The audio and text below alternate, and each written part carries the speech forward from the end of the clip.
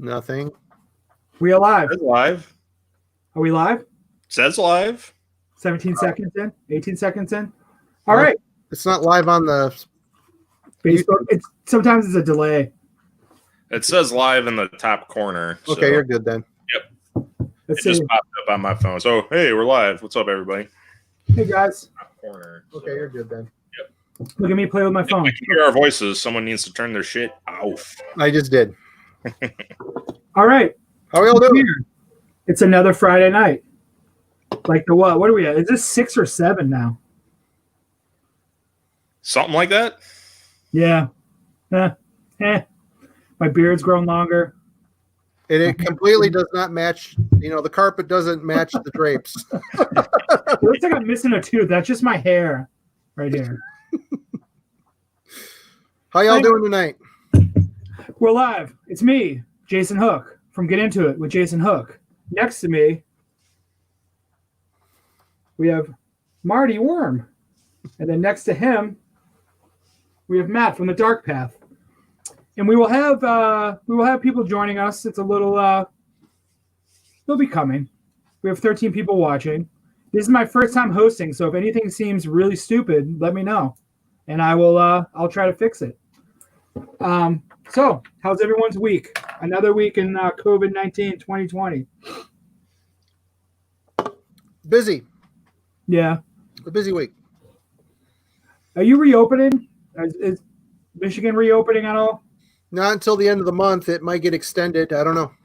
Yeah. There's people storming the Capitol building with guns and threatening our governor's life and shit. So I saw Yeah, that.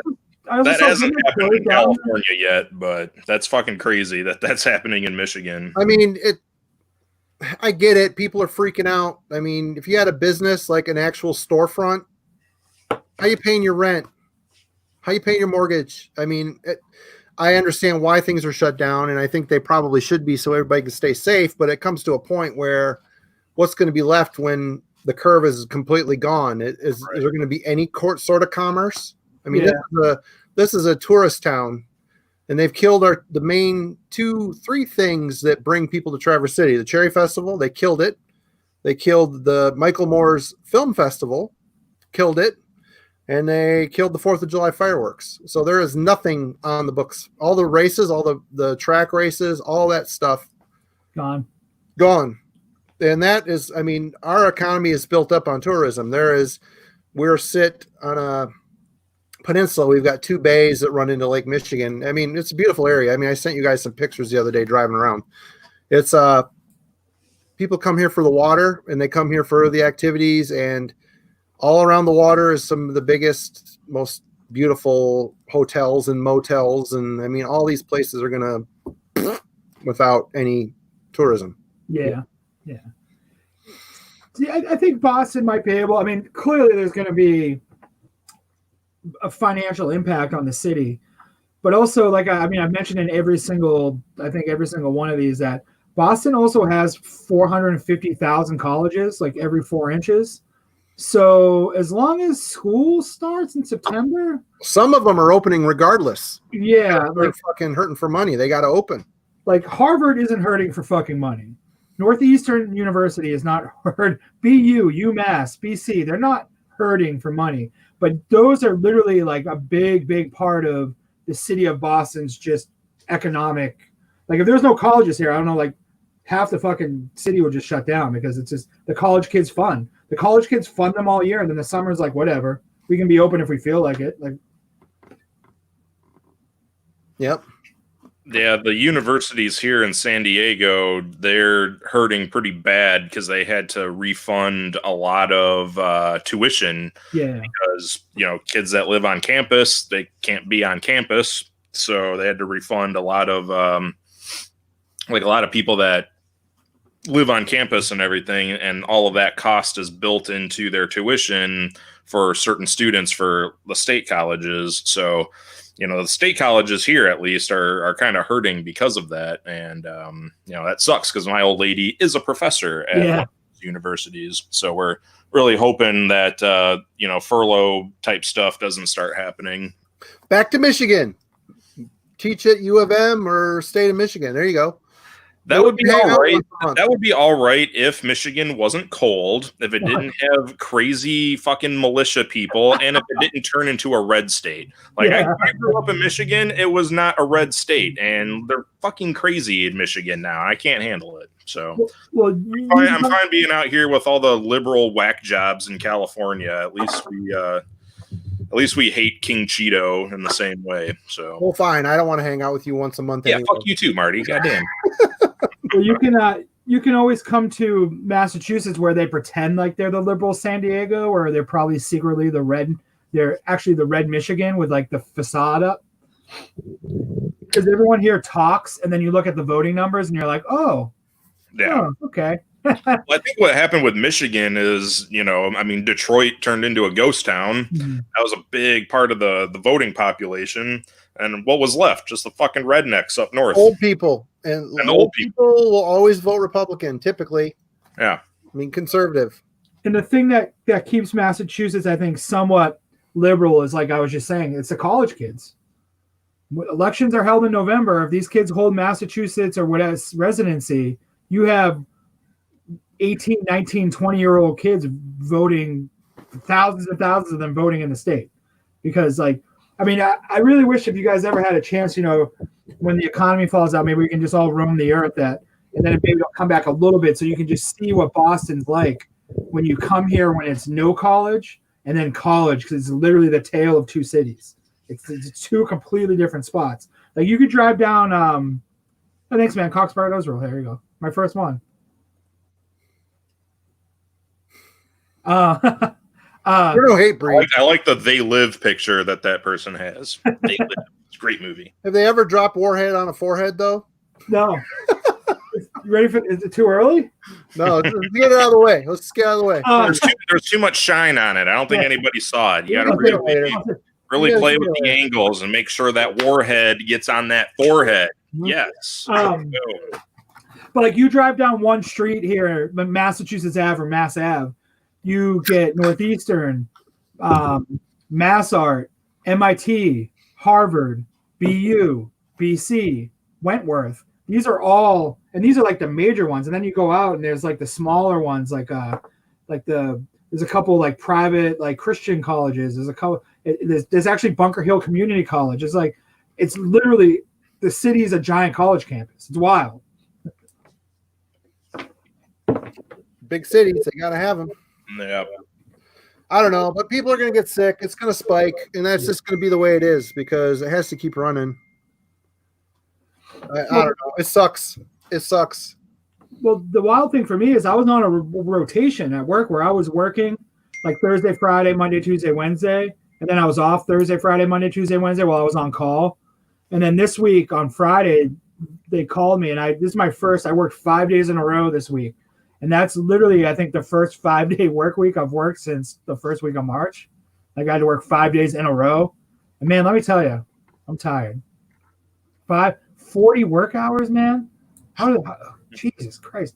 I've seen some of your working pictures. It looks like you're really taking it to the limit. They're pushing you. They're riding your ass. What happened it was raining this morning. I had my whole day planned out today. I'm like, I'm going to get up. I'm going to get there because I work in 2 buildings. I was like, I'm going to get there early. I'm going to throw headphones on. I'm going to mow lawns. I'm going to weed whack. I'm going to do some work outside all day, just jam tunes. I wake up this morning, it's fucking raining. And I'm like, oh, well, literally my whole day's in the shitter now. I purposely did work so I wouldn't have to do it today so I could spend the day outside and it fucking rained. But you still get paid at least. So yeah. Well, that's the thing. Like, I'm never going to complain because I'm getting paid, man. Why would anyone complain about working right now, especially right now? Anyone who complains is an idiot. I've been thankful, man. Things were dead for a while, but I'm getting bands starting to get a hold of me for do shirts and stuff. It's keeping me around, keeping me alive, and it's good. There was a little bit of a response to the Get Into It t-shirt thing I posted. What did they all decide on? The one that I used for the ad for this. The unflattering one. The one with you? Yeah. Yeah. Okay, I'd wear that shirt. I'd wear that, but the other design's better. It's just cooler. My friend Andy drew that other one, and He actually does a ton of artwork for like flyers and T-shirts and punk and hardcore bands. He drew that up for me as a favor, and I liked it, so I made it my channel. I asked him like, "Hey man, is it cool if I like use this as like my channel thing? Like, well, you don't think that's weird?" And he's like, "No, dude, please do." So That's the one you should make the shirt of. Yeah. That's I mean, the other one, the dude that drew that's this guy that's been around forever. He does a lot of art, but it's very like you can tell it's his. Like immediately you can tell that's his. And with Andy's, like my channel logo, you can tell that's an Andy Fletcher drawing. It's like he's very distinct. How his drawings are very like right away. I interviewed him for Boston Hassle. He makes horror masks too, and he's sings in like a hardcore band called Burden, like a skinhead New Yorkie hardcore band called Burden. It's a real cool guy, but he drew that up for me, and I don't know. I don't feel like I want to make money on it. Well, what you should do is put that one up first, get it paid off, save up the money you make on it, and make the other ones. Yeah, I just feel bad because he. I didn't pay a lot for it, so Right. it was. I think it was more of like a friend. He did me a favor. You really didn't have to type thing. So So Marty, is making the shirts like basically your day job? Like you get to be your own boss? Yeah, that's my main income. Will you teach me how to do that? Because I need You to have to be in Michigan. You have to be in Michigan I have to be in Michigan. or come to Michigan.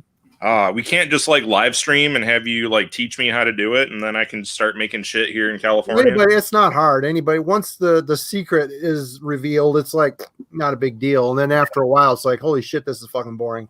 Yeah. It's like anything. Is there a reason why like a lot of people that do screen printing on shirts and stuff, they always say they can't make just one? It's impossible to make just one. It is possible, but it's a pain in the ass, not especially worth if the it's, time. it's like every color is its own screen.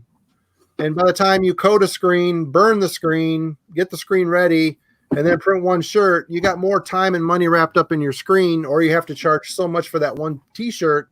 It's not worth the person that's buying it. It isn't worth it, you know? I see. Yeah. And it's a pain in the ass. It's easier I'd rather do 10 shirts than one, you know? Yeah. What's the minimum for making it like worth your time or worth a profit? If it was you guys, it wouldn't matter. I mean, if Jason wanted one, I'd do it. You know, if you wanted one, I'd do it. But, you know, profit, probably, 10 or so. 10 or so? That's not bad. I mean, I own all my own shit. I don't have any payment on any of my equipment. I own my light table, my dryer, my press, all that shit I own. I just have cost and shirt and ink, stuff like that. So Do you reclaim your own screens and stuff? yeah, I do all that. Yep. In a past life, I worked in a screen print factory here, but we were like the corporate evil screen print factory where I would do 10,000 uniform shirts for Hardee's and Oh yeah, I McDonald's and all that. worked for a corporate shop in town, and we'd get the Army bids and have to do 100,000 shirts in 20 days. Yeah. Which was 2 prints, so it's 200,000 prints. So I just got tired of running that race all day. I mean, yeah, there's 20 minutes of being artistic and setting up and feeling like you're doing something cool, but then when the big run happens, it's like I'm just feeding a fucking machine as fast as I can for 8 to 15 hours a day. Spray stick all up your nose. Yeah, breathing incredibly harmful shit. Yeah. In a shop that's 130 degrees in the summertime every day. So where's your shop? Like in your garage, or do you have like a place you rent? No, it's in my garage. Cool. With my wife's condition, I kind of need to be home. So I just go out in the garage and work all day. And I got part of it in the basement. I got now I can do my own SEPs and all that stuff. So I'm pretty much self-sufficient. If I get a piece of artwork I can't figure out, I'll send it out to have a place in San Francisco process the SEPs for me. But most of it I can get myself now. So it's all good. So yeah, people in bands, you need shirts, get a hold of me. Or patches, whatever. I agree with This Machine Kills Music, that Bindrune hoodie you always wear. Hook Okay. a brother up. Hook a sister up and hook a brother up. Next I will week, pay.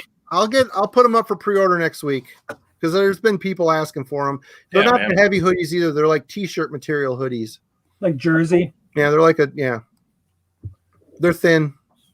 You know, Marty, you know what's Yeah, the one I thing live in miss? California, so I need a thin one. Yeah. Anyway. You know what's the one thing I miss about corporate screen printing though?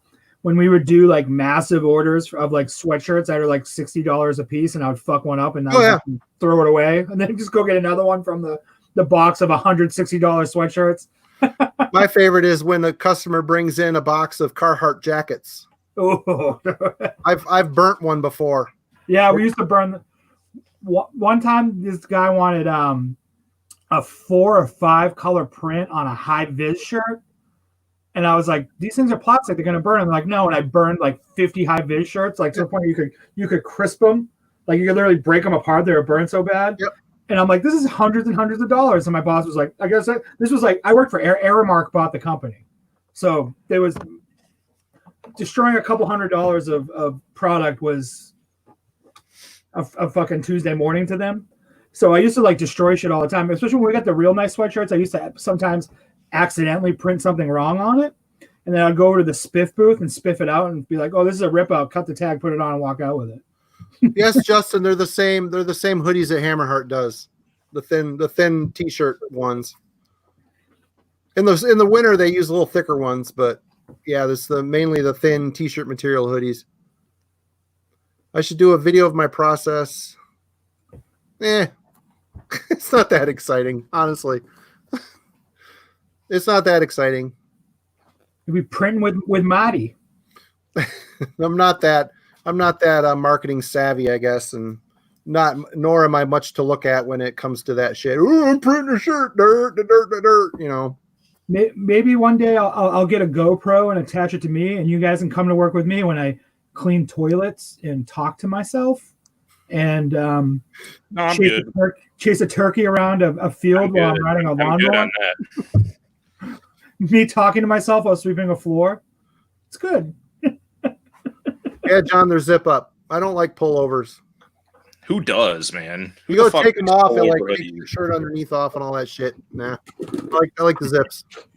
I like those zip up ones though, because especially as Marty and I have this in common. We live in climates where I wear a jacket, but those zip ups are pretty. You throw that on and then you throw the jacket on over it. Yep. Oh yeah. Then you can like skip wearing a hat. Got the hoodie on. Yep. You're good. Yeah. What's your hipster tier flavor today, Marty? Oh, I'm doing raspberry. Raspberry. That was the one I liked when I drank that shit. You got 32 people watching, Jason. You were worried. That's good. You know, I'm just not a powerhouse like you guys with my channel. Oh, we got more viewers. I mean, it's all right. It's all good. Hopefully, they all start coming around and checking everybody out. You know. I need things to go back to somewhat normal just so I can make videos somewhat regularly again. Well, I feel like I'm slacking this week. I didn't do any. I was kind of. What's up? What's up? There he is. Fuck yeah. How's it going, Eric? Oh, you know, just had some dinner. Homemade pizza. Right on. You want your microphone? Then I was drinking this cider. Bourbon Barrel Peach. That sounds lethal. Oh, so good. It's pretty tasty, man. It's Bourbon so barrel good. stuff fucks me up so bad. It's only 6.9%. 6.9, that's it? That's standard cider percentage, man. That's true. It's cider. That's like what, 2 Bud Lights? What? What's 6.9%? Like 2 Bud Lights, 2 Miller Lights? It's like 3 Michelob Ultras, maybe 4. Gigolo.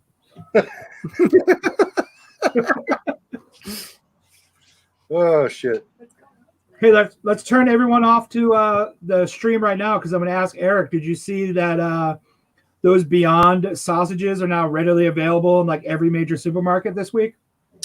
Well, I mean, we generally we have 2 stores nearby us. Yeah. One is a QFC, which is like where everybody goes, basically. Like it's like, you know, that's where you can get either like you can get some pretty good shit, but mostly it's just like your store brand regular shit. But we usually, because of how it's set up, like that store is fucking like, I hate going in there right now because people don't wear masks.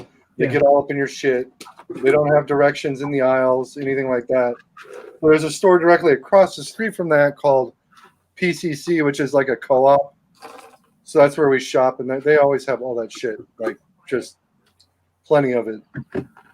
Yeah. We got Shaw's and Stop and Shop, otherwise known as Stoppies. Nice. You gotta go down to fucking Stoppies and get some groceries during this COVID bullshit, huh, kid? Gotta go down to fucking. Do you like the apples there? They got good apples there. Oh, them apples, huh? Do you like them apples? You know them fucking smart kids? Are they wicked smart? I'm fucking wicked smart. Wicked. Wicked. Oh, it's funny because where I live down here in the burbs, there's a health food section in the Shaw's, which is like the big chain here. I don't know if they're any. I think they're up the East Coast, but New York maybe Northeast. But it's great because down here, like I'm probably considered like some sort of freak that should die because I don't eat meat. So they always have shit in full stock. I walk in there, it's like always like to the brim because no one's buying that shit. Where if I How go, do you get your protein? yeah, Hey, you don't eat meat. How do you get your protein? Shut up. From beans, bitch. That's what you gotta say. Fucking legumes, man. Legumes. I had a soft Rita's burrito from Chipotle today. Nice. I treated myself. That shit's good, man. I haven't had Chipotle in a grip. We ordered it online. I made my wife go pick it up because I'm a bad person. I miss pizza and Chipotle so bad. I miss pizza. I'm too afraid to go out and get that shit. I'm like, no, Dude. stay the fuck away from me, all of you. I made my own dough tonight. We added our own toppings to this pizza. It came out fucking amazing, man. So easy. Who, you fucking Emerald? Huh? Emerald? Emerald Lagasse Bauer. If I were Emerald, I would probably A, not be on this stream. And B, have $1 million house somewhere that's not where it is. Who, Gordon Ramsay? Yeah. Gordon fucking Ramsay, yell at people in the kitchen. It's like a dog's dinner. I find watching him very cathartic. Watching him yell at people makes me Oh, yeah. happy on the inside. I don't know why. It just does. Oh, I love seeing you. I love But Gordon. anyway, the dough, dude, the dough that I made takes like 15 minutes to mix up some pizza dough. Roll it out. Fucking delicious. Do you ever watch the UK version of Gordon Ramsay shows that aren't edited? Oh yeah, they're great. Those are the Kitchen best ones. Years unedited. Mm-hmm. Great fucking show. It's funny how he just has that very English awesome way of calling someone a cunt, and it's like the greatest thing ever. Listen here, you fucking cunt. You He says it like daft 8 cunt. times an episode. They burn the lamb, you daft cunt. Did you see This is raw, you fucking cunt. Like it's nonstop. Did you see him on Hot Ones, that YouTube channel where they eat? Oh, that was a ridiculous one. Oh my that was god, so he ridiculous. was fucked. It fucked him up bad. He's like, this shit is terrible. Well, I just remember when he took like the lemon and lime juice bottles and was just squeezing them in his mouth. It's like ah. It I was like when ridiculous. someone made a meme I saw the other day that was awesome. When it was like, do you ever think Gordon Ramsay just wakes up one day and is like, nah, fuck it, and just microwaves a hot dog? Dude, No. jeez. So we've talked That's about why The only I show would- of his I like though is Kitchen Nightmares. Like I can never get into Hell's Kitchen or the Gordon Behind Bars or his hotel one. Like he's got so many shows. My They're favorite all is the like same, that and none of them were nearly as good as Kitchen Nightmares. So Oh, Did you ever watch the one with that chef Robert? I can't think of his name, but he's got an accent, and he's like looks like he like lifts weights, wears like super tight shirts, but he's like. Oh, I know who really you're tall. talking about. I know. I can't think of his name. I know exactly He who you're goes talking to failing restaurants and like orders everything on the menu, and then like he's like, "Oh, this is shit," and like tells them like why it's crap, and he goes in the back and like fucking pulls out all their dirty shit and like look like, "Oh, there's a dead mouse behind the fryer," or like. Then he helps them clean up their restaurant and streamline their menu. Well, that's what Gordon Ramsay does too. I mean, he does the same thing. I can't remember what his Robert something or other. Doesn't matter. Whatever. My favorite thing about that Ramsay thing that they had It's impossible. Yes. the two kitchens competing with each other, whichever one that was, where there'd be like customers come up, can I speak to the chef, please? And we've been waiting for an hour, to get our stuff. And Ramsey be like, oh, fuck off. We got more important things to worry about right now. All this shit. He's like, oh, I just laugh. I'm like, that's hilarious. All these like made up ladies come up and like, we are pissed. And he's like, fuck off. Fuck. When I worked at a chain pizza place and that's a New England, this machine kills will know. I worked at Papagino's all through high school, and that job fucking ruled because no one ever wanted to work there, and so I could do whatever I wanted. So I used to like answer the phone, and someone would be like, "My pizza hasn't shown up yet," and I'll just be like, "Fuck you." Like, I'm to the manager, I just hang up on him, and then like what? And then like my boss would be like, "Are you swearing at customers again?" I'll be like, "Literally, if you fire me, no one will work here tomorrow." So like, for like a 6 or 7 month period, I just did what it was awesome. It was like legend. Like my friends and I, we all talk about it because it was all fucking metalheads, punks, and hardcore kids that worked there. So we would just like hung out and got paid. We used to like deep fry like 30 mozzarella sticks at a time. So they would like meld together and eat them and drink beers off the keg and like play like poker in the lobby until 4 or 5 in the morning, drinking beers and wine, like the Sutter Home wines. We somehow won a trophy, so we drank beer out of it. And the funniest thing about the trophy was that when we poured the beer in it, it had like that chemical sheen. Like God. And we were like, yeah, like drinking. I used to work at a pizza place out here called Godfather's Pizza, and they had fucking wine on tap. So we would we'd get our soda cups and like fill it about half full with like Diet Coke, and then fill up the rest with fucking red wine. And just drink that shit for an entire shift.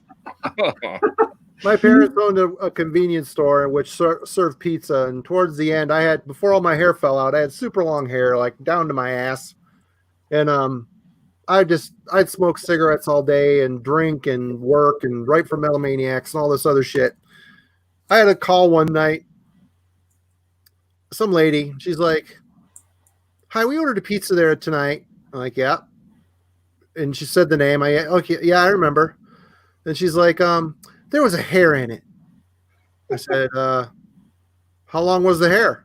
She's like, about 2 or 3 inches long. I said, was it short and curly? And she's like, no. I said, well, it wasn't a pubic hair. I said, that's good. I said, was there a guy working that has like a 1.5 foot long hair? She's like, yes. I said, well, that was me. And I don't have any hair that's 2 inches, 3 inches long on my body. I said, that hair is yours. Sorry, and hung up on her. Well played, sir. Well played. When I worked at Godfathers, we had that's probably my favorite job actually in retrospect, because like all my friends worked there, like my closest friends at the time, and then one of our other close friends worked at the Little Caesars across the parking lot. And I remember he came in one night after his shift, and his face was all fucked up, and he like had his arm in a sling, and we're like, dude, what the fuck happened? He's like, dude, I had to wear the Little Caesar outfit today on the sidewalk.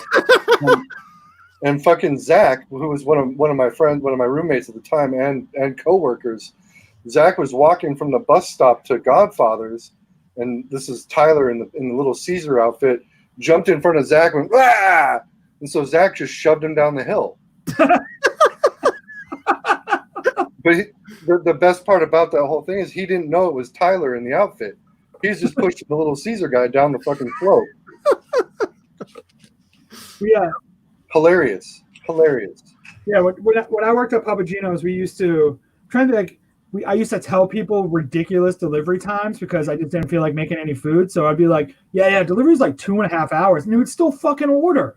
And I'd be like, and then people would call back and be like, I called 3 hours ago and I haven't gotten my food. I'm like, what's your name? And we could call it up, and I'm like, no, you didn't. You called 45 minutes ago. You're a fucking liar. And they'd be like, I want to speak to the manager, and I'm like, he's dead. And I'm like, dude, that job ruled because I also didn't give a fuck. Like I was like living in my parents' basement. I didn't have a car. I was a fucking loser. Like it was just like I just went to work like dirty, never washed my fucking work uniform ever. Like just covered in shit. I'd walk in and I'd just be like, like I quit my job at McDonald's to work there because they were gonna pay me more money, which was $5 an hour. Man, my first job, it was $4.75 an hour. Yeah. Long ass time ago. My Wow. first job was at Wendy's for $5.75 an hour, and I was like, "Yeah, that's bank." Yeah. All the other fast food joints like paid like $4.25 to $4.75. I'm like, I'm making $5.75, suckers, I remember pumping gas when it was 94 cents a gallon. dude. 89 cents a gallon. I could fill up my Remember when car tank. cigarettes were $2, $1.50? I could fill up my first car tank with $6 worth of gas.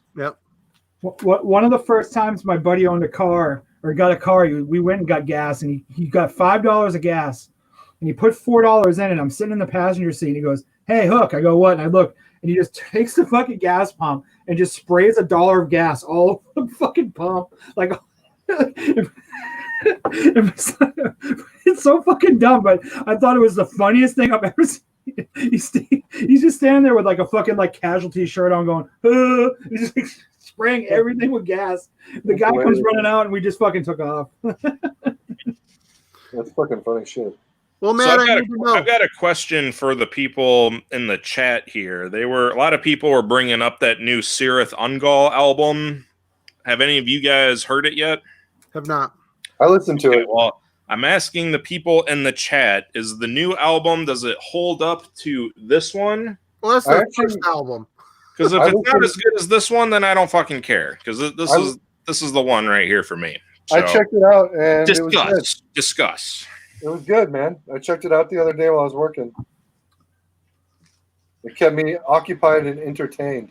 I did not turn it off to listen to something else. Hi, Jason. Also, I have to ask you, Matt. Now that What's you've that? had those Halloween CDs for a bit, have you been through them yet? What do you think? Yeah, man. Well, like I said, I've heard all of them before, but I was in a Michael Kiska fucking fog of Halloween worship, so I could never really get into the Andy Dearest era Dearest. much. Darius, yeah. But hold on one second. This is exciting. I can't wait. Like we all know Marty's like super happy to talk about Halloween again. I am totally. All right, so after your video talking about Halloween, I bought 5 Halloween albums to fill the holes in my collection. I got Pink Bubbles, which is not bad. I like it. Yeah, it's not bad. I got Chameleon, which everybody hates this album, but I didn't really hate it. I think it's fine. I for need to try what it again. is. I need to revisit. That cover It's- art shoes. The Oh, cover terrible. art fucking sucks, and it's really fucking dated. Like They've it got a came lot out of in- bad cover art in their fucking history. It came out in 1993, but it sounds like it should have come out in like 1985. Like It it's looks just That real looks like shit that should be on a paper cup. kind of jazzy and kind of ridiculous. That looks like a Yes album cover. Yeah. Exactly. Like it reminds me. It totally reminds me of Owner of a Lonely Heart era. Yes, that's kind of what this album reminds me of. So Early 80s Genesis. I was thinking early 80s Genesis, like somewhere after like Trick of the Tail or some shit. How's it going? So, I did get Master of the Rings, and Master of the Rings is fucking dope. I really like this one a lot, but The cover arts is so bad, man. I would say this one was my favorite out of the Andy Darris ones that I got. I really enjoyed Time of the Oath, Oh, it's good. and Better Than Raw is really good too. I really like that one but too. again, I don't think I like it nearly as much as Time of the Oath. So for me, so far, this is my favorite Andy Darris era of Halloween. Does the fact that has the best cover art out of all of them have anything to do with that being your favorite? It doesn't. I don't care about album cover art all that much, but I do. this one just I don't know. This one just rips a lot more. That's all I can really say. So, having said that, Marty, if Time of the Oath is my favorite Andy Darris era so far, where would you say I should go from here? I like all of them, to be honest. I mean, the first 3 are universally heralded as being the best. But, the one that's really stupid cover, The Rabbits Don't Come Easy, that's a good album with a really shitty cover, and it's got Mickey D on drums, Okay. which is cool. He doesn't do anything flashy or crazy. He keeps it pretty pedestrian, so whoever came in after him could do it. What about the one with the robot pumpkin on it? That's their latest, and it's been out for a number of years now. I like it a lot. I think it's really good. And It which holds one up. was the one that you said is kind of darker, like almost more grunge? The sound? Dark Ride. That is the one. It's called the Dark Ride. That came out after Better Than Raw. It's Gotcha. good, and it isn't that grungy. I mean, I think the band perceived it as them trying to be grungy. It still sounds like a slightly more aggressive Halloween with Andy Darris singing, but it has some songs like Power. I mean, that's like a song they still play today. It's very poppy, it very much sounds like a Darris song, you know. To answer Wordvert's question, my favorite King Crimson album, that's a hard question to answer, but I really like Red. Red is one of my favorites just because it's so all over the place. And I hear a lot of, I can tell that the first couple of songs on Red, like heavily influenced Voivod, and Voivod is one of my favorite bands. And when I listen to Red, I hear it. I'm like, yeah, like Voivod totally got their sound from this part of this song, and I really like the first two albums a lot too. But I like a lot of King Crimson stuff. The only King Crimson I've heard is through other bands' covers. That's fair. I mean, I've always wanted to see them live because I've heard that they put on just an amazing show live. They play a different show, like every show is different, and it's always very improvised, and that just sounds pretty cool to me. Like I'd like to see that live. They've got to be the second most bootleg live and have like official and non-official live records to Next like to Grateful Dead, Grateful Dead, I could see why. Yeah, which I mean, I'm a casual Crimson dude. Like I like in the Court of the Crimson King and in the Wake of Poseidon. Yeah, those two are up there for me. I've heard Red just at my old record store job. Yeah, it rules. I need to own it one of these days. There's a few others that I'm trying to think of. Starless and Bible Black. That record's really good too. The only King Crimson I own is Lark's Tongue and Aspic. Yeah, that's a good one too. I don't know. Yeah, it rules. It rules. See, this was my version of Red that I have. It's this crazy Japan version, and I paid out the ass for this thing, and it doesn't have anything extra on it whatsoever. Because it's got the OBI intact. Different about it is this fucking piece of paper here. Yeah. But I had to have the album. I just had to have it, so I bought it. Records with intact OBIs go for like $40 more than the version without the OBI. Yeah, I don't know why that makes a record so much more expensive. Just because they heard it, I guess. In Japan, they just used to toss that shit. Like, yeah, and that's that's half the value is that fucking OBI. you know, All an OBI on a record is that annoying shit that's on top of a CD. Yeah. That's all it is. For like a relapse. For fans of Yeah. agoraphobic nosebleed. For Fucking fans whatever. of Rumpelstiltskin Grinder. Yeah. You guys, there's also been a really big run of people just putting OBIs on American presses and saying they're the Japanese ones and selling them for tons of money. When all Not it is like surprised. a fucking cutout record they bought and they just made up an OBI and threw it. I know there's a lot of Iron Maiden counterfeits like that people were selling a few years ago. I like how Maya in the comments is talking about how you can't even read the OBI, and yet you've got the characters right next to your name. Well played. Well played.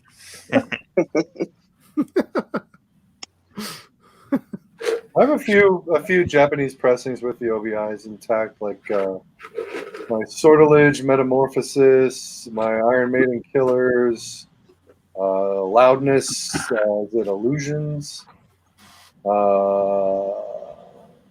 my Stalin EP or LP. I can't think of any more.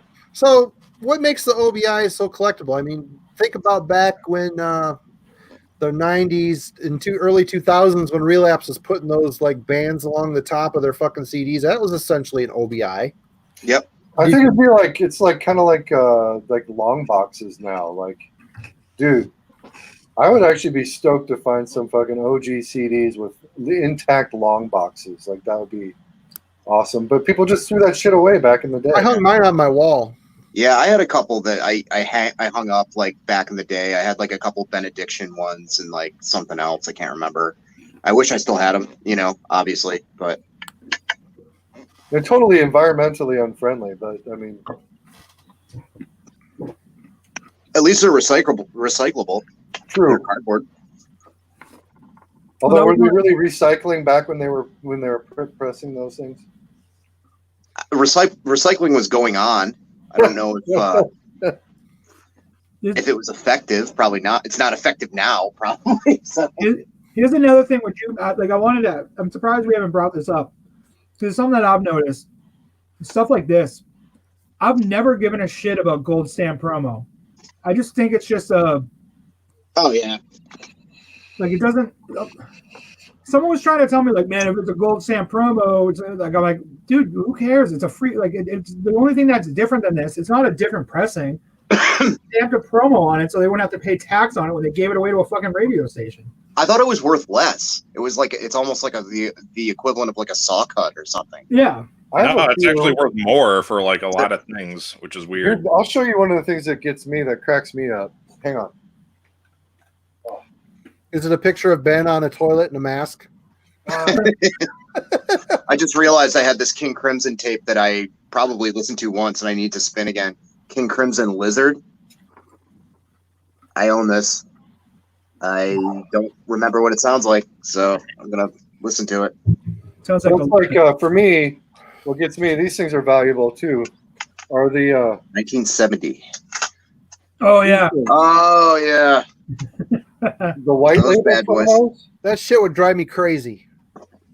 Like, you got the white label. It says for promotional use. Yeah. And the weird thing about it too is a lot of times with those, like a lot of the promo, like stuff with like Gold Stamp promo and stuff, Fuck. the records and the sleeves are fucking thrashed. Like they're not because they were like radio station like bullshit giveaway copies. No one bought that and like slipped it into their collection. It was thrown on like a turntable at a bar to be played and to try to get people to buy records. So like the only differential thing than a regular press is that stupid ass stamp, which anyone could make. It's not like it was like a magical thing. Yeah, pretty much. I've seen ones with both though. Ones that are gold stamped that also have like a saw cut as well.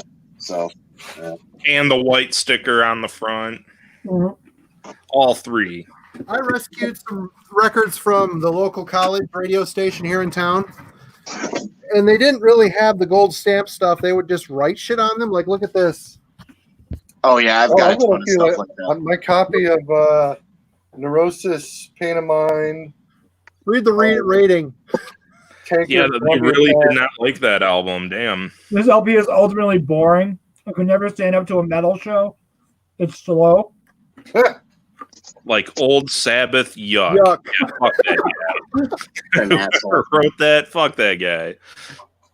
This OG press of the first Cadaver record on Necrosis, but it's fucking got all kinds of shit written on it. And Yeah. WRIV, whatever radio station that is. I don't know if you can see, but yeah, it's all marked up. WRIV, is it like, oh, the river? We're at the river. You're at the river with the beaver and the bear. Hey, you're listening to Fish. We're in the river. Morning Zoo. Have you ever gotten a promo copy or radio station copy too that has like the crayon marks on it or like so they can know where to drop the needle properly for the song they want to play? That I've never gotten. I've never seen that. I've gotten a couple of these records I saved from NMC. There would be the songs that they had a lot of extra time on their hands. They would go to the actual record, Yeah. take a black magic marker or a blue magic marker and like scribble on the songs they couldn't play. Yeah. How fucking annoying is that? Yeah, it's just to make it easier for them to do needle drops when they're on the radio, when they're live on the air. Yeah. We're gonna have a guest in a minute. I'm watching. He's not. Oh, here he comes. Maybe you can hear it. There he is. All right, you ready? Sure. Drop it like Bring it's hot. What's going on, There man? he Hey. Whoa! Yeah. And All he's right, kick down. him out. He dropped his He's phone. back. Get the fuck out. How's it going? What up? What's up, dude? What's up, man? How are you? Good. Okay, what's your name? We can't call you Analog Archives all night. Dennis. Hey, Dennis. How's it going? Good. How are you guys? Been enjoying the shit out of your videos. Thanks for doing it. Yeah, man. Fuck yeah, man. You turned me on to that Necropolis. I went and fucking bought one of those things as soon as I got done watching your show. Me too. I bought it this morning, actually, that Necropolis record. Yeah, that shit fucking rips, man. $20, those cocksuckers. Yeah. 26 with shipping and I handling. know. Don't be Yeah. bitter, guys. Come on. That shit, usually I find those for like a couple of bucks. So After that, that's what made me mad, knowing that you find them for $2 and I had to buy it for $20 from the label. Come on. yeah, I mean, Well, it's, we got it's his last brand new. remaining copies, It's though. brand new. Hopefully, it's brand new. it should be. It's good. I can't wait to hear it. Well, that's one of the fucking ultimate bummers about everything being shut down is I can't bargain hunt for shit at like weirdo like flea markets and stuff anymore. I have to like pay top dollar and wait for it in the fucking mail. I Yep. hate it. Yeah. So I don't know if a lot of you guys in the comments, if you know Analog Archives, he's kind of new to doing videos, but his channel's really fucking good. We all watch his show pretty regularly, and yeah. I would say he's got a collection that probably is a very close second to that Ken Death Metal Crypt guy that so many people seem to like. So Yeah. you guys should definitely check out Analog Archives. He's got some cool shit to show you. For real. Thanks, man. So does And you're obviously from California, so you know. Yeah, I'm from the Bay Area, born and raised there. Right now, I'm living in Reno, so in Nevada. But Okay. That's America's I've been favorite here little for about city. 6 months. Biggest little city. America's favorite, biggest little city. Yeah, but it's cool here. Couple of record stores, not much here. Not like in the Bay Area, but Yeah, it Sorry, does. that's all wet. I can't imagine cool. the fucking record stores in the Bay Area. That must have been killer growing up in. Gross. it was because nobody gave a shit, especially about vinyl in the '90s. Nobody gave a shit about that stuff. So Yeah. You'd scoop I it would up. just go in there, fucking buy hella shit. Creator, Sodom, everything. Nobody gave a shit. It was like Yeah. $3. Yeah. Damn. Got to make room for CDs. Got to phase out this Yep. old medium that no one gives a shit about. Yep. Now look at it. It'll never pick up again. Yeah. Sorry, I know there's a lot of tape lovers here, but who in the fuck thought tapes would come back? Really? I never I thought didn't. that would happen. Not in a million fucking years. That's like 8 tracks coming back, you know. Yeah, but you know what though? Like in punk and hardcore, tapes never really necessarily super went away because it was just a really cheap ass way to put out your band's shitty 5 songs. Well, I Kind of the think same thing with that's vinyl, a big too. reason why, because like the price of vinyl just skyrocketed. So when it was cool to put out your vinyl, it was too expensive for so many bands. So they're just like, well, fuck it, I'll put it out on tape Four for purple water We're gonna have to today. I'll have to I have a friend named Kevin who lives in Vegas. Pat knows him, Kevin Wilcox. Yep. We'll have to Kevin's hook him awesome. up with Dennis here because this dude's been posting shit that he's been picking up at record stores in Vegas, and it's like they're all grails. They're all like he's like, yeah, I got this from a record store, and it's like all this early UK punk and stuff, and I'm like, he's got a What? honeymoon. He might not tell you. Kevin's been an insane collector as long as I've known him. I've known him since Yeah. he was like 16. Yeah. He's from Rochester, New York. I lived in Rochester. I'm from Syracuse. I lived in Rochester for a while. Rochester had insane record stores in the 90s too, where nobody gave a shit about anything. Like I got accused and Creator Records there for like $4 or $5. Yeah. Yeah. And there was that place, the House of Guitars, that it's a pretty well known place. Like you'd seen dudes in like Cannibal Corpse like wearing the shirts and stuff. That place in the 90s had racks and racks of concert shirts. that were all disorganized. They would be off the racks and like you'd be up to your ankles in like t-shirts and stuff. And Yeah. they're all those ones that you see on eBay for like $300 now. Yeah. And up until maybe 10 years ago, you could still get them for like $5 a pop, like old Wow. thrash metal shirts and punk shirts and stuff.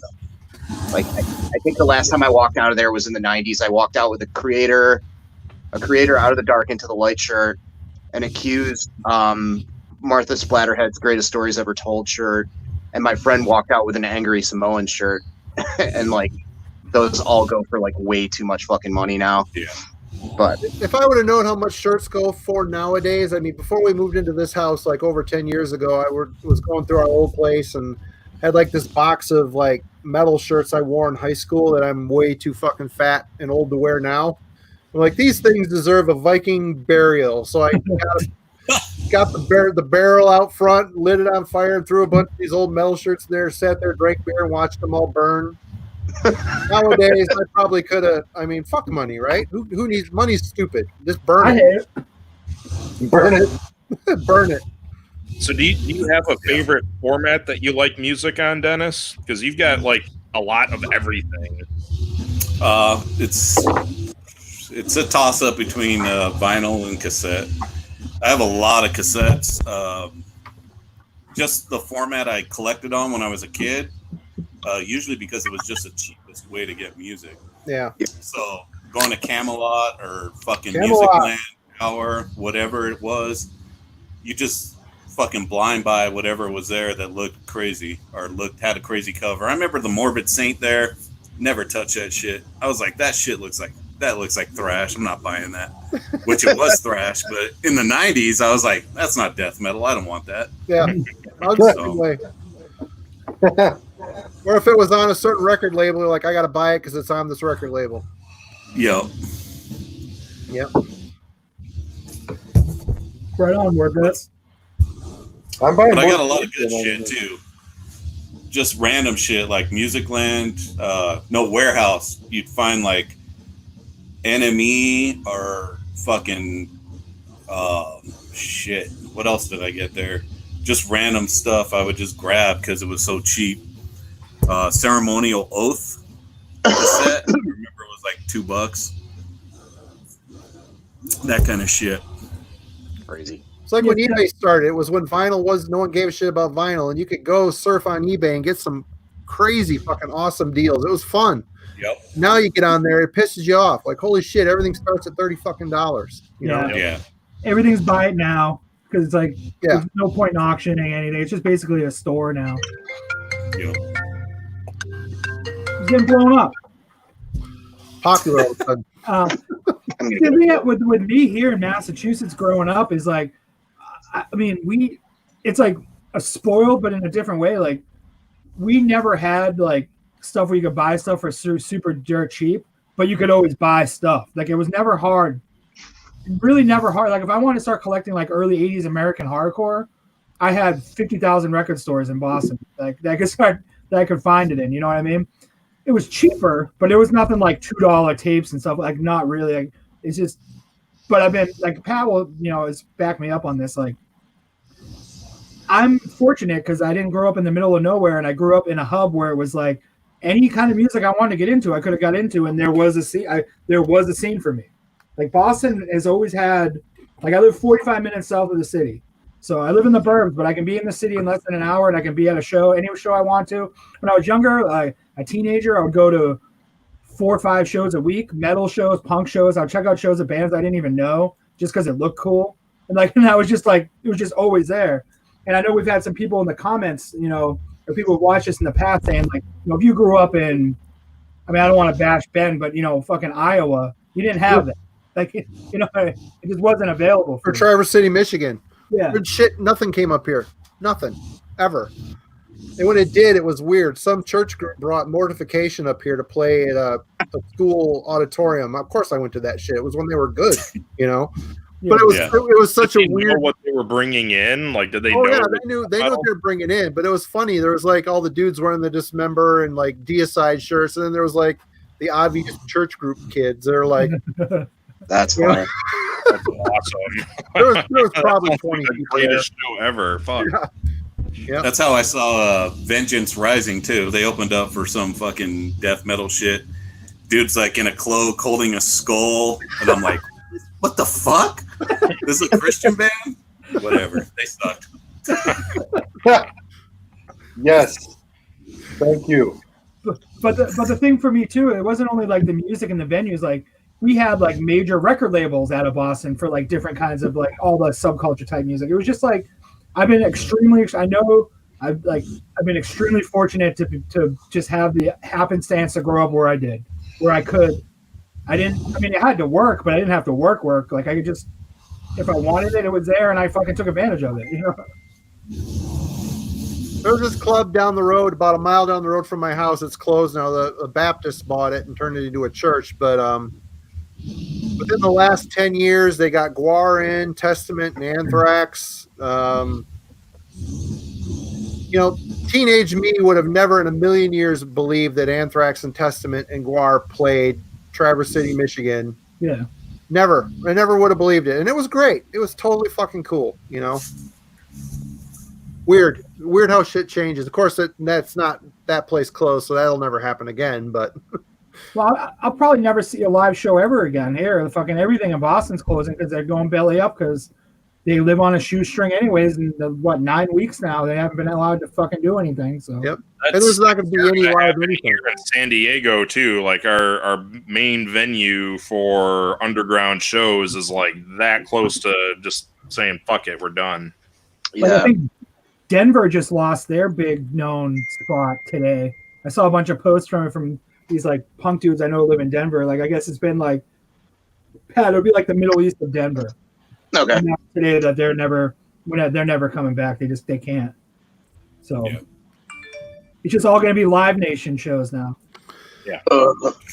House of Blues shows, Live Nation, fucking the big giant venues. You know.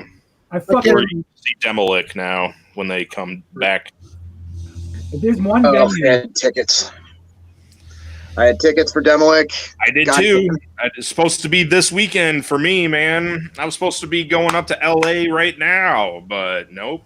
I had tickets for GBH. I had tickets for fucking these two bands from Australia that were like touring not with each other but like a week apart from each other. The Chats and Amel and the Sniffers. I had tickets for those shows. I had tickets for a couple punk shows. I had tickets for Citizens Arrest. I had tickets for Millencolin, which is like this fucking pop punk band from like Sweden who like it never plays the US. Isn't it like the last few months I've just been like sitting here stewing in sorrow because I can't see the bands. You know, as cool as like live stream concerts are, I do like that bands have been doing that, but it's just not the same. It's just not the same. It just pisses me off more when I watch them. Like the one that Enslaved did was fucking great, but it's like, damn it.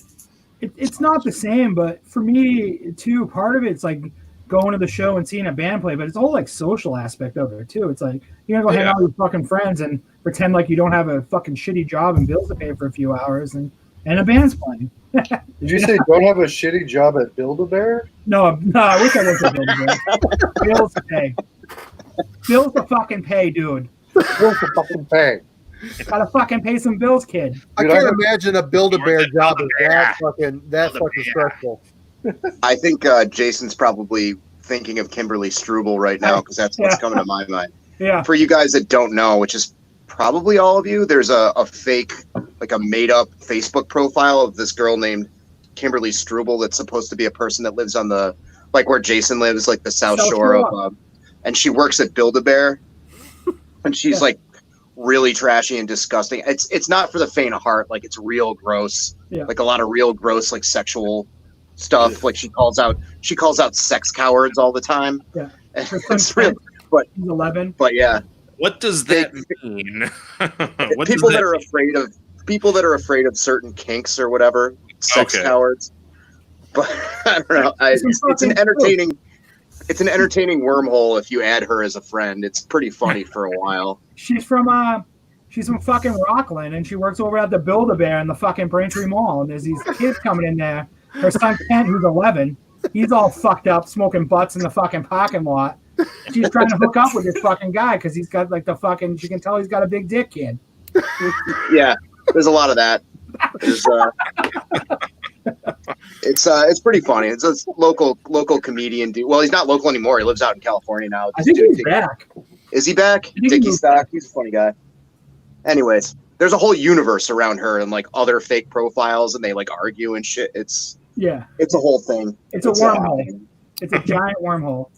Clearly, I've been missing out to its fullest. Yeah. I mean, if you're gonna be on Facebook, you should have fun. Well, my two favorite Facebook profiles I follow is the same pile of gravel, the photo of the same pile of gravel posted every single day, and the Michael Jackson medical update where it just says he's dead every single day. We make one post a day, it just says he's dead. That's good. Or the Whitney Houston meme where like 5 years clean, good job, Whitney, or something like that. I'm a big fan of the Phil Anselmo's face photoshopped on different things every day. That's a pretty good one. I mean, it's really been pulling through for me during this trying time, Me too. and record collecting shit. I'm in like 15 different like quarantine hardcore groups where dudes are trying to sell shit for way too much money, and I get called old. Yeah, I fall off the wagon weekly. I'm done. I got to slow down, and then I like $100 on fucking Discogs, and then I watched Dennis's latest video and realized that Epidemic, for some reason, I always thought that was a party thrash band. No. So I'm like, well, fucking Dennis says that shit rips. And I did a couple little inspections online and went, that does kind of rip. So I ended up buying the tape, I think from Residency Records. Isn't that in Seattle? Yeah. You know what's funny about that, Marty? That tape was mine. Was it really? My old. Yeah, because I got the vinyl, so I sold it to Residency. So you have my old. Up? What? Is it all fucked up? No, it shouldn't be. That's my favorite thing, buying tape. Wavy, bro. Buying 30 fucking year old tapes and getting them in their shit. That's my favorite.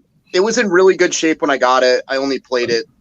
I played it a bunch, but I didn't. It should work fine. If it doesn't, let me know. That's why you need to build your own tape repair kit. I don't have the patience.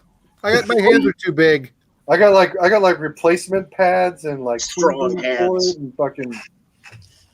I'll send them to you if I have any problem. Eric, can you fix like tape decks? No. It's worth a shot. I mean, if by fix you mean like open it up, look at it, and be like, well, I don't know what the fuck to do. Or blowing in it, or banging on it. I mean, I can do that. Blowing it always works. There's a place right up the street from me down here in the burbs called Tech Hi-Fi, which I guess used to be in Boston and was like a well-known, like when everyone had like home expensive stereo place. And now it's down here in the burbs. And I've been in there a couple times. And the dude, I mean, I try to ask him a question and he just wants to talk to me about stuff that has nothing to do with what I asked. So I'm just like, all right, man, I'll just go buy a new receiver at Savers because like I'm not here for like a long ass conversation. I just want to like listen to some fucking records. Like So I got my tape deck at this place in Seattle called Hawthorne Stereo. And they basically they refurbish used high end shit, like high end from like the 70s and 80s. Yeah. And we were looking at all the shit in there, and the most expensive thing that I saw wasn't a piece of electronics. It was one of those fucking egg chairs. And they wanted like fucking $4,000 for this thing, and I'm like, I don't know. I've always wanted an egg chair for some reason. I'm not. Mark for Speaking more. of fucked up tapes, I bought this shit off somebody on Facebook, and it sounds like fucking garbage. Oof. That's It too just bad. is like completely wavy and. That shit ranges. Well, But again, it was I paid way too much money for a Cyclone tape off of Discogs. I got that shit and it's all fucked up. Yeah. Yeah. I just got a docking tape that won't fucking play. No, that's Oh, the that's universe. That's the universe trying to tell you something. That's the universe Fucks. telling you that you fucked up. Dude, I just wanted to listen to Dream Warriors. I just wanted to hear the Dream Warriors, man. It better be Tooth and Nail. It wasn't. No, it's back for the attack. Ah, Fuck that. not even Beast from the East. Come on. No. Back for the attack. Tooth and Nail fucking rips. I give that shit props. So Pat, that shop that I took you to in the Burbs, that Silver Platters, Yeah. the record that they've had in their metal section, the longest, is an OG copy of the Dokken record with like the lizard hand sticking out of the water or whatever. That's Tooth and Oh Nail. yeah. Yeah, Tooth and Nail. Yeah. So it's Tooth and Nail, yeah. they want like $50 for it, and it's never. What? It's not. It's the most ridiculously priced thing in that store that I've ever come across. And it That's never, really funny. it's there every time. They probably You know what produced fucking- 100,000 of those tapes, and they want $50 for it. You know, What I've fucking also- rules is the video actually has that fucking hand coming out of the fucking lake, and they're like playing fucking on that fucking hand. That fucking rules, dude. You know Check what? out that video. Dokken would have been kick ass. They had the great band, but Don Dokken's voice was just so wussy.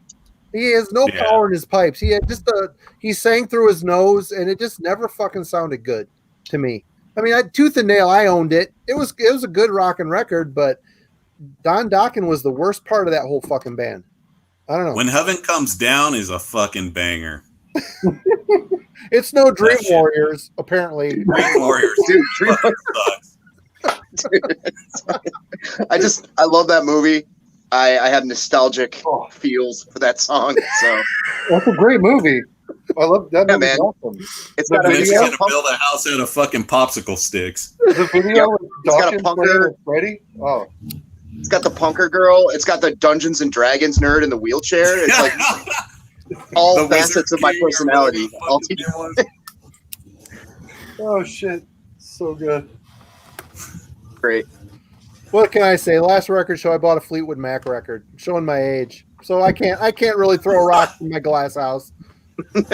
No, I've always had there's a record show that's here like every other month when shit isn't shut down, and it like usually sucks wicked hard. So I only go a few times a year, but every single time I go, it's like $30 Beatles record that looks like it's been run over by a car. Yeah, another one of those. Oh, look, another one of those. Oh, it's a Bruce Springsteen record where the whole B-side scratched for like $50. Fucking rad. $5 because they don't know what this is, and I'm just like, and then like sometimes I even get ballsy enough where I'm like, hey man, how about $3? And the guy's like, I don't know. And the thing is, he's selling me like a fucking $40 record all day long. It just because it's not like a top 40 radio rock record, the dude has no idea what it is. Have you ever been to those before, Pat? They're in like Dedham at like a Holiday Inn. It's a I've warm. been to one that was in the middle of a mall, like in the hallway, like the center area of the mall, the chamber of the mall, I guess, Dying Mall. near the food court. And that was like, I mean, I was like 20 or something, and I bought Under the Blade by Twisted Sister, which was an excellent purchase. And that's the only one I've ever been to, I think, like a regular ass record fair. when, All I can think of is like the multicolored posters, that you see like it's stapled to telephone poles and shit. Yeah. Never been to like a regular ass record fair in my life. They're a Before that, they're a hellacious nightmare for The people. first like us. record fair that I ever went to, I bought Discharge Grave New World just to annoy my friend that I was with. It was the only That'll do thing I it. bought. It was the I have only a thing I bought there. He's like, dude, they got all this Manowar. You're gonna buy the Discharge? And I'm like, yeah, man. I still have a sealed copy of that record I bought sealed, and I will never unseal it because the world does not need to fucking. I got one for $1.99 at a local record store, and I gave it away to some friends here within the last 5 years. I'm like, why do I own this? It's so terrible. I never bought that shit, but here's a story. I was actually at the show when that fucking when they were promoting that album. They played with fucking DRI, Attitude Adjustment, and everybody was throwing shit at them. It was in San Francisco at the Farm, and they were actually they were chanting DRI, and some dude grabbed a trash can and threw it at the singer. That's how much they fucking hated Discharge. Don't fuck with the punks, man. They'll fuck you up. They don't go for that shit. No, The funny thing about that is I showed this before, but I have a copy of this zine here called it's from England, and this each issue has a theme, and this issue's theme is that tour and how much it sucked. And there's like Yeah. they interview the guitar player and he's talking about it, and I said he actually claims that he had no idea the record was going to sound like that because That's he just came in bullshit. he recorded guitar parts and Cal came in and mixed it to what he didn't know, and he's like, bull fucking shit, dude, you're a fucking liar, that's bullshit. you can hear where they were going, like through in like their later EPs, like Yeah, Price of 84 Silence. and 84 and 86. Like they were not sounding real great. Like Cal's vocals were just fucking just terrible. Look at Price their of fucking hair. Silence. You don't know where you're going and you look like that. I think you're Right. fucking bullshit. I had no idea, bro. I just fucking bought hairspray and I was like, what the fuck? I'm trying to find the quote because there's a quote that's ridiculous. He's like, "Yeah, I just got called in and I recorded these guitar parts." And I'm like, "Where's the rest of the band?" And they were like, "We'll mix it later." And then I heard the record for the first time when I was in the U.S. on the first day of the tour, and it's like, "You fucking liar, dude!" I hear all kinds of stories that are similar to Dennis's that I've like read or heard, through the grapevine over the years about how they just got booed off the stage every fucking show they played on that tour. I heard like even like HR from the Bad Brains like heckled them like when they played in DC or New York or wherever they played, that the Bad Brains were on that as well. That's kind of funny to think of, considering the Bad Brains a few years later were like, we're just gonna play reggae. Yeah. Like probably a lot of people didn't really enjoy that so much.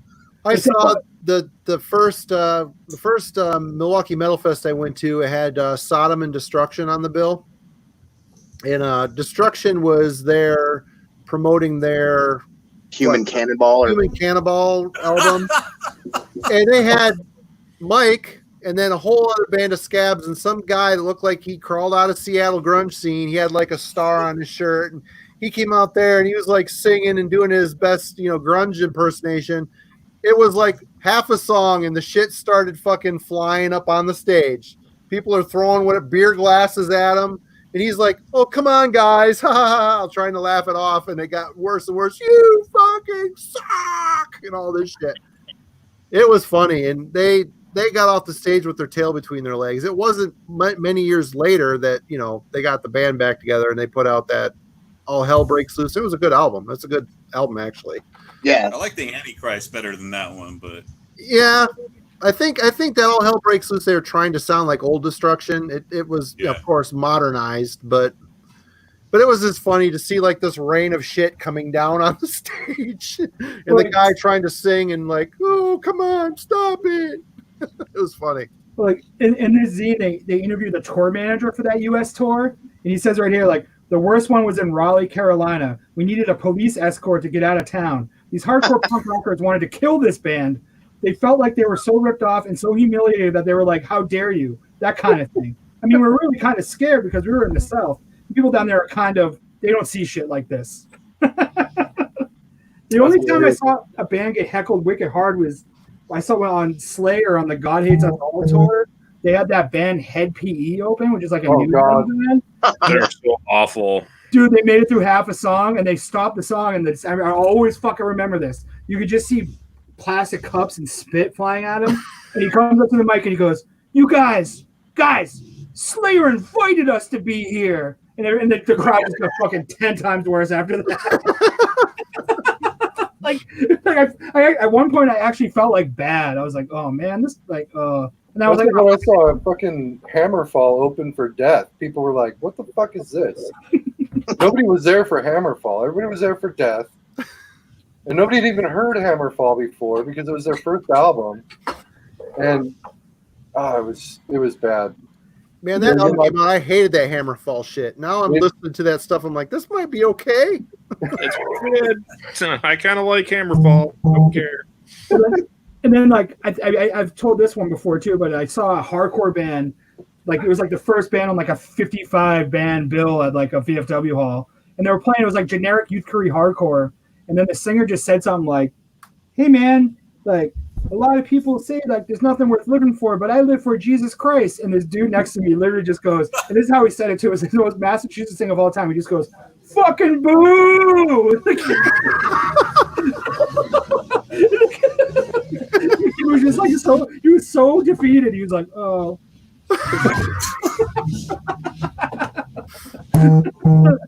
Dude. Oh man. I think it was at that same Metal Fest that Living Sacrifice played, which I give them credit because, they're a Christian band and they go to the Lion's Den to play their music. But I went just to check them out. I was there covering it, so I'm like watching them, and in between songs, Jesus fucking sucks and all this shit, and they're just like, "Well, that's your opinion, man. We're not down with that, and this is our next song." And it was just, they fielded it about as good as they could, but it was still fucking hilarious. Dude, that first Living Sacrifice fucking rips, dude. Yeah, it's just Slayer worship shit. It's fucking It's rad. full on Slayer, but that shit fucking rules. Only one I like, but it's real good. The only one I like too, but They jumped around a lot. They couldn't stick with one fucking formula. They were like trying to hit that groove, whatever was popular. yeah, Fuck that. they went fucking metalcore and whatever else. Yeah, trying to appeal to the kids, Yep. win them over to the Savior. If you like Slayer, you will like Living Sacrifice, putting the Lord's message. What was Here's that a other cool- band, that fucking black metal band that was fucking Christian? Horde. I have the CD. Horde. Horde, yeah. That's a good CD. I like I it. just It ordered is. it on vinyl. I found someone on Discog selling that for cheap on vinyl, so I snagged it. It's good. Nice. I like it. Yeah. It's Jason Sherlock who was on the first couple Mortification. He was their drummer. I always like the song "Invert the Inverted Cross." not happening with that cross that I made myself, by the way. But yeah. Turn the cross upside down, then right side up again by Oz. I Who think put that out originally? Originally, it wasn't it on Row Productions. what was it? I don't No, remember. Nuclear what it Blast. was Nuclear on. Blast put it out. No, they Yeah, it was reissued Nuclear Blast, and I don't think they didn't know they were Christian, and they got like a lot of backlash from the bands. Like, I'm not. Yeah, and then they fuck. dropped it, and that's when Row Music put it out, and then I don't know who's put out reissues since then, but it was What was the band originally called? Nuclear Blast because Mortification was on Nuclear Blast. So how could they not know that Horde was going to be Christian too? That doesn't I have- make sense. But I have this. Yeah. Scrolls of the Megaloth. There's a Nuclear Blast version. This is the Intense Records version with like the censored cover artwork, which I never really got. What's censored about it? The skull's not in the frame. Oh wow! Gold of the Megaloth. And then this, which is Rex. Oh, that fucking Yeah. rips, dude. That album rules. That's so good. Yeah, I love that album. Yeah, the vinyl version that just came out not too long ago is on Soundmass. I think that's the version I got. I think that's the version I just ordered. Yeah, Did you order from Boone's Overstock, Matt? I do not know. it's a good album. Christian or not.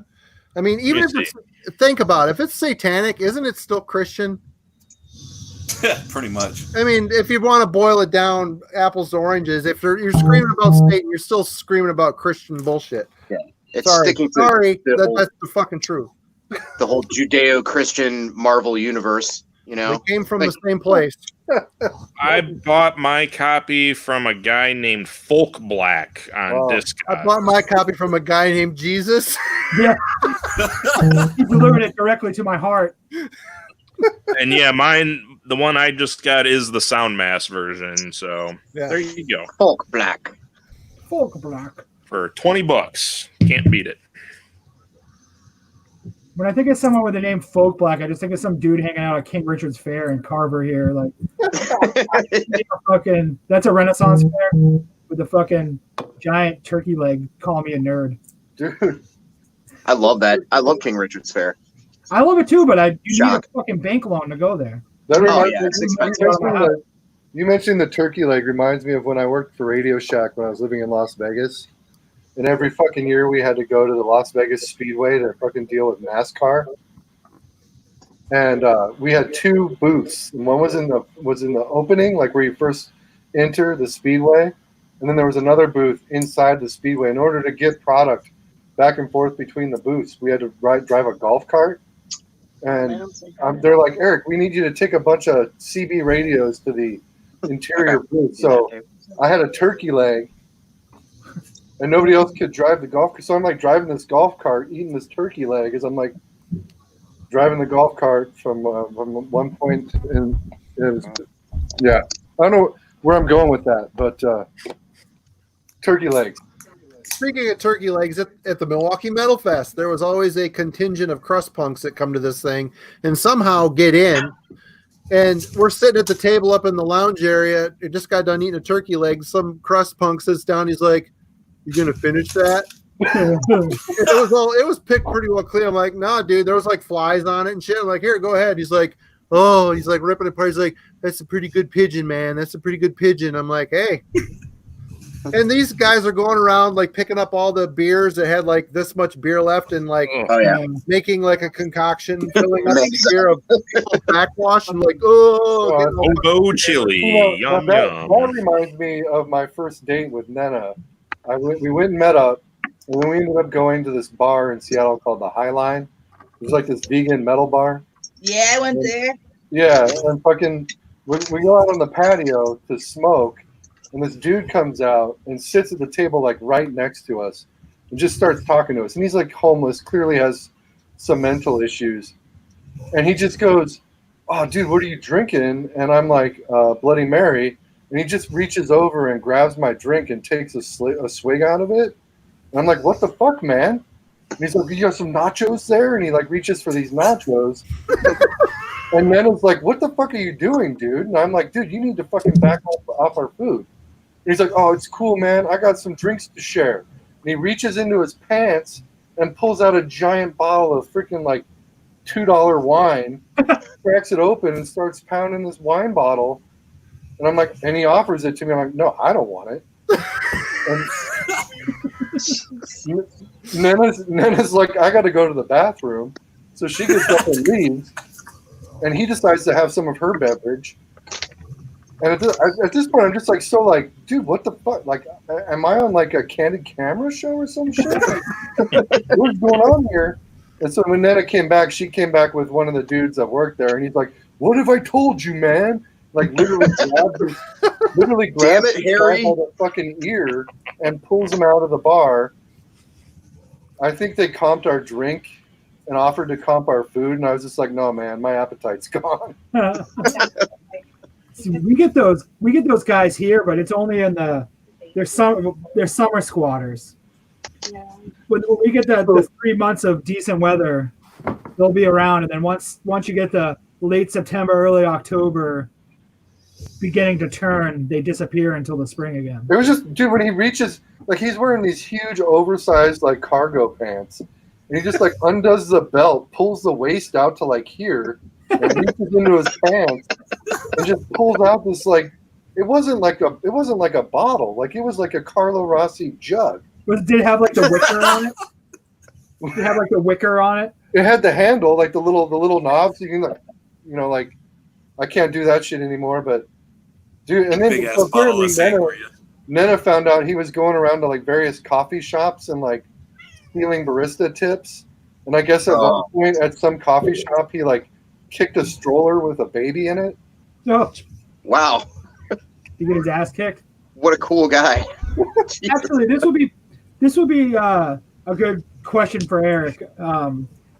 This right here is a great question. He was a juggalo. No, I don't think he was definitely not painted up. He wasn't friends with Violent J, Shaggy Two Dog. So He did have a jug though. He had a jug. So this is a good. I mean, I know for Dennis, like the California is a different vibe, and Matt in San Diego. But so I had a friend who grew up here in Massachusetts, and he moved to Portland like a long time ago. He's been there a long time, and the first year or two that he lived there, he had a real issue with getting in fights because people were passive aggressive and he's not. And I think a lot of people would like assume that they could say something to him in a way and he would just fucking knuckle them and they would be like shocked. But he thinks it was because it was like the vibe was so like, hey man, like we might talk a little shit, but like it's never gonna get to this level. And he would like just skip all the steps in the middle and just go right. That's very Pacific Northwest, yeah, dude. Like it's passive aggressiveness is like really big over here. Like, you know, it's a thing. Like, cause he actually got to a point where people like grabbed him, like people he was friends with, like told him like, hey bro, like you have to stop, or like we just don't want you around. We don't want you in like the fucking city or something anymore. Because he would like go out to a bar and someone would like, you know, spill a drink on him, and he'd be like, "Hey man, what the fuck?" And the guy would be like, "Fuck you," and he'd be like, "Oh really? Fuck me?" You know, "Fuck me, kid." You know, over. And he's like, "Dude, there's a real problem." And he's like, "And I feel like I've grown to be a better person because I realized that I can't be like that anymore." And he was, I was literally just acting like how everyone back home acts every minute of the day. See, like everybody here thinks they're witty and like really like sly, like in shit that they say, but nobody's like really ready to push it to that degree beyond the verbal confrontation because they've never had to, you know, unless they were like were a punk kid in high school and just used to getting their asses kicked and they like go for it. But for the most part, people are just like a lot of talk, a lot of bullshit. Yeah, because I think that's what like his problem was like, you know, I'm not fucking tough at all, but like there's just I'm definitely like Pat. Well, you know, as an East Coast guy, there's like a thing here where it's like, you know, you can Portland's a little bit different than Seattle. Like I think in Seattle, people are a little bit more like.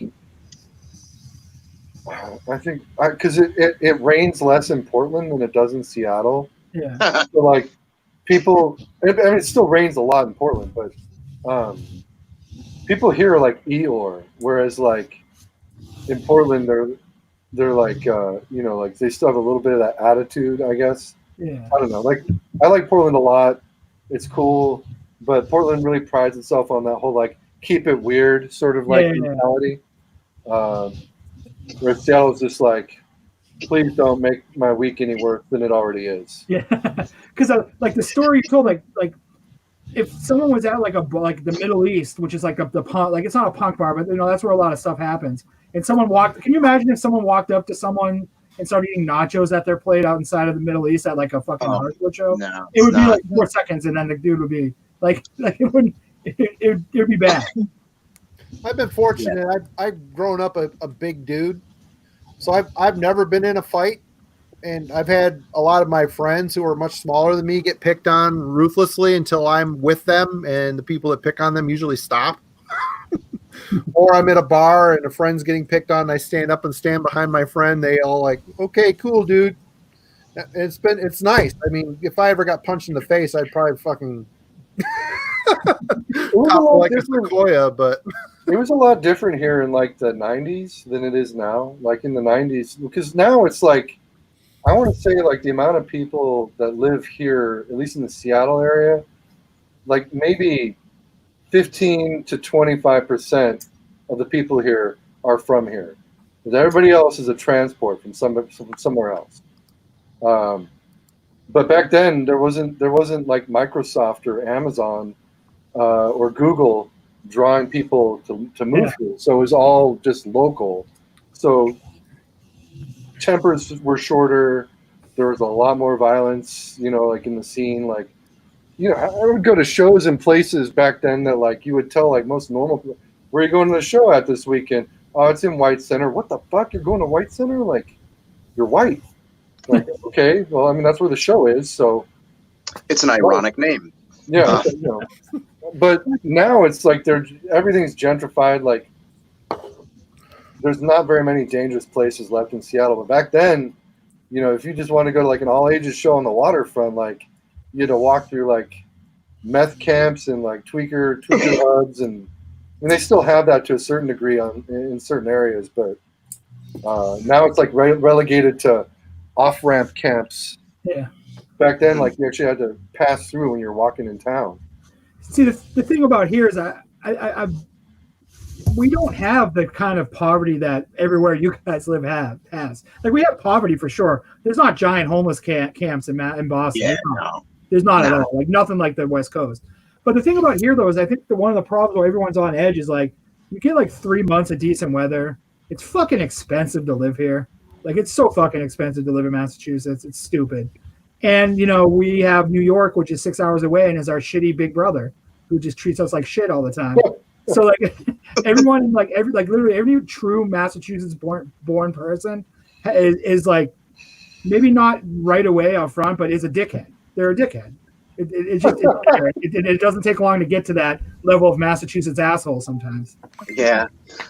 I mean, it's funny because I grew up in a college town where it was like there was always beef. Like if you had a skateboard, or if you had long hair, or if you were like a punker, or like a hardcore kid, and you were hanging out on SU campus, which was like the only place where there was anything going on to hang out. There's eventually going to be some kind of beef with frat boys. It's like a time honored tradition, and like most of the time I avoided it. But the few times that like people were being stupid and I got in their face and I was like, "What is your fucking problem? Are you going to do something?" Like it never amounted to anything. So of course, growing up in the shitty college town where there were shitty college kids thinking they were better than the locals, I hated that growing up. So I decided, why don't I move to Boston? Because there's none of that in Boston. You got a single college here. And that's, I think, the main thing that makes Bostonians angry is like all the fucking students. There's like 9,000 colleges here. Like it's just, and like certain colleges, like BU students are terrible. Well, That's like there's a running joke here about students at Evergreen State's like the national like hippie college, like you can go there and major in like Wicca and fucking pottery making. We used to hang out in Harvard Square and would go to a fast food restaurant and get the paper cups. And instead of pouring the beer in the paper cup, we would put the can of beer in the paper cup, hop on the straw into the beer. So we'd be sitting there drinking, and we used to drink there like all day on a Saturday, and like kids would be walking by and would be like, "Yeah, that kid goes to fucking Harvard, fucking nerd. That's a BU kid all the way. That's all the way BU. Oh, fucking MIT. That kid's MIT." And then we would go see like the Unseen. Yeah, we had that with like Yellow Springs in Ohio. Like that was like our hippie town to go to. I hardly ever went there though. But See, we have Amherst, which is way out, but that's like super like peace and love forced out to the western region of the state where no one ever goes. I love hippie towns, man. Like they're so chill. Like Ithaca, New York, Asheville, North Carolina, Austin, Texas 20 years ago. Like all those places were like very nice to hang out in, like safe, clean, everybody's nice. That's Fine with that. And we've got a local college, community college, and then just outside of town we have the Interlochen Arts Academy, which is a place where James Hetfield sends his kids to go, and Demi Moore and Bruce Willis send their kids to go. So I mean that it's like one of the most renowned music and the arts and dance camps in the U.S. Huh. So there's that level of fancy up here too. You get around water. That's, I mean, like Dennis growing up in the Bay Area. I mean, that's around water. I'm sure there was a lot of highfalutin shit going on around there too. Same as San Diego here, man. It's fucking gentrified as fuck. A lot of the shows I go to or went to, there's a lot of gangbangers, especially at the hardcore shows, grind shows. So I don't know what attracts them to that, but stuff like Plutocracy, those grind bands that were gang affiliated. Oh, right. Yeah, so even I went and saw Redacted a couple of years ago. That's ex Plutocracy and Immortal Fate. And dude pulled out a gun.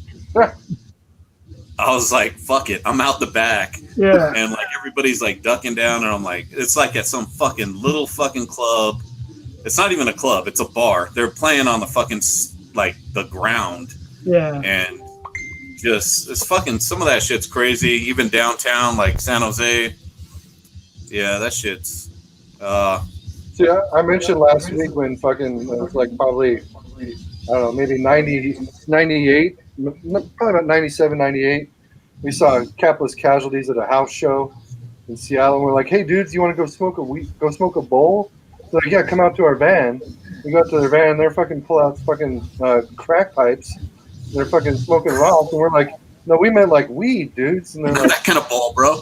you can smoke your weed, man. We'll keep smoking our crack. It's cool. Oh, you're talking about Capitalist Casualties again? Yeah. I never seen anybody pull out nonchalantly and be like, I'm just gonna smoke this crack right now. Yeah. Hey, That's fucking crazy. I'm from Ohio. That was like can I borrow your telephone? You can hit this. Yeah. Straight, man. The best thing I ever saw was Seth Putnam doing a line of coke in a van out in front of a Condemned 84 show. That That is so dark on so many levels. That hits a lot of notes at the same time.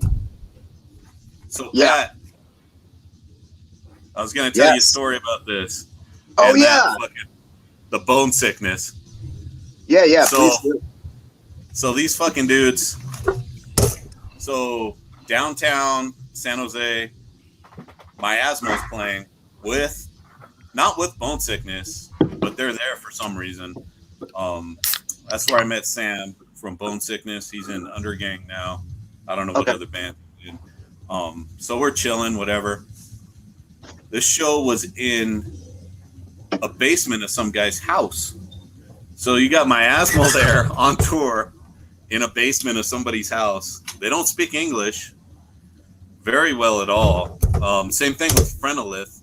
I saw them in fucking some weird little bar playing a free show. They're selling all their merch for like $10, and they have no idea what the currency rate is. I think my son got like a shirt and like all their records for like $20 because they just didn't know how to add up stuff. But anyways, besides the point. So Miasma was like, dude, they're like, really? We're playing in a basement? I'm shitting you not. It's like the size of my garage here. And they have no idea what the fuck is going on. And I met Sam there, and he ended up coming with back to the Bay Area with another band. I can't remember their names, but he fucking hooked me up with all the demos and shit. But it was just weird how they were just playing in a basement from Sweden. Yeah, like I've seen plenty of. I mean, basement shows are a big thing in Boston, and Jason can. Well, they were. I mean, most of the places that had them got shut down due to gentrification and stuff. But like in the college area, there are a lot of places. I saw some pretty big bands.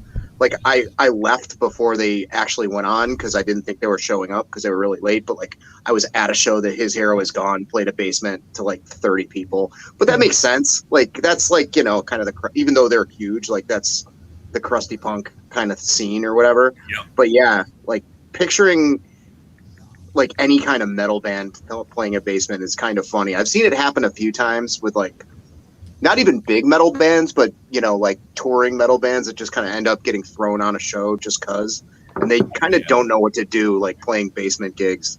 I saw Ass Suck in a basement in Seattle around 95, 96, maybe. And it was a basement that was maybe could probably like comfortably fit 25 people. Yeah. And there were like 60, 70 kids in this basement, dude. Like it was bananas. And Ass Suck trying to fucking rage out the entire album of Anti-Capital. Awesome show. One of the coolest shows I've ever seen. But yeah, I saw them play at Gilman Street. I saw them at Gilman for Slap a Hand. Yes, with I saw them with Nuth Grush and I forgot the other bands that played. And then these guys, fucking Mind Rot. That fucking This is- rules.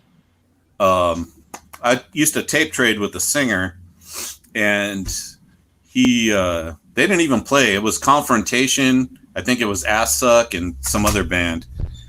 And it was Subvert. Ended up playing. From Seattle, man. Yeah. And we ended up talking because I think I was wearing a Morbid Angel shirt or something, and he was like, "Oh fuck, dude, we got to like tape trade. I'm in this band Mind Rot, blah blah blah." I was like, "All right, cool." And we ended up trading that way. Small world. Did you go to Gilman a lot? Yeah, I Did saw you know a bunch Pete? of bands there. Did you know Pete from Benum who worked there a lot? I didn't know him. Pat, I know you're from Syracuse. I know John Dennison. Oh yeah, JD, man. Yeah. Yeah. He's from your area. Yeah, guitarist from The Promise and Another Victim. Oh man, we Yeah. do JD impression. I'm not going to do my JD impression because it's kind of shitty, you know. But yeah, he's. I love JD, man. I haven't talked to him in a while. I think the last time, sadly enough, I saw him was I was home for a funeral. of a mutual friend of ours. But yeah, I go way back with that dude. He's great, man. No, he went to my same high school. We were in a band together, a hardcore band. No I shit. played bass in that band. But yeah, and then he jammed out to Syracuse. Actually, I played with him and Ben. Ben was in Exhumed, but he was playing drums at the time. Oh, So that's crazy. So a band with you, a dude from Exhumed, and a guy that was in The Promise and Another Victim. That's Yeah. fucking interesting. Man. wow. That's fucking Small crazy. world. Small. All world. That rules. all right, here's the thing, man. I drew the Exhumed logo. So Right on. Well, Nice. well, shit. I have. What the I hell have are you a, doing in Reno? Did they pay you for it? Did they pay you for it?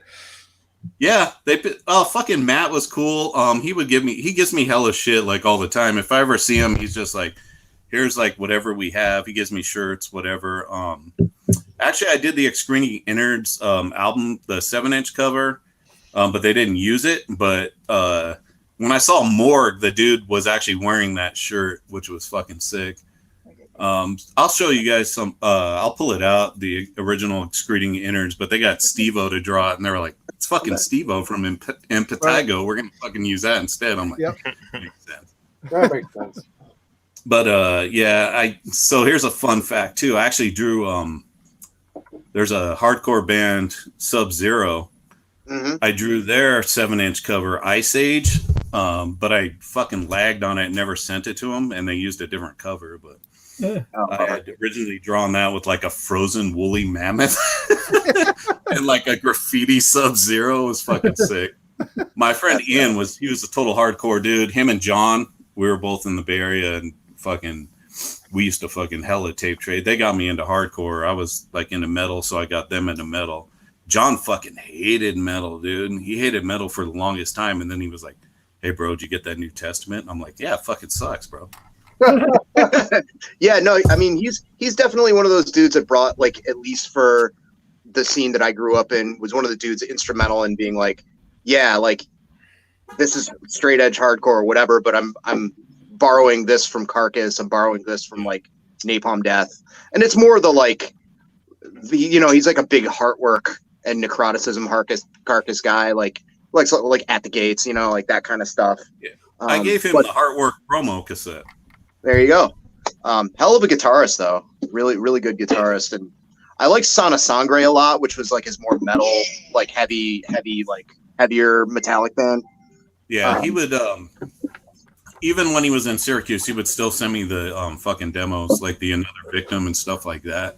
Yeah, I just talked to him probably like maybe a month ago. He was oh, no shit. gonna meet The up last with me. Sorry, go ahead. Fabio Frizzi, because he was going to the he was like, I guess he was on the tour with Fabio Frizzi for like the I think he was doing like the soundtrack stuff, but I was already out of the Bay Area at the time, so He's doing like limited vinyl reissues of like narrated H.P. Lovecraft stories or something like that, with like soundtracks to them. So it's really interesting. He's a big horror dude.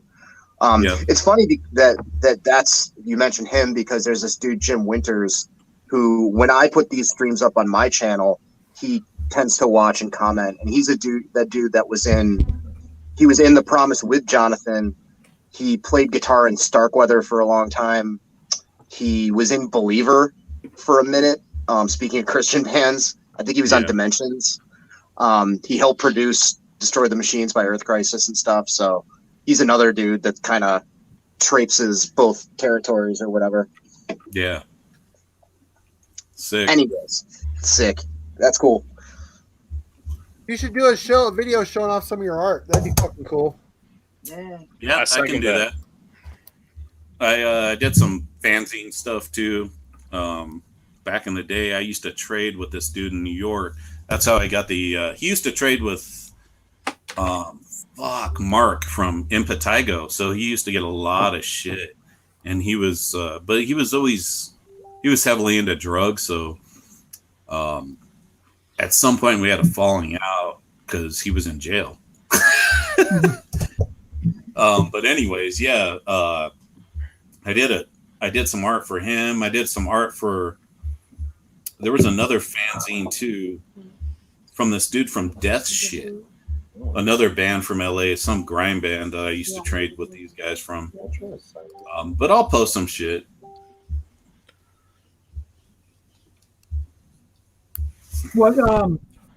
What made you move to Reno? The prices. Yeah. Basically, California is a fucking shithole right now. Everything's just super inflated as far as just cost of living. I love it here. I have my sisters here, my best friends here, so I've been trying to move here for a minute. I love it here. It's way better than the Bay Area for sure. Fucking traffic's fucking horrible over there. Is it just as expensive in the Bay Area as it is here in San Diego? Yeah, if not more. There's just like nowhere to live comfortably here in California. The It's market's just gonna crash. That'll impossible. change. It'll start coming down. Yeah. Well, it's crazy. It's like Jason sent me down a rabbit hole of like watching these really long podcast interviews with these like old pro skaters and stuff. And I was watching the one with Steve Caballero, and he's like, "Yeah, I moved down to Southern California because like Northern California got too expensive for me." That dude's like a millionaire. He's like a I mean, I'm sure he could have kept affording. Like he lived in the Silicon Valley, and he'd been living there for a long time. But he's just like, it's just not worth it. Like The thing that's for what I'm wild- paying for my house, like, and for what I could get if I like sold my house, the amount that it's worth, like what I could buy, you know, in Southern California, like, fuck it. Like I'm not, and that dude lived in NorCal his entire life, and it's where he built his career. But Yeah. you know, The greatest thing Then about it him says was- that Steve Caballero has his own shoes. He should be able to afford anything. yeah. No, it's just, Do you know what it's he just did? like it's dumb living here financially. I So- paraphrased a little bit, but You know what his you got 75 cents a pair. That was his cut of the cab. Jesus. But And he it's probably only made half a cab, $1 too, at so it's- 75 cents a pair. Half cab. A half cab. right. So in it's that- like what, 35, 37 and a half, since it's half of a half cab. Sorry. Anyway. I would like those shoes. All right, fools. I'm out for a little bit. I'll be back if you guys are still on later. See you, Dan. All right, man. Take care. Yeah. It's good to All talk right. to you, man. Yeah, I was wondering if he's into all that, like that Reno straight edge, like that real ignorant, like Folsom, and I doubt that. I'm trying to. I'm brain. I don't I've been see him drinking, getting into but that slow shit, drinking since like 2:30. But My brother moved to San Francisco, and he actually just moved out of San Francisco because he said LA was cheaper. Hey, Amanda, I'm pretty sure your man would love a shot of tequila. no, I'm not. No, no. You want me to scream randomly and call you a cock again, Marty? Yes. I don't care. I love you. Watch either way. Yes, that. we I all want want. to see you. No. Like, why did I yell at Marty and call him a cock? I want to see you in your basement with you I don't care. muting yourself, rocking out to Righteous Pigs while everybody else is talking on the stream. Oh yeah, that was good. That was good. Like, what is Pat doing? Oh, I'm pretty sure he muted himself and he's rocking out to Righteous Pigs. Yep. And Terrorizer. I was actually debating having one though, but I'm not gonna let him. No, No, absolutely not. he doesn't even like it. I mean, I could drink tequila like fresh ice water, man. It's so good. It's like lemonade. Hey, No, Jason. Oh, Jason's not even here. I'm good with my very weak session beer. What is that? But no, when you guys were talking about basement shows earlier, I was gonna say one of the cool things that I did get to do like while growing up in Ohio was get to go to like the Legion of Doom, which has kind of become like this ongoing staple. I think it's been going for like 30 years now, probably. It's longer. a punk house. Yeah, it's like a punk house that these people just keep renting over and over again, and it's like just continually like been a DIY venue through various, you know, like a lot of bike messengers, like Right. kind of initially kicked it off, but like Is that in Columbus? yeah, it's in Columbus. I mean, I don't know what it's like now because last time I went there, it's like I don't know. I feel like I went to like the Jetsons land. It's like so gentrified. Like there's just nothing shitty there. Everything was like super fancy and like everything like Michelin star restaurants on campus. And I'm like, wow, I got mugged over there. That's cool. Now it's like I was like valet parking and stuff. I'm like, I don't know. like, Columbus God is damn it. cool, but it's weird. I just want to find a neighborhood where I'm scared for my life to walk through again. Like, Go to Columbus because it's like last time I lived there, I was living in the German Village, which is like one of my favorite neighborhoods because it's like it's just close to everything. But it borders. They're real sketchy. Like you can see people sitting on their on their porches with guns, and like, that's and awesome. that's where I lived. I lived in the alleyway that separated those, and it was like we had homeless people that would sleep in our yard all the time. There was like feral cats. It was Columbus, man. It was great. It's like certain neighborhoods in Syracuse growing up. My friend Greg was like, I don't know, we're looking for a new place. You want to try to get a place in Westmoreland? I'm like, yeah, I grew up getting jumped on Westmoreland. It's a great part of the neighborhood. But that's the weird thing about the area that I grew up in. All those towns, going up 90 from Albany all the way to Buffalo, like they're mostly like terrifying hood, and like the parts around the university are always nice, but like it's weird because you'll go from like mansions on one block to like projects like 2 blocks over, and somehow they kind of coexist in the same bubble. But if you walk in the wrong direction for like 5 minutes, like you might be in some shit. Where's this at? Talking about just like upstate New York in general, but I mean it's the same deal in Worcester and like Springfield, like just or anywhere in Connecticut, like where it's just like nice neighborhood, and then like next block it's like you're dodging bullets. It's weird like that. And it hasn't changed. Like none of those places people care about enough to gentrify. It's not like these big cities. Like there's no tech hub in fucking Utica. So. Yeah, like Eric, if you want to be scared, move to Utica, New York. I'm good, man. When I went to visit my grandma shortly before she passed away, and she lived. Well, my dad, she was my dad's mom, not my mom's. They grew up in East St. Louis, so she lived just a few clicks away from there in this little town called Belleville, Illinois, and I went out there to visit her, and she was like, "Oh, what are you gonna do today?" And I'm like, at the time I was doing a lot of like abandoned building photography, and so I was like, "Well, I'm gonna go to East St. Louis and take some pictures."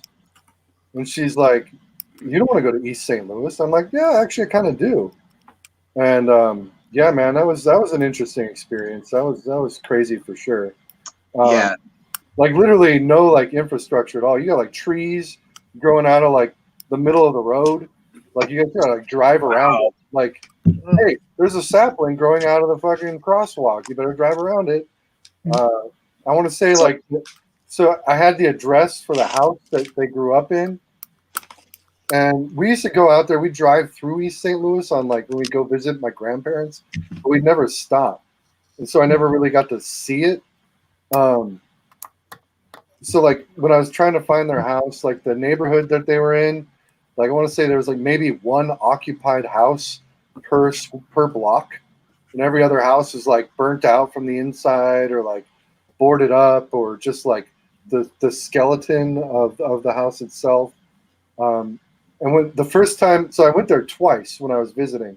The first time I went there, I got off, I want to say it was like Kings Head Highway or something like that. There's a Larry Flint Hustler store right there at the interchange. And when I was getting off the interchange, traffic was backed up. It took forever. Like I want to say maybe like an hour. And as I'm like creeping up closer, there's like aid cars and whatnot.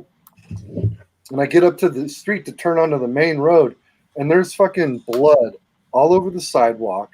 There's sheets over like 3 or 4 bodies on the ground, and paramedics just like running around like chickens with their heads cut off in front of the Larry Flint Hustler shop. And this is like, when it's like 10 a.m. It's not even nighttime. And I'm like, all right, well, if this is what's going on at 10 a.m. in the morning, I better make this a quick trip. I ended up going back the next day because there was a building that my grandma told me about. She's like, I used to work at this building. It's got all these crazy gargoyles. Now the whole building's unoccupied, but there's a wig shop like on the bottom floor that does business. And I'm like, all right, well, I'm gonna check that out. and that was about noon. And there was a shooting at the bar across the street from this building, right as I was leaving in my rental car. So that's probably the weirdest, the most like, I don't know. I mean, I had experiences in old Seattle that were not quite that like visceral, I guess, but pretty close. But that was pretty crazy, yeah. Especially for like, that was like maybe 2014, 2013, something like that. Yeah, you know what's funny? Not that long ago. I was in St. Louis like right after the Ferguson riots. Like literally like a month after that stuff kind of calmed down a little bit, because I was there to organize home healthcare workers. And so we were going knocking on people's doors trying to get them to sign slips to, you know, support the, like it was, and like I've said before, man, Massachusetts and Boston has some sketchy type areas. I've been like scared, but I've never been like fucking scared like I was in some of these places in fucking St. Louis, and like when I was in Detroit, it was sketchy as fuck. Parts of Chicago was bad. Detroit is sketchy as fuck. Yeah, but I've never really felt it in Boston. I mean, like I said, in Boston, it was like, you know, I'm not going to say it was the greatest, but I've never been like, I might get shot today. I've never had that. Battle Creek is sketchy as fuck. I don't know how many people here in Michigan savvy, but you know, Battle Creek is fucking. I was told, you know, Battle Creek is where all the Kalamazoo people go to buy crack. My aunt used to live there. I went there once as a kid. Like I was 12, so I didn't really get, you know, exposed to much. But I remember walking through a sketchy parking lot. I don't remember where we went to get like candy somewhere, and I was like, "This is weird. You have to walk this scary place to go buy candy." I just remember like, even then being like, "Ah." It wasn't a van. Yeah. No, but I don't know. That's kind of what you got to worry about more in Ohio, is sketchy vans rather than getting shot. It's like, fuck. There's Chester. You know. When I was in St. Louis, I went to a bar, this awesome bar that was like, in the back, it was all vintage pinball machines, and like a beer was like $1, and they'd punch the extra hole in the top so it like you could drink it faster. And I went with Rob, my friend Rob, who lives there, who's in that band Cardiac Arrest, and the hardcore band, not the death metal band. He was like, "Hey man, like let's meet up, and like I'll give you like the real tour of St. Louis, like the tour." And I'm like, "Okay, cool." So he met me at this hotel. We're driving around, and he's like, "Yeah, you know," he's like, "Sorry if my car smells bad. It gets stolen like once a month, but it's cool because like the thing that people like to do here is they'll steal your car. They don't trash it. They just drive it around till it runs out of gas." And then I get a call that it's like on like 5th Street with like empty Burger King wrappers and like crumbs, like smells like weed and stuff. He's like, "They never do anything malicious. They just like joyride my car. Happens all the time." And I'm like, "That's weird." And then we got to the bar, we had to park across the street, and we're walking by, and there's all these signs everywhere. And I'm like, "Hey, what's up with all these signs?" He's like, "Oh yeah, some dude got shot in the head here, like, I don't know, like a month ago. So this is like his memorial parking lot." And I was like, "Oh, okay." Like, and like, no one was out. It was the weirdest thing. It's like a fucking major city. There's no one at all. And like we walk in a bar and there's like 30 people in this bar. I'm like, where are they? Like, is there like an underground tunnel that they can go outside? Like you saw, it was like 8 o'clock on a Friday night, and there was like just no one walking down the street or anything. It was weird. Have you've spent plenty of time in Philly for This Is Hardcore, right? Yeah. So Philly's a hell of a town. I like that town. I've only been there twice, and both times I liked it. I love it's Philly. cool.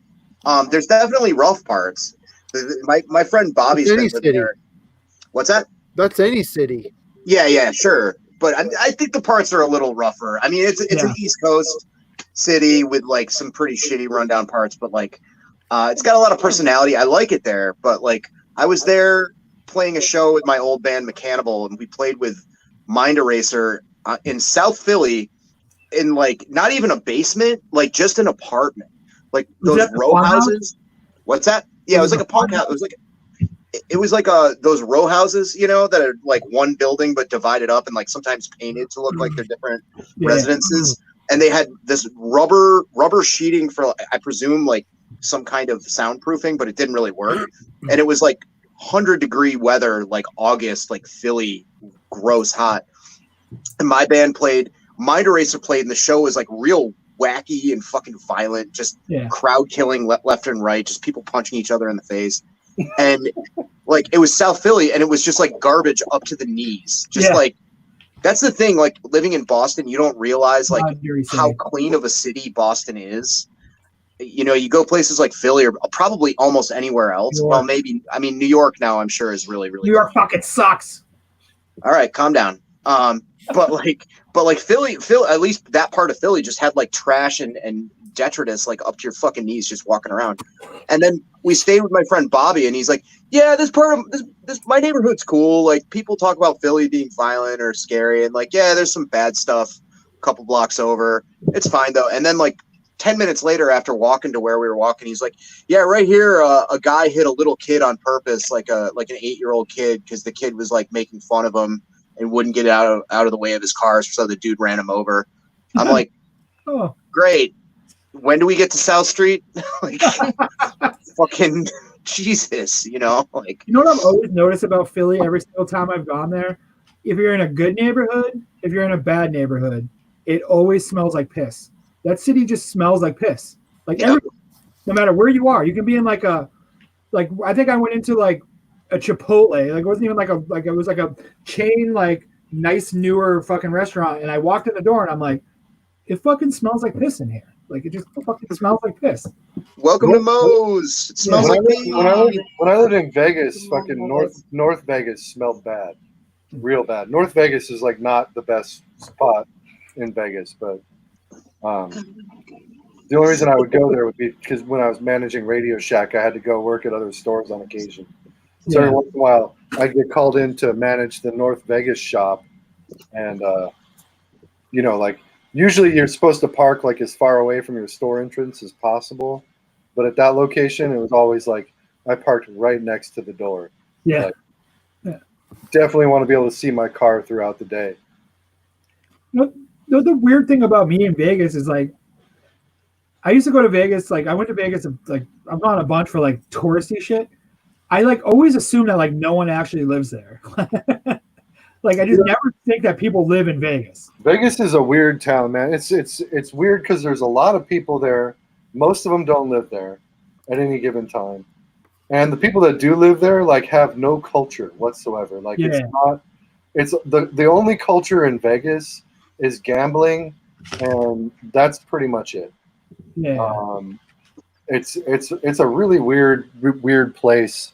I met some cool people while I was living out there, but I didn't like my time there at all. I mean, hence why I came back here after 3 years of it. But yeah, man, it was that was weird. Like the store I managed in Vegas was in Henderson, Nevada, which is like pretty adjacent to like Las Vegas. It's not super far, but it's not real close either. Especially where I was living, like completely like the opposite end of Las Vegas. I think we mapped it out, and I actually, of all the managers of all the stores, I had to drive the furthest from my home to my store, except for the guy who managed the Boulder City shop. He lived a bit further out than I did. And Boulder City, the only people who live in Boulder City are retirees and old people, and people who are obsessed with the Hoover Dam, which exists. There are people like that exist, but it was weird. Not shocked at all. There were a couple cool record shops, like Zia was pretty cool. There was a cool punk store there where I got like a bunch of like weird like boots of like Crude SS stuff and fucking Blitz and whatnot shit when I was out there. But it was weird, man. I remember my car got towed one time at a buddy's house, and we had to go to the tow yard to get it. After like we had to wait like 4 hours, and he was living in a motel. It was a weekly suite, which was just like an odd experience because it's like a pre-furnished suite. He's got like all this fucking black metal and like fucking crust punk CDs just like stacked up everywhere inside of this suite. And so we're just like killing time, listening to CDs, and then finally we went to this tow yard. And it was like walking into like the set of Mad Max Fury Road to get to like where the tow yard was. It was a weird time. My store was like next to a Walmart and across the street from a trailer park that ended up getting condemned because of there were a bunch of trailers in there that were cooking up meth, and when they ended up getting busted, they condemned the entire trailer park because they've been doing the meth thing for so long that they literally contaminated the entire block that the trailer park was on. So they came in and they just bulldozed everything. Pretty nutty. That was my time in Vegas. That was my Vegas experience. I know for a run there was a scene in Vegas that was pretty wild. They would have like, I think it was more of like a crusty punk scene where they would play shows. They would like drag generators out to the desert, like in these caves, and have like huge parties with bands playing. I read about it in like Maximum Rock and Roll. I think it was like a whole like thing for a while. Well, that was like not Vegas, right? But like Caius did that. Yeah, it was like outside of the city, but it was like, hey man, like it's kind of like a punk house in Boston where like this band is touring and they're playing at like the Death Cave this Friday, and it was like literally like a cave in the middle of the desert where they had generators and no one gave a fuck because you're in the middle of the desert. So Jason, did you ever go? Did you go to that one show that was like a guerrilla show that they had at that park in Alston, where they just like they had not even a generator because they had plugs there, but it was like they just set up and it was like Scapegoat and Dre's and I think somebody else, and they just played as long as they could before it got shut down, just to see how long they could get away with it. I don't think I think I remember that. I don't think I was there though. It was great because it's like Scapegoat, you know, like it's a power violence band, so they can probably get away with a set.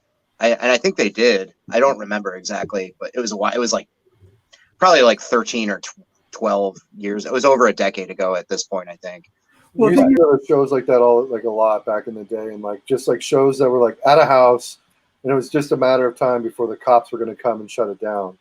And you try and get in as many bands as possible before the cops showed up, and then get out of the house before the cops actually got inside. We got fucking picked up and put into the back of a paddy wagon, and the cops drove us. They're like, "Where do you guys live?" And we're like, we tell them where we live, and they're like, "Okay." So they drove us an hour in the opposite direction and dropped us off in the middle of fucking nowhere and said, "Have fun getting home." Yeah. And, that's nice. We had to figure out the commute. The thing about if you're in a band, how do you get out of a house in a hurry? You got drums to haul, amps to haul. The band doesn't. The band gets busted. Yeah. Well, no, what you do is if you're in a band, like I know the kids that were in bands that play these kind of shows all the time, all you bring is a guitar. There's going to be some other asshole that's going to bring his amp, and he's the one that stuck it with it when the cops show up. Bring a guitar and a cord.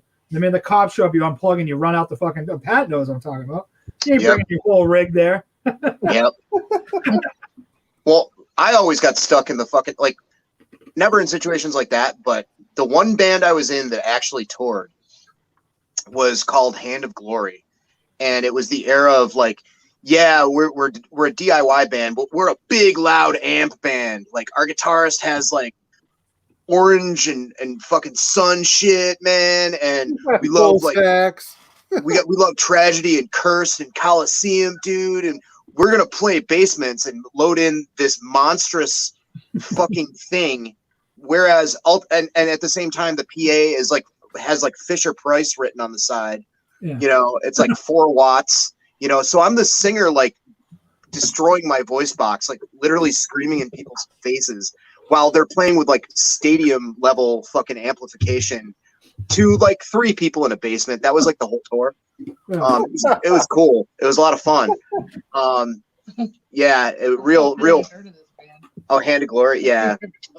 Yeah. Well, it was an okay band, but like, yeah, it was just like that shit was so funny because like, yeah, even like when we played in DC, we played with Chris Moore. Chris Moore put the show on. The guy who plays drums in Repulsion now, who is in Coke Bust, a bunch of other bands, Magruder Grind and stuff. Wicked nice dude. We play like that wasn't even a basement show. That was like a legit hall show, like on a university. It was like a rec room in a university or whatever. And he pulls out his little PA system. I'm like, that's just not gonna, dude. Like this dude, because the thing that sucked. Okay, you want to talk about like funny crust punk like DIY stories? So we're in this band Hand of Glory. We borrowed a minivan from my guitarist's granddad, and we have this little purple minivan that like they fit their massive amps in. We're sharing a drummer with another band who I'm just not gonna name right now. We're sharing a drummer with another band who bought a decent sized van for like $300 right before we go on this 10-day tour. Well, that piece of shit van died at the Canadian border the day we left. So they managed to cram all their stuff into one of the dude's girlfriend's cars. That's like a little K car. And we have to consolidate stuff. My friends, the guys in my band still want to bring their huge fucking amps everywhere. So we load in all these huge amps to every gig, and every gig we're like, okay, we're going to set up. Hey, can we borrow like an entire drum set? Like we have enough amps to deafen like this entire city, but can we borrow, we have like cymbal stands, but can we borrow like a bass drum and a snare and a tom, and like everything? It was like every single and we played some good shows. Like we played in Montreal without Cold, and they ruled. You know, we played a really good show in Boston at this basement venue, the Library. Remember the Library, Jason? That place was awesome. That was a place that had great sound. Like they had an amazing PA system. That was like, I think the only show where we sounded good. But yeah, it was just so funny because it was like also the other band were like, I mean, definitely respect their politics and everything, but they were very on the band. Who is this? Do I know these people? Yeah, you would know them. Syracuse Rochester band, fucking really, really great people. Also shared a drummer with Black SS at one point. Had a record on Alternative Tentacles. Fucking awesome people. I just don't want to embarrass them by like the whole van story. Although anybody who's listening who knows that scene from that time could figure out who it was. But they had a lot of discussing about like their political stuff, and like they were super active about shit. And the guys in my band, we cared, but we're just kind of like meh about a lot of stuff. And we would like, be telling like fart jokes and stuff in our van, and like they would take breaks from their car where things were tense to like hang out with us and our stupid like knuckle scraping senses of humor. So that was it was it was the only tour that I've been on that I played on. I roadied on like 2 different Black Sheep Squadron tours, but that was an awesome time. And that band was good. We only had like 5 songs and a shitty demo, but for that sort of like heavy sort of like Stadium Crust meets like Terror kind of sound, like what is did it pretty Stadium well. Crust? That's an oxymoron, isn't it? It's a joke. Like it's one of those like assigned in like a pejorative sense, like fake genre names that for like From Ashes Rise, like bands that came from DIY that were like super professional and like really impressive live. And played like, on an actual like amp to not talk boys. Yeah, like crust bands that could play and like sounded good. That's basically what Stadium Crust was. Like Tragedy Are was- Gone. Tragedy. Yeah, Tragedy was the one that I think coined that whole Yeah, kind of scene. Wolf Brigade now. Yeah. From Ashes Rise. Some smaller like It's Remains of the Day is probably another one. Fall of the Fra or whatever. Dude, From Ashes Rise fucking rule. I was listening to them the other day in my car for the first time in a while, and I was like, this record fucking rules. It's like the like that discography type CD thing they did. Yeah, a million years ago, and I didn't forget about them. I just didn't listen to it for a while. And I was driving, and I was like, had like one of those moments where I was listening to it, and I was like feeling it. I was like, man, I was like, Richard, like turn it up a little bit. I'm like, turn it up even more. And like by the time I get to work, it's like blowing out my car speakers. yeah. From Ashes Rise are great. All that. I mean, I missed that era because a lot of those bands were really good. Like I never got sick of Tragedy. No. That Wolf Brigade, I can't see that. It's on my phone, so it's real small. Virtue. Okay. Is that some stadium crust I got to check out? Some new wave of British heavy metal obscurity, man. You know what? What really killed like the small venue vibe for a while in Massachusetts was the station fire when that happened down in Rhode Island. Yeah, the White Snake thing, or was it White Lion? Yeah, One my of the buddy's whites. sister Great died. White. Like, Great White. yeah, Okay. my buddy's sister was actually killed at that. There's a video. Really? Shit. Yeah, there's a video that exists. It's on YouTube. Like, maybe watch it, but don't. It's a home video. Nah, man. Someone walking around the building, and you see like people stuck in the doorway, and it's like, and then like after that, I remember being at basement shows, and like standing next to a fucking water heater, and being like, The moral of the story, though, is just don't bring pyro into an environment. I know. Like that. Like, really, like. Yeah. These kids, like, Yeah. one of those DIY kids, man. Well, yeah, I know, and it's like how quickly we forget, like after that whole like cool guy thing, basement shows in Boston. Like, I'm gonna light off bottle rockets inside. It's like cool, Happening in Ohio, like leave those shows that like Yeah, Nine Jordan Shots. stole the motherfuckers and Nine Shots Terror and killed an accident. And, like, all that shit. Yeah, like that was one thing I thought was awesome when I was like 2021. I remember like the Drop Dead 10th anniversary show where I'm like, I'm in a massive circle pit and there's stuff exploding underneath my feet. This is awesome. And that was like 2000, I think. And then by like 2012, I'm like, these kids and their fucking bottle rockets. God damn it. If somebody burns the back of my ear with their fucking fireworks because they're trying to be edgy and fucking punk, I'm going to get real fucking mad. Like total like old man yelling at a cloud, like kind of shit. But Yeah. yeah, that definitely changed things. Obviously the current situation is really going to change things. And one thing that sucked, I mean, Jason, you were around in the early 2000s or like the late 90s, like after the Rathskeller closed in Boston, and all the kids that were displaced by the Rathskeller ended up going to, and all these shows started happening. They were happening anyway, but like there were all this upspike of VFW shows. Yep. Like at the Cambridge Elks and everything. There are all these DIY shows all over Boston. And it was just weird to me because there were like almost no ethics like connected to Boston punk. no, Like it was just like, chaos, spike your hair, get drunk, fuck the system. So it was like all these like teenage kids who previously had kind of a safe space to like go to like a land of misfit or island of misfit toys or whatever, like with the Rat, because the Rat was like a club that let kids get away with murder as far as like getting drunk and stuff. And you'd get drunk in the alley back there and like cops didn't really bust it up or anything. But that same kind of vibe, like kind of spread out to like all these VFWs and Legion halls where kids would go and get like hammered. And then, the cops would come and be like, hey, you're drunk in public, or hey, there's kids drinking in here, like that are under 21, and places would get shut down left and right. And on top of that, people would like spray paint them and everything. Cause like fucking chaos punk, and I came from like a smaller city that had like a really like mostly sober kind of scene. And we had a DIY scene too, like outside of the big club, like big moshy hardcore stuff, where we were very careful to like take care of our one venue that we had because it was all that we had. And I came to Boston where kids are like, I don't give a fuck, man. Like I'm drunk on fucking extract, like, spray painting the venue. I'm like, I fucking hate you people. I don't give a fuck about any. Go fuck yourself. Basically, what part of it was with the Rat, you couldn't do that shit because the guy working the door would hit you over the head with a padlock.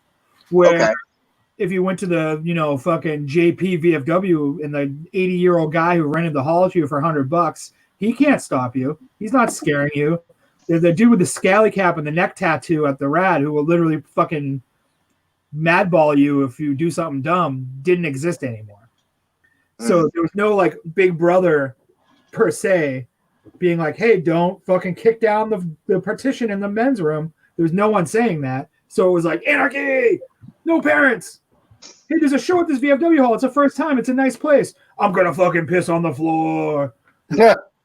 Yeah, literally, like, and every single venue, like every single like hall got shut down pretty much. Like after, I could easily say, like, I came through here in 98, like the year after the Rat closed, and there was a bunch of places like the Brighton Elks and stuff. Yep. And I moved here in 99. By the time I left Boston and moved up to Maine for a while in 2001, pretty much all those venues were gone. Yeah, the Gone. church. And there were over 100 of them all over the greater Boston metropolitan area. Like, it was ridiculous. Every neighborhood has a VFW hall or a Knights of Columbus or a church. Yeah. They would all like, hey, let's book a show here. And some kid would fucking, I don't know, like kick over the rectory or some shit. And then they'll be like, all right, we can't have a show here, but hey, there's a Knights of Columbus next door. And then they would have a show and they would like puke in the fucking mailbox. And they'd be like, oh no, we got to move up the street to the fucking, VFW hall.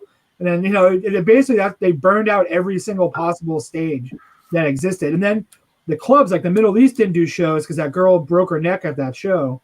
Yeah, business show. Girl, and like she didn't break her neck like paralyzed, but she broke her neck. So they were like, "Fuck it, we're not doing punk shows because we're not going to pay the insurance anymore." So that killed that. So, and then the straight edge hardcore scene was the scene that was policing itself. Like if you fucking went to a 10-yard fight show and acted a fool, you were told to not show up anymore. You know what I mean? Or like a fucking In My Eyes show or something. You were told not to come anymore. The punk shows were just like, I just huff some airplane glue and drink half a Newcastle. Half a Newcastle. Like that's yeah.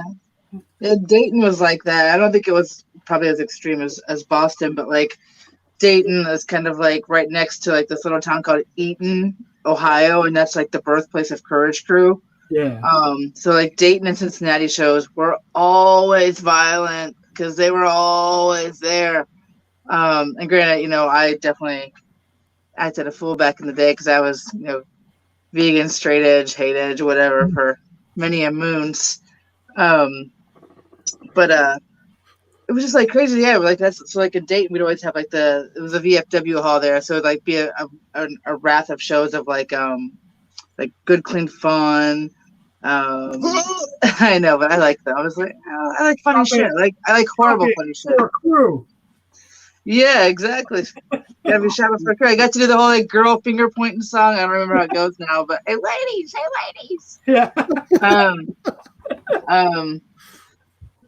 Yeah, and then but there was also like One Nation Under, and I think I saw Until the End. They're like all these like super like hateful straight edge bands, and they ended up getting shut down because as much as I loved hanging out with my DIY friends, I also hung out with like the shit bags of like Pit Boss 2000 and I saw PB2K. Horrible.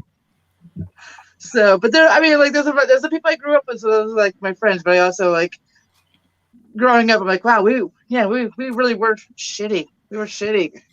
Well, but we're in our 20s. What are you gonna do in Ohio, man? Yeah. Well, the thing with Boston though, to be like, I mean, I like a lot of the music and I'm friends with a lot of the dudes, but to be like perfectly honest, like the straight edge hardcore scene in Boston was just all like kind of jock kids. The only thing that made them different than like the all-star wrestler was the shirt they were wearing. You know?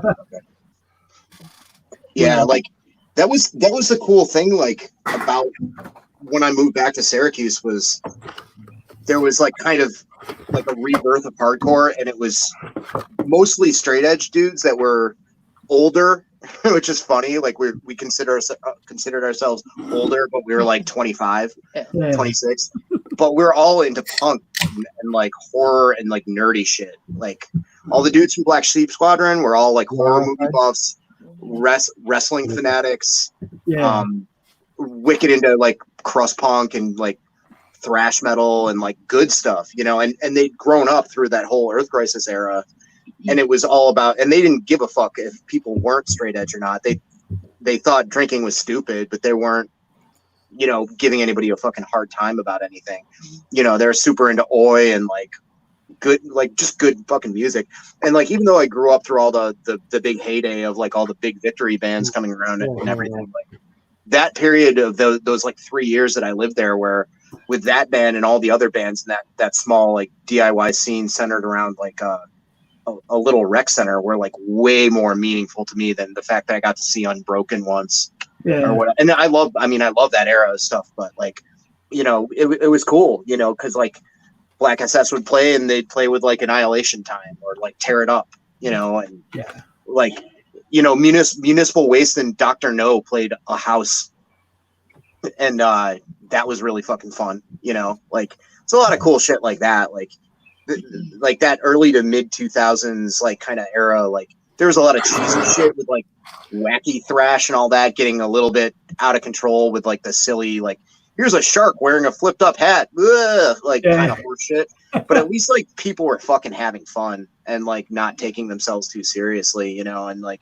I feel like in most genres like that was most scenes like that was a thing too much, like up until that point like everybody was super po-faced and like fucking ridiculous, and The thing that that was was like now looking back at it, and I mean I'm not gonna try to sound like old man Jones here, but I think a lot of people don't remember when like Municipal Waste was like the front runner for a long time of that this is a fun thrash, eat a slice of pizza zombie Coca-Cola band, where when they first started they were like a fucking sick, like they worked their way into being like that party time band. The first couple of records they put out were like straightforward, like just ripping thrash records. There was no like boogie board on a fucking Coca-Cola.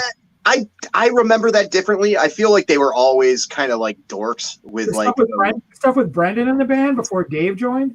yeah, no, the stuff with Brendan was rad. Like as far as musically, I thought I was really impressed because I met those dudes in like I knew who they were because it was like before Waste Them All came out, after the split with Crucial Unit. I saw them at a was like their turning point that made them be like jettisoned them into like that. and it was that thrash fest that I was talking about on my stream last week where like a bunch of people left and they played to nobody. But like Tony and Ryan, like I didn't go and introduce myself to them. I don't give a fuck about bands, like meeting people in bands usually. But I was walking by and they saw that I had a DRI tattoo and a Corrosion Conformity tattoo. And they're like, dude, what's up? Like they were just so excited about music, just wanted to talk about DRI, and like that always struck me as like these are genuine people. Like granted, like when people took that trend that they started and ran with it, it was like real gross. But that's not really their fault. It's never the like Suffocation and Camel Corpse. It's not their fault they spawned a million or At the Gates. I mean, At the Gates is right. Kind of single-handedly responsible for the whole, new metal shit. Yeah. It's not their fault. I don't know. I would blame like more Dark Tranquility, Soilwork, fucking In Flames, and At the Gates for that shit. But I mean, Slaughter of the Soul was pretty heavily Deathcore, not new metal, but like deathcore stuff. yeah. Yeah, Fucking like ska new metal, culture. I blame Faith No More for new metal. Ooh. Ooh. Sepultura Roots. That's who you need to blame for new metal. Who? Sepultura's Roots. Oh, Yeah. well, I mean, Faith No More was before Roots. At that point, but Sepultura's Roots was already Ape and Corn. It wasn't. Faith No More were always too new. smart to be new metal, man. Like, Yeah. Well, anyway, like the whole Municipal Waste thing, like I'm not going to pretend like, yeah, it got out of control and got annoying, but I'm not going to pretend that I didn't love that fucking first split and Waste of All. I like that Iron Reagan shit. I think that stuff's pretty fun. Like, And the thing is with Municipal Waste, like when they were explicitly just playing in the DIY punk and hardcore scene and hadn't crossed over into metal yet, all the people that were like around my age that the first thing we cut our teeth on was thrash metal, whether we turn into punks or like youth crew dudes or whatever, like most people's intro to all that stuff was thrash. What is that? Oh, the Exhumed Iron I have Reagan. one of those.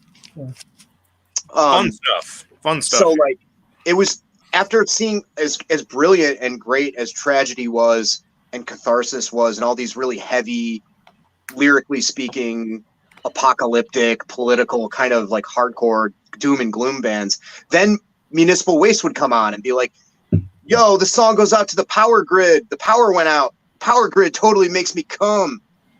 Here we go. Like just like nonsense. That was like, what I found is, like those early records I love. I like them. I saw them a bunch and they were fun seeing live. But then like by like the third LP when they're like, this song's called like Evil Wizard on a skateboard. I was like, what the fuck? I'm like, guys, you're that cow is dry. you start getting into like Valiant Thor territory, and I'm like, Yeah. no, Yeah. I mean, I'm not into yeah, that. it's whatever. fucking Like, Valiant Thor, CKY shit. Fuck that. I mean, Did municipal waste stick with the Ed Repka art all the way through their shit, or not really? Did they start off using him? I don't think Waste 'Em All was Ed Repka. I think they got him for I can't remember the record after that. The Art Something of Mutation. Partying. Yeah, Art did he of do Partying. Art of Partying? That's what I thought. Yeah. But, like- People like really love his art. I think all of his shit looks the same. I'm Looks not exactly a fan the of his art. fucking same. I'm not a Well, fan it's like of the his art. It's a cool look. It's a cool look. There's was some cool 30 years covers, ago, but it's but- all the same motif. See, Marty and I were talking about this on my stream before it went live. I feel that way kind of about Christian Necrolord Whalen. All artists have their style, you know. Right. It's all. Well, what I said was Marty was wearing a Dissection Somberlane, I think, shirt. Oh, it was, And I was like- Storm of the Lightsbane. Storm Lightsbane. And I was like, you know what? Like, I like that guy's style. It looks cool. But if I like unfocus, if I like squint my eyes enough, it looks almost just like a tapestry you'd buy at a state fair. Like you throw a dream catcher on that shit, and maybe like a wolf howling at the moon, and like Christian Necrolord Whalen shit looks too much like that kind of stuff to Like me. the I like Ed Repka, but like It's I like don't know. this guy. I can't remember the name of this artist, but this guy has done Yeah. tons of art for tons of bands, and like it's good art, but all of it looks the same. It looks the Right. exact same. You mean like fucking what's his name? Raul. Might have, yeah. Fuck, what is I this know. guy's name? Someone in the comments, I'm sure knows. Paulo Gerardo or something like that. Oh, Paulo Girardi. Yeah. He's the guy who did like Blasphemo Faker. Yeah. He did he does Manila Road covers too. Power. Ellerin Cantor, that's his name. Oh, okay. Ellerin Cantor, like great artist, but it all looks the same. Fucking mix it up. Ed Repka, I dig Ed Repka, but he's got some fucking stinker album covers, and the biggest argument for that would be the cover to El Rostro de la Muerte by Hyrax. It's like one of the worst Repka covers I've ever seen in my life. What about that Evil that Dead? Killjoy album that he did is pretty bad What looking. about too. that Evil Dead cover he did with like the guy on the beach with the towel around his neck? That shit's That one's fucking bad. terrible. It's real bad. Not Like- good. Not even like technically, it's well painted. Just conceptually, it's like so. If you look at all of his album covers, it's always one figure in the front, like a guy with a towel around his neck, or that necro, like a figure in the front with a couple behind him, and then like a burnout city in the background. It's all the same shit. Do you think though, with the guy around with the towel around his neck, do you think the band requested that, or do you think he's like, "Hey man, like pay me this and I'll listen to your band," and like I'm Ed Repka, so I'm going to draw something that comes to my mind, and he's just drawing that, fucking laughing because I knows. think they probably just said, "Hey, Ed Ripka, sell us some of your art," and he Yeah. said, "Here you go," Yeah, and yeah. they used it because he's Ed Ripka. I drank like 50 Bud Miller Lights and drew this picture of a guy with a fucking beach towel around his neck, and you're going to pay me for it. Yeah, you're gonna pay me for that? Oh, here you go. Yeah, that's $3,000. One of the best cover Reason art stuff fucking thank those Goat Lord EPs. Hey, Goat Lord Yeah. artwork is Well- a work of art. Well, it's the thing is like all of these Do I guys. have to pull out my Goat Lord albums again and show that fantastic artwork? I mean, All even of like these guys, Leprosy, I might have Leprosy is seen as like an iconic album cover, but it's typical Repka, a figure in the front, maybe one in the background, and a landscape with a color scheme in the background. They're all the fucking same. Yeah, That's like Chris Moyen. There's another one. You know, all his shit is terrible. Oh, genius. Oh, look at this genius fucking artwork. you should Oh, show look the at other one. Why are you showing that one and not the Sodomize the Goat cover? Because everyone wanted me to show Oh, I Sodomize I the get Goat. it. I And get I it. decided I to get it. say, fuck you. You get demo rehearsal 87-88 artwork instead. It's all the kid killing that Well, makes everybody that art knows so what cool. the Sodomize the Goat art. I mean, it's in the title. I don't Yeah, know. I mean, feel like you know exactly what it is. But I feel like all these guys are illustrators. You know, like they're there to do a certain thing. There's going to be repetition. I mean, same thing with Dan Seagrave. Like he's mixed it up a bunch, but it's going to be either a scary twisted landscape or a monster. that All looks right, like it's very twisted for the landscape. children who don't know their ass from their elbow, here you go.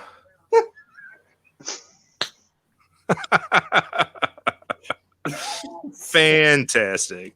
Oh, it's the worst. And Jason wasn't here to blow it up all big for you all, but there you go.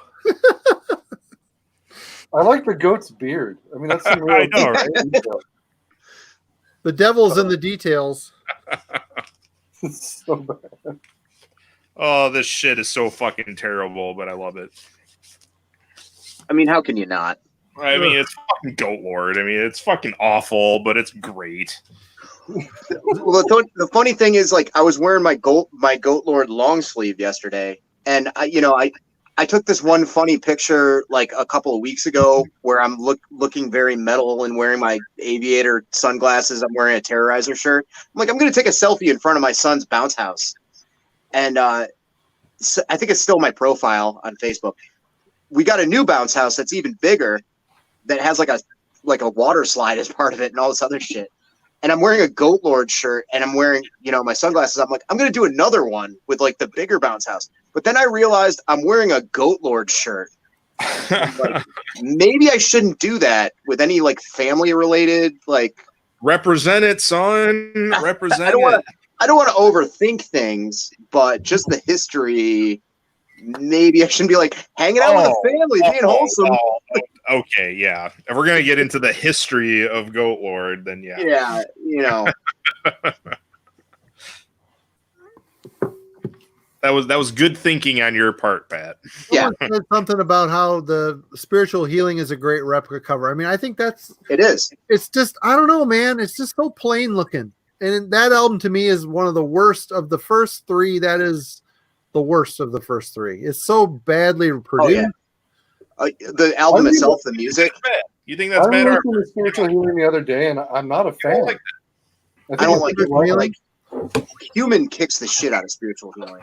Music. Oh, yeah. Fuck yes. Human's my favorite one out of all of them. Well, Scream Bloody Gore is my favorite because that's where I started. But Leprosy. Human. Scream is probably my second favorite, followed by Leprosy. It's tough. I don't know. I'm a big fan of Sound of Perseverance too. Like it's a different animal entirely, but How do you feel about spiritual healing? I think it's okay. It's fine. I mean, I feel like boring covers. Hey, what? You guys want to see some Shitty sex art? Check this stuff out. Death. Sexual healing. I totally thought you were going to show Warheads on Foreheads again just to do I it. thought you were going to show that one Ramon record you have. I want to see that cover. Yes. I want to see that one Ramon record cover you have.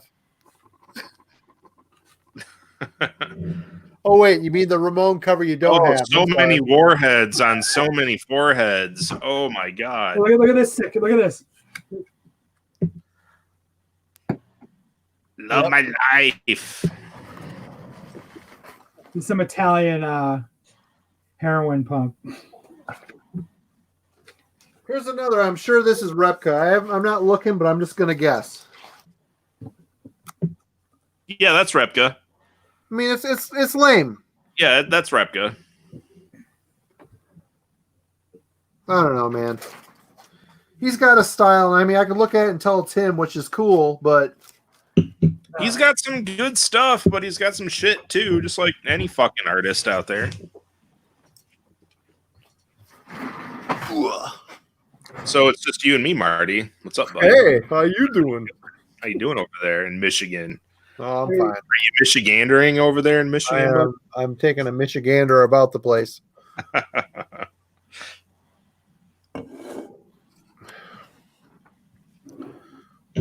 Scream Bloody Gore, is that Repka? I'm assuming it is. That's all right. It seems like it's got a little more depth and the background isn't so, oh, I'm just going to paint this baby blue or, oh, I'm just going to paint this pink. It's like an actual scene in the background. Yeah, I mean, I think he's got a good art style. It's just, it was used on too much stuff for too many bands all at the same time. That's So him it too? was just like it was overload of Ed Ripka. So anytime you saw Ed Ripka art, it was like, yeah, okay, sure, That's whatever. Repka? No, this isn't Ed Repka. This is somebody far, far less memorable. I don't know. I like that better than Repka, to be honest. Is that Ned Epco?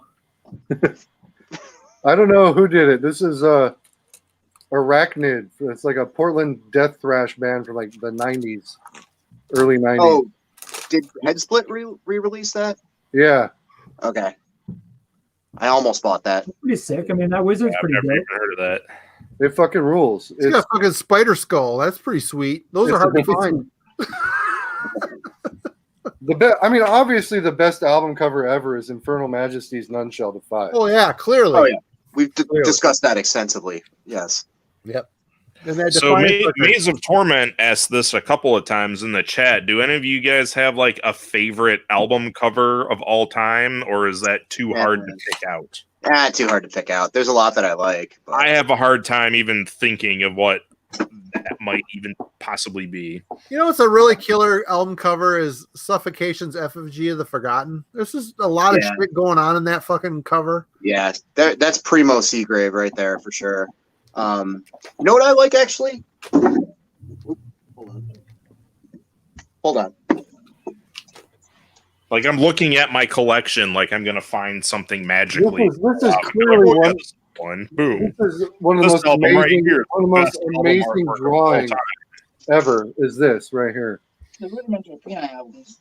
Oh yeah, the Rudy P shit for That's cool. You know what's a cool cover that you have, Eric? That you silly siren, Ulysses Siren. Ulysses You Siren. silly Yeah. siren. You silly sirens. Yeah, the LP, the LP. The album cover is really cool. Yeah, that shit rules. And you look at like album covers like Killing Technology or Dimension Hatros or Warren Payne. What a great fucking album covers, you know? Yeah, absolutely. There's a lot. Away is a great fucking artist. Actually, let me show you guys something real quick. Check this out. He's a great artist, but he got lazy when computers got involved in his medium. Be great. Have any of you guys ever seen this book that he did?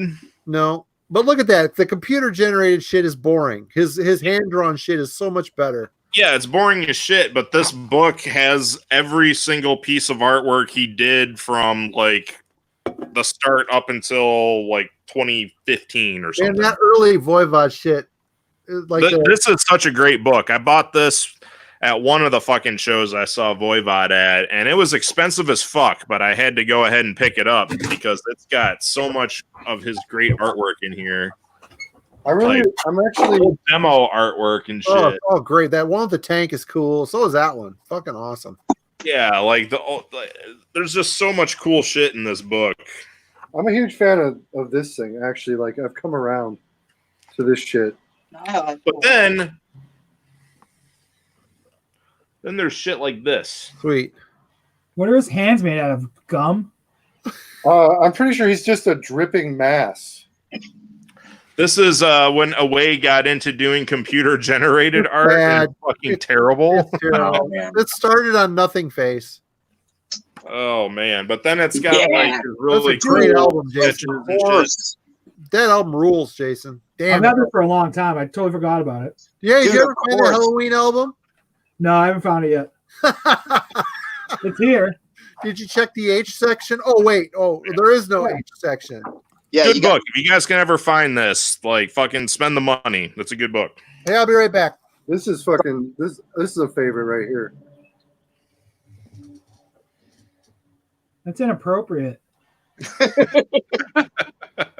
inappropriate. That's inappropriate. It's Tombs of the Blind Dead, man. Come on. Now I should have mentioned Sean Taggart, who is one of my favorite artists who did Agnostic Front, Cause for Alarm, Crumbsucker's Life of Dreams, that Whiplash cover, tons of flyer art for like Underdog, big New York hardcore dude. I have an arm covered of with. I've clearly had a few beers. No way. Got tons of Sean Taggart tattoos. Love Sean Taggart. You said Life of Dreams? Did I hear you? Yeah, I did the Life of Dreams. Yeah. I'm trying to think what else. He's done tons of. It's all New York stuff. I think this is probably my favorite metal Super cover of Touch. all time. Yeah. I mean, you that's- can't go wrong with this. I mean, I like the one for Melissa, but I think this one took Melissa times 10. and Yeah, it's like no, the most that's- metal cover ever. So That's beyond. What's the name of the artist? Like, people are always showing that off. Does anybody even discuss the name of the dude or woman who drew it? I know it's not this guy. I know he didn't Oh, fucking draw it. No, but it's funny because it's like I always forget the name of like the Iron Maiden guy. I'm like, oh yeah, Derek Riggs. Like, because he only, as far as I know, he's only done Iron Maiden stuff. The Cover Motorhead guy. art by Thomas Holm. All right, Thomas Holm is the guy artist. did all the motor or most of the earlier Motorhead stuff and designed the War Pigs. Name is Joe Patagno, Patagno. who's done a ton of stuff. Like he's done Oh, stuff man. for like he's done stuff for Sepsism and like Mind Eraser. Like he definitely has done lots of work outside of Motorhead. I can't believe we've been talking about cover artists the whole time, and we haven't even brought this dude up. Who did Janet? Plus Head. Yep. Or this Yeah. one, hey Pat. Yep. That Underdog record. That record's so good. Check out what version I have. It's the blackback. Don't know what that means.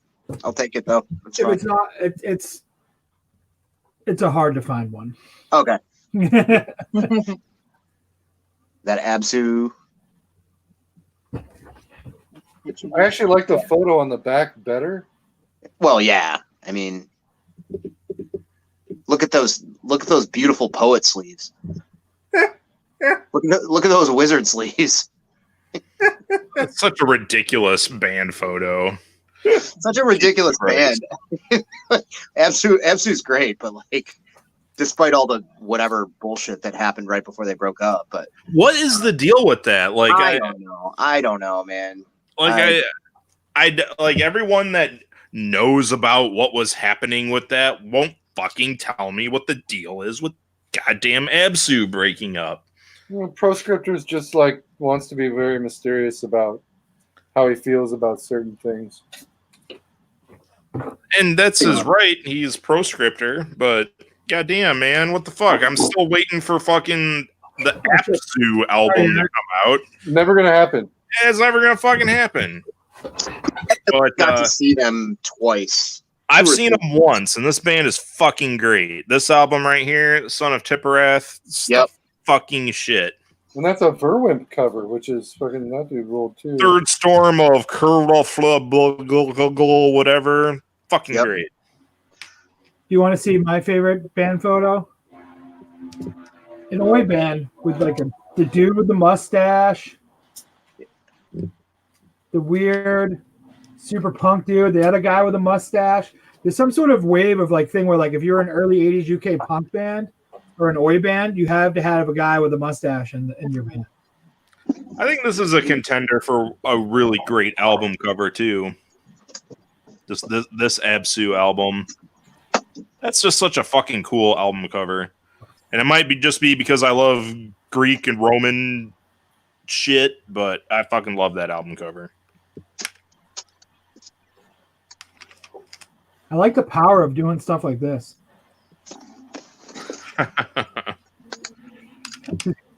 Jason, have you ever listened to Absu? No. Well, you need to. That is a fantastic cover artwork right there. You see this one of my faves? So good. Yeah.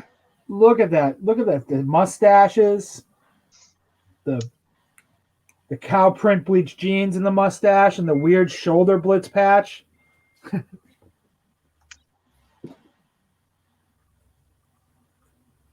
That band rules, Eric. Yes.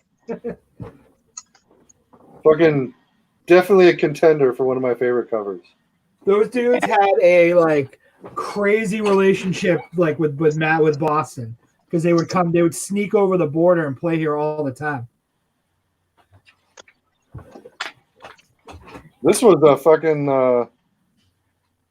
this was a kick me down from Mr. Ground Zero Salem. Yeah. Because you talk so passionately about how that was a grail and you love that record, and I was like, I love that record too, but not as much as Eric does. It's I'm just so gonna- good. So I'm gonna good. send it to him and I'm gonna buy it on CD and What call album? it good. City Weapons by Inepsy. I still need to get a copy of Rock and Roll Babylon, though. That's the one I have, I think, isn't it? I don't know. I don't know either. That was one of the first bands. Well, not the first, but one of the bands that kind of started a wave of like crust dudes listening to Motorhead. I'm gonna switch over to my computer because my phone's about to die. Yeah. I will BRB. Yeah.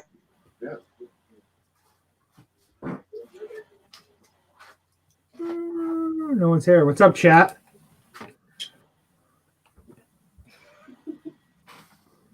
Do you dig that record, Marty? I do. Rock and Roll Babylon. Yeah, I do. It's like a punk Motorhead. Yeah. I'm gonna remove Pat. I'll be back. Pat will be back. So South Shore.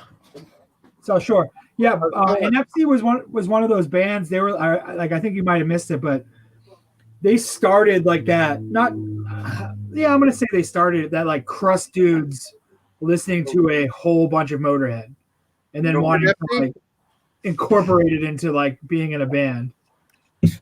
My buddy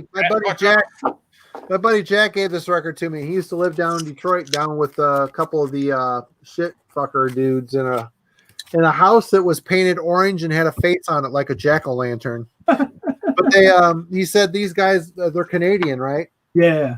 He said they come to Detroit all the time. He said they'd roll out and they'd slide a case of beer, cheap ass beer, into the center of the pit and say, "Start drinking this shit. It'll make us sound better."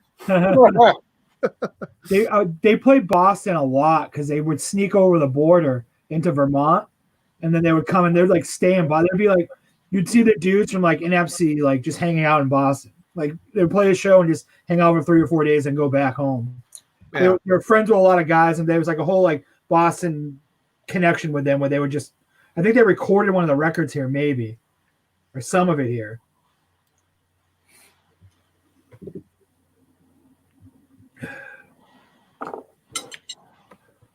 Wordvert is asking me what my favorite Absu is. I think Terra. like most people. Yeah, if the answer is in Terra, it's wrong. Yeah, I mean it's Terra. Son of Tipperith is really good too. I mean, I honestly like all of them equally, but the one I pull for the most is either Terra. It's perfect. It's a perfect record. It's a perfect album, but I really like this one too. That's all good too. I mean, it's fucking solid. And I showed it earlier. I don't know who all was here. There were a bunch of people missing, but I mean, this album is fucking fantastic too. All the Absu shit is fantastic. Ooh, sorry. My And I favorite am one is, pissed that they broke up before putting out Absu. That just really annoys the fuck out of me. Because it was supposed to be a trilogy.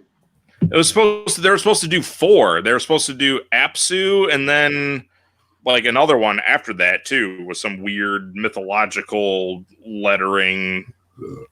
Because Absu is 4 letters, so they're doing Abzu, Absu, Apsu, and then some other one that I can't remember. But and they we'll never broke up before they did it. No, they fuck. I guess there were problems brewing within the Absu world that I am not privy to. So, Come on, let's get some TMZ going on here. What's up? What's the deal? No, they had the one member who came out as like trans, right? Yeah. And basically was bullied out of the band between like Proscriptor and some of the other people. oh really? I didn't know that. Yeah. Yeah. Well, that just kind of ruins Absu for me. Well, Yeah. that's about. I mean, it's, let's say, for me with Absu, it's the same as me with Amoebix. It's like, yeah, I'm not going to probably throw any support at any of their future endeavors, but their previously released work still like has an impact and still has a place for my listening habits. Yeah. Yeah, never meet your heroes. Yeah, I mean, that's a lesson you always learn. Yeah. No, yeah. Imagine all the people that think we're fucking awesome. If they ever actually met us, would they start to hate us? Do you think? I'm pretty boring. I don't know. Like, Yeah, I I'm mean- boring as fuck. I mean, I'm It's like bald. I listen to heavy metal. I like comic books. I'm not cool. I Not do- cool at all. What about you guys? Are we you went, bald? we went You to the like comic book shop books and heavy today. metal too? Pretty We much. We went to Yeah. the comic store, and Nana did some curbside pickup, and I didn't get shit. I made cookies tonight and argued with my son over homework. I mean, typical dad shit. Nice. I ate a bunch of clementines, then felt like shit. Clementine oranges?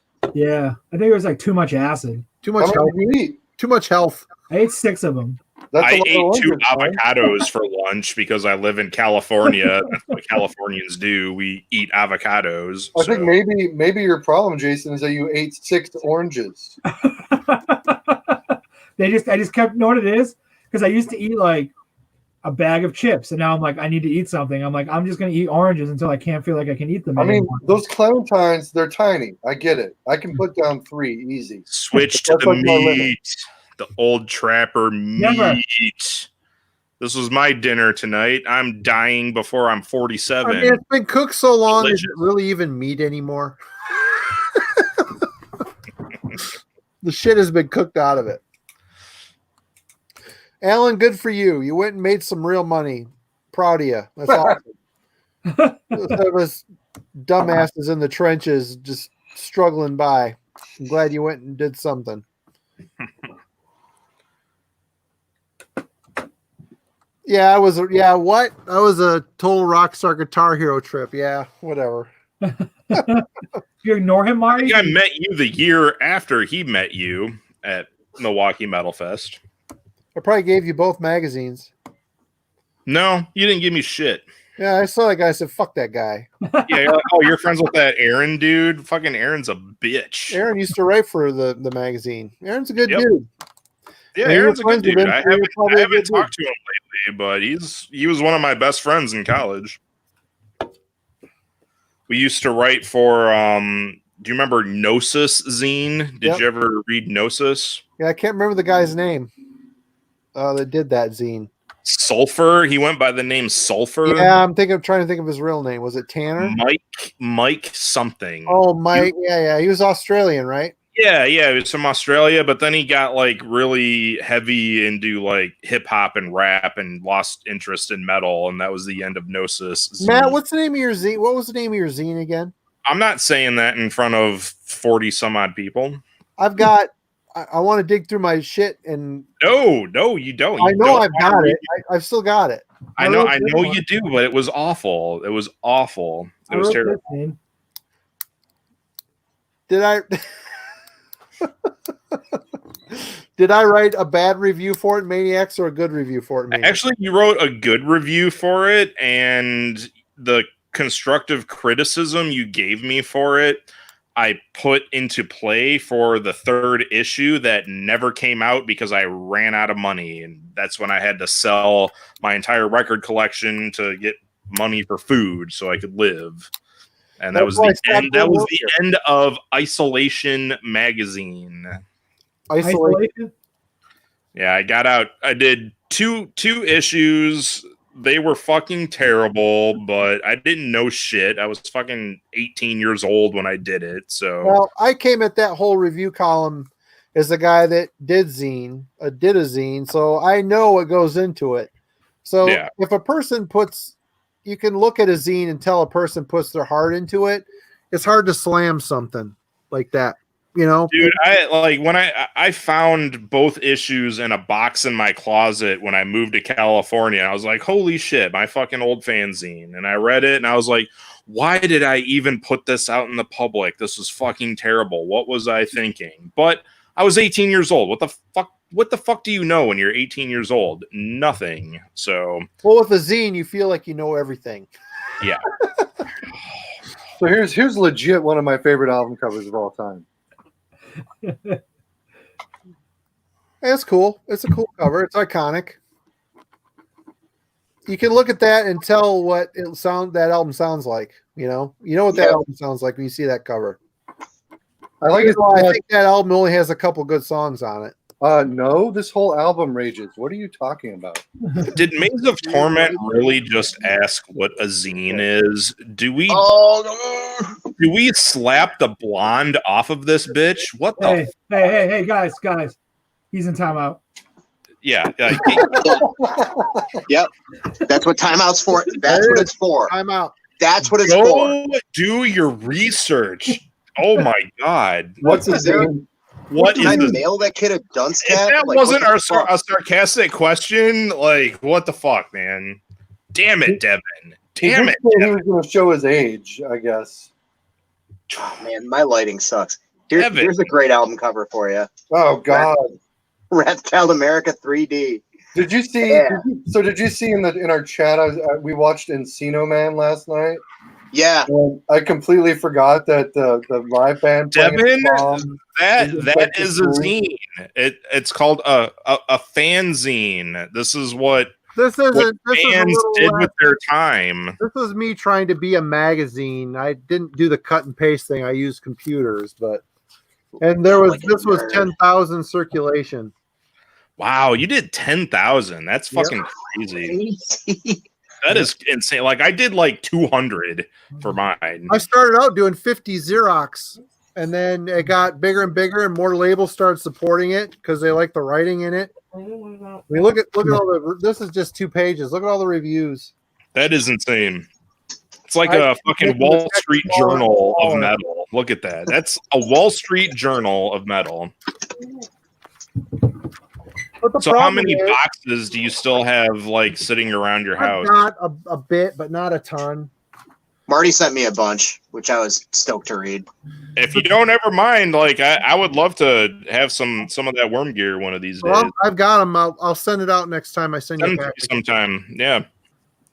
But the thing of that happened was the Milwaukee Metal Fest stopped. Every time I tried to have an issue done by the Milwaukee Metal Fest era. Yeah. So I could go and I could give away 3,000 zines free. I mean, these are free because the advertising paid for it.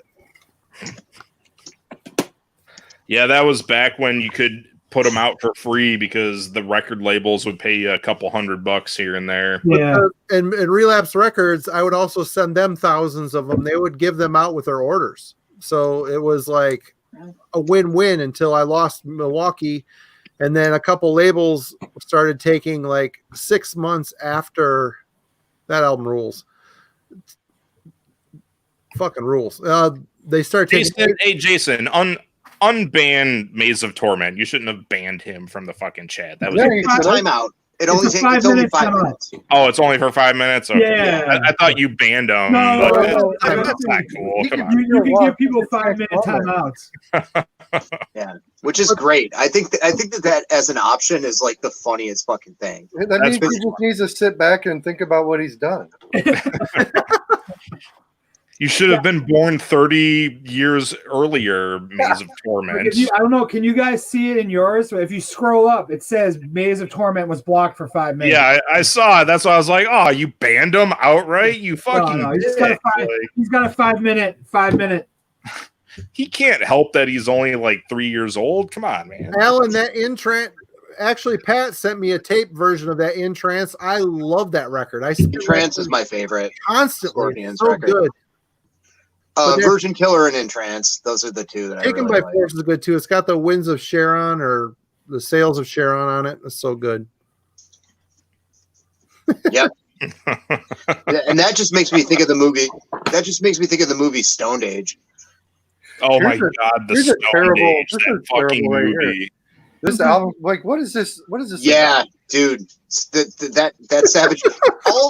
And Master of Disguise is really bad too. It makes Ed Repka look awesome. So bad. So here's the greatest album cover of all time. Look at that CGI, early CGI, Oh, man. God. Oh, wait a minute. It's not gonna be. Oh, yeah. Wow. Look Look at the back of this CD. Look at this ridiculous shit. Look at this. Looks like Look at all that. Like, what the fuck is this? Terrible. Oh, Yeah. This was one of my free promos from my zine days. I actually don't mind this CD, but the fucking artwork. Whew. All right. So you guys know who Toxodeath is, like Mexican death thrash black metal band? Yeah. Fuck. See if you can see that. It's like bad CGI with a girl with no pants on, all doggy style. Oh, like, I see it. what the fuck? What is happening here? It's like, It's like, have you seen that before Like a recipe for sexiness. before there was Dragon Force, there was Demoniac, and I think they put out like one album. And Remember Insanity? Remember that fucking terrible band? no Demoniac way, had Insanity was awesome. Demoniac Well, had a all right, picture disc. The band name is terrible. Oh, band Yeah, it name's awful, but the music's terrible. pretty good. It was the main dude from Demoniac taking a pic from behind, and like, somebody took it into Photoshop and did that, like, enhance the edge glow. Enhance. It's awful. But here's a good one. That's not derivative at all. Oh yeah, that band. Oberon tape. Fucking Nuclear War Now just put that out on vinyl, man. Yeah, this is the tape reissue that came out before that. It's got a picture of it has a picture of the original cover. Here's the original. Yeah, the original's great. Oh, Black that's so metal, good. anyone? That looks like it's from a monster manual. That's awesome. Yeah, that album's not bad. It's weird Russian first wave black metal. And this apparently I learned this after the fact. The layout for this was done by the dude from Absurd. So I should probably throw this in a garbage fire somewhere. But But you're not going to. well, he's not in the band, right? You Hey, guys can have garbage fires? I'm jealous. We're not allowed to have garbage fires. don't be absurd. Oh, But dude. Well, 3 points. Ew. heyo. Air horn noise. Don't apologize to Maze. He did not know what a fucking zine was. He's too young. He don't know. Oh, come on. Do you know what tape trading was? Have you ever heard of tape trading? Yeah, is that when you like use Scotch tape to oh. No, That's exactly what it is. Oh man. Oh, we love you, Devin. We're just giving you shit, but god damn it, man. What the fuck? Is it one of these? Need to go potty?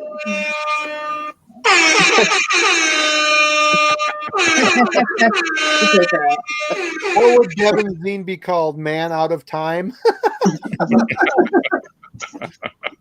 My people call it corn of torment. Oh man. Sorry. That's pretty good. I think I mentioned this in the last stream. I just ordered a bunch of zines from Sweden. Dude, it's called Quarantined. It's sick. Fuck. Motley Crew. That a Fucking love VHS. Oh, Motley Crew, man. Shout out to Devil. Shout. Good shit. Would you say that's metal? Would I say Motley Crue is metal? Yes. Nah. It's hard rock. Hard rock. Hard rock. I don't know, man. There's some pretty fucking razor sharp riffage going on this shit right here. It's a good album. Fucking Mick Mars, rule. Mick Mars can only move like 1 inch at an hour, but he can fucking play guitar like Yeah. really well. I can't believe they wanted to tour with that guy again. He's like the Crypt Keeper. He's like been waiting for death for the last 20 years. Did you read That the dude rules. autobiography where it's like, He's the only member of that band that I like or respect. well, yeah, but like the biography just cracks me up where it's like all of his chapters are like, I would just get like really drunk and then go out and lay down in the ocean and hope high tide would take my life. All the rest of the guys are fucking doing heroin and banging prostitutes. They're like, "Where's Dude. Mick? Oh, he's probably on the beach trying to drown himself." Same. Yeah. Same, bro. Here's a good one.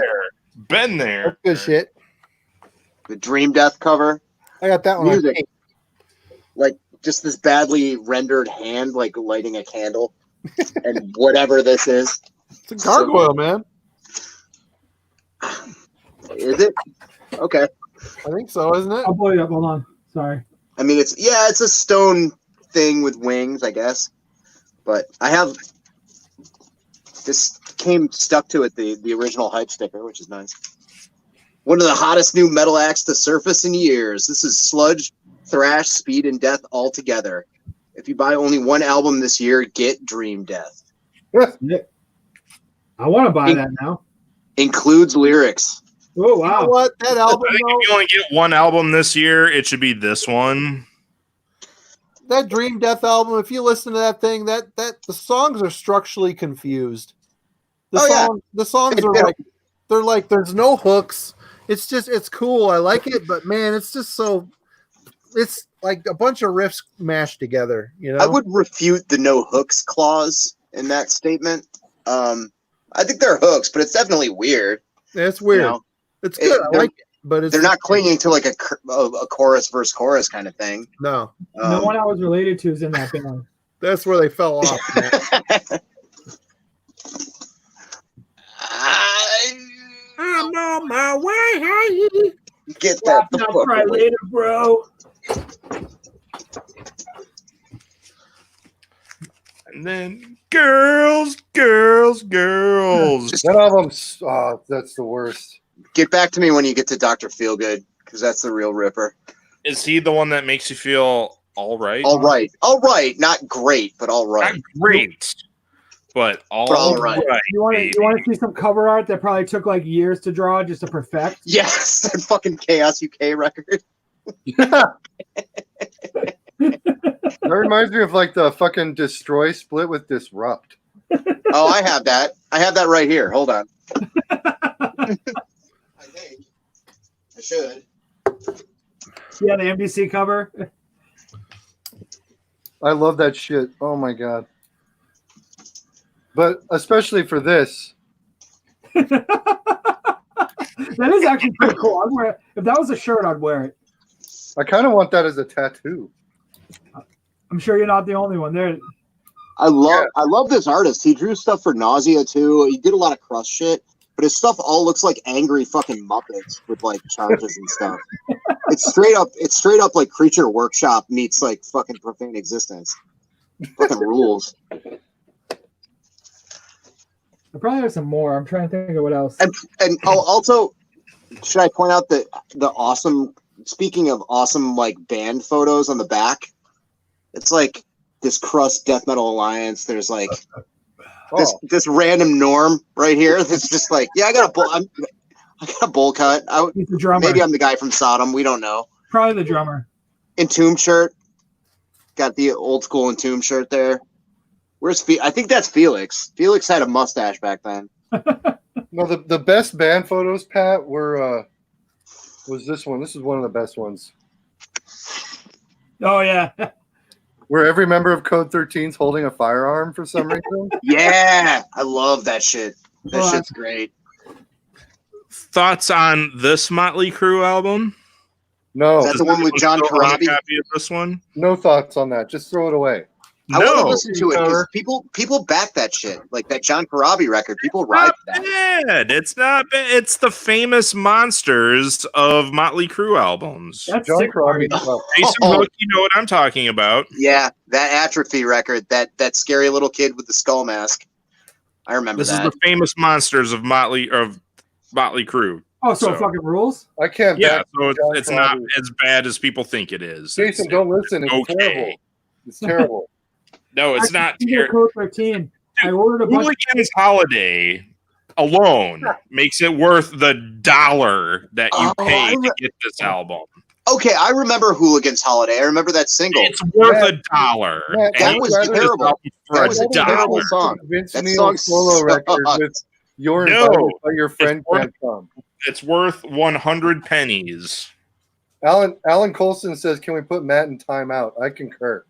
You can go fuck yourself. You can go fuck yourself. How about that? You guys should go buy this. I ordered a bunch of shit from Felix on We're talking about Epic. Discogs. So he fucking tossed me one of these, and I was so stoked because I can't find. I own this. I can't find it. The fucking straight up discography CD. Do you have one of these, Eric? I don't, but I think I'm only missing 145, and then I have all three of the things they released. There's fucking 50 songs on this. That's a lot. It rules. Like I probably spent like $60 buying records from him, and I was like, man, there's some CDs in here, and this was one of them, and I was like, as disappointed I was about the Ramones record not having a cover, I was equally as stoked to get one of these. I bought this when it came out, and I don't know where the fuck it is. It's long gone. Oh, there you go. Some Lizzie Borden. Check out that cod piece. That thing's classic. It's like a tidy whitey cod piece. Dude, that's a good photo. That is a good photo. A good album too. I'm into Lizzie Borden, man. That stuff's fucking. Yeah, the first albums are great, man. But does that cod piece beat this cod piece? Mm, I don't know, man. That's one hell of That a is cod the worst piece cover right there. ever. the Worst cover album ever. cover of all time, but that cod piece. Look at it. I don't think that's the worst cover ever, man. Really? It's pretty bad. They're way like all the band photos in Witchcraft by Obtained Enslavement. What about this one? This is a bad one. Hey, look at the CD. The That's Mace, pretty bad too. weren't Mace were from Seattle, weren't they? I don't know. Oh, right. What about the fucking screaming Hyrax egg? Oh yeah, Love that. the weirdest. It was recorded in Mount Lake Terrace. Yeah, Mount Lake Terrace, man. That's right around the corner from me. Shitty They were from Mace was from Everett, Oh, I which is where Travis lives. have a couple of Mates records kicking around. I love that band. The dude's wearing a fedora on the back of that. That shit's great. Oh shit! And one of them is actually holding a mace. Well, of course. You got to. Where is it? For the longest time, one of the worst album covers ever, especially with all the covers leading up to it being so killer, was Creator's Extreme Aggression. Wait, hold on. Give me that. Extreme Aggression. Yeah, that's a shitty cover. It's just a band photo. It's a bit, and the weird colors on it, not good. Look at all the cool artwork leading up to it, and then they settle for that. It's like, really? Well, that was the record label decision to do that. They had a different album cover set for that, but the record label was like, yeah, no, we're just going to use this generic shit. Yeah. Mace. Hold on. Check it out. I don't know why I have this like soft focus porno thing going on. Is your web camera got like a finger smudge on it? No, dude, it's my phone, and I've like kind of tried to clean it a bunch of times, and it still looks like that. I think it's the lighting, but also here's a real mace, so that's cool. But yeah, check out dude's fucking fedora. It's great. You know what? We've all talked about this in our chat, but I'm gonna go grab this album because it rules. Hold on one second. This is one that Takes Bets out. Is he going to every show us time. a Halloween album? Is he gonna Technically, it's a Morning Star. Did you buy that at King Richard's Fair? Just shit that's in my house for no reason. Like, That's sick. That dude's fucking jacked. Why does he have a sword and a gun though? Dude, because it's the apocalyptic future. You never know when you're going to run out of bullets, so you need a sword. True. All right, we're talking about shitty album covers. This ranks up there as shitty. I mean, what is that? oh yeah, that Scorpions Oh, record, dude. that shit's terrible. The fuck? That's real bad. Are his feet airplanes? Well, that's what I'm wondering. Oh, check out the back. Oh, Look at his butt. oh, that's What's written on his amazing. butt? What's written on it? Like the credits? The band names, man. Is he like skiing? I don't get it. It's like he's on airplanes. He's I don't know. standing on top of airplanes, rocking out. Whatever. But I will say, if you were to tell me 30 years ago that I would like this record now, I picked this up last year at a record show here in town. And I finally listened to it here the other night. And this album Evil Ernie? rules. All right. Well, that record's Is this rad. Hey, that album's a fucking banger. Well, That album is a fucking banger. It's like every song is like simplistic, but it's like so well written. But it's a banger. That album fucking rules. It's so good. I couldn't believe how good this Looks like record there's was. songs on it. Yeah, they're fucking awesome. It's more than just fucking a ball sack. That album fucking rules. And Udo sings his fucking ass off on this record. Fucking That's yeah. a great record too, Eric. That album rules. That Oh cover yeah, is that record is fucking it's rips. so bad, but it's so charming. Like I It's love a it. great record.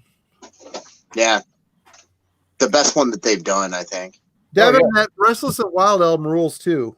Don't This get me is- wrong. This is one of the few that I bought the I don't know. the, Amanda pulled it out. the color variant Evil Ernie. because it's like, hey, we love German thrash, so here's their flag That's cool. on our record. Fucking rules. I don't know if I'd say breathtaking. Breathtaking. Breathtaking would be a bit much.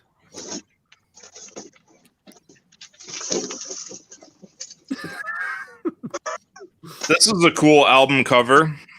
That is a cool album cover. I like it. Guar, hello. I love that. And the record. fact that it's chopped off at the bottom for some weird reason. Is Is that a anybody- shimmy disc? Is that a shimmy disc or a metal blade? Oh, this is the metal blade. I'm not cool enough to have the shimmy. I've got the shimmy disc. I'm not cool enough to have the shimmy. I got the metal blade. Does anybody have the Destructor Maximum Destruction? That cover's fucking great. I don't have that. All right, I'll get it. I'll show you.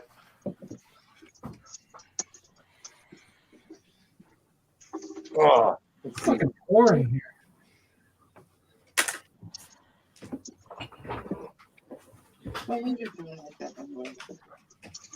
I don't know. And just because Ben's in the chat, I'm just gonna go ahead and show some love to Halford here because this album fucking rules. Here you go, Matt. Yeah, there you go. This is a shimmy disc tape. Nice. This Does is a it great still play album. though? Does it still play? Of course it does. It's not all warbly and fucking No.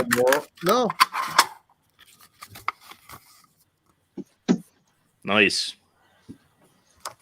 Nothing on the inside. Too much money.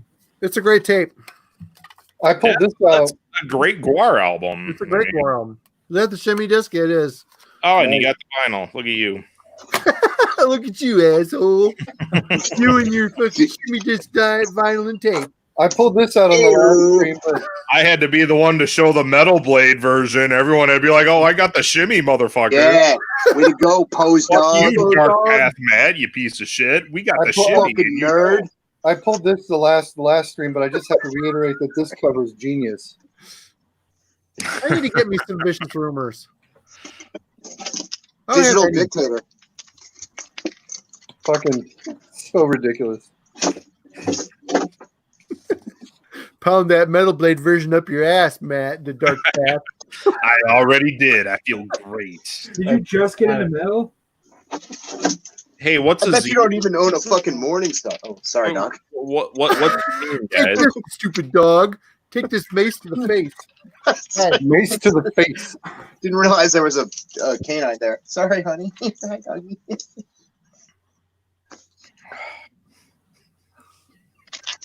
There's no room to get in my lap.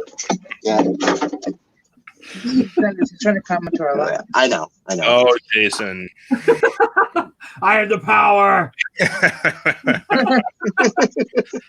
Wait, hold on. Oh. You can't. Here. You want to try? Here. Let me show you. Let me show you how ridiculous and uncomfortable this will be. Oh, you son of a bitch. You son of a bitch. You know, the good thing was, like, I only made like 200 copies of that shit. So, like, who fucking has that shit other than Marty, of course? Marty's like, I got a reader issue and a issue I have on a cardstock in the shelf. Yeah. Ugh.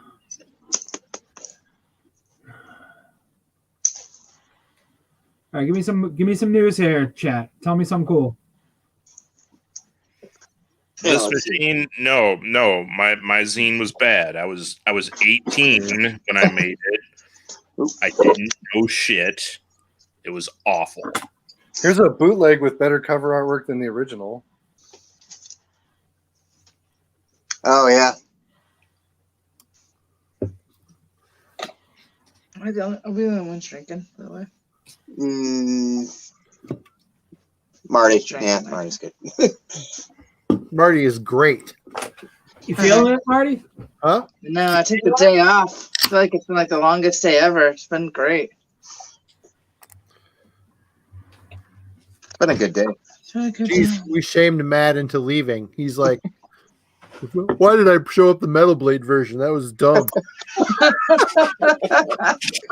Dude, I couldn't even find anything. I got so hung up on the fact that I'm missing a record. I don't know where it is. it's a good, clean, fun record though. So I know, but I was like, I was gonna show off the ridiculousness of it. Well, which one was it? Was it between Hard Place and a Christian Rock or something like that? No, it's the one that's the 4 variants. So I have like the NWA cover, the I remember that thing. How is this Yeah. guy considered a ladies' man? But I'm That's what I want to yeah, know. I'm missing one. He had money. Yeah, cocaine. That's what. So I don't have the first issue. I can't find it, but I found the second issue of my old fanzine in a box. There it is. Right on. I'm gonna have to hunt for Thanks. that. I wrote it down. I'm gonna have to hunt for that. I want to check it out. Please don't. It's bad. Let me just show it to you now. Awful. It's not. It looks good. from the editor, who writes that in a magazine? No, look at this crap.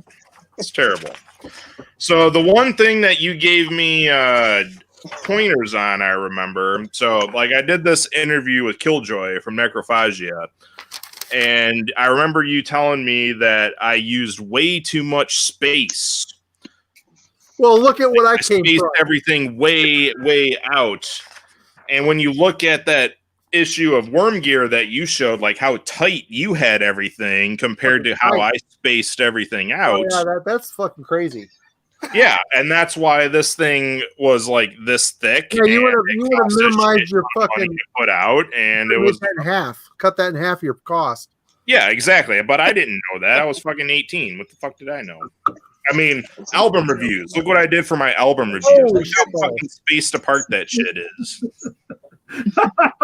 That's easy. A person that was blind could read that with all the. I mean, bumps on the- that could be like a quarter of a page, right? right. So, you know, I could have learned, but yeah. I like Yep. that album cover. That's a cool album cover. Interview I did with Paradise Lost. They just released a new album today, which is cool. Yeah. That's the same artist that did the Endless Pain artwork, Marty. Sweet. Oh, the fuck's his name? It's German McGermanson. German McGermanson. Yeah. Nick Germanson. That's a cool name. Hello, Mr. McGermanson. Do you guys remember Copy Cop? Did you ever go? Yeah, they had him in Albany, not in Syracuse, but I So just what- thought that was the funniest name, Copy Cop. One thing I'd like to point out real quick before I throw this back in the box is this this artwork that you see here. My mom did that. Really? Whoa, That was artwork that my mom had done. That's really cool. And I actually used this when I did when I did my record label. I did a Shroud of Despondency album, and I used the exact same artwork on the Shroud of Despondency cover. Right on. So yeah, that was something that my mom had done, so I used it. Sweet. Hey, guys. There you go.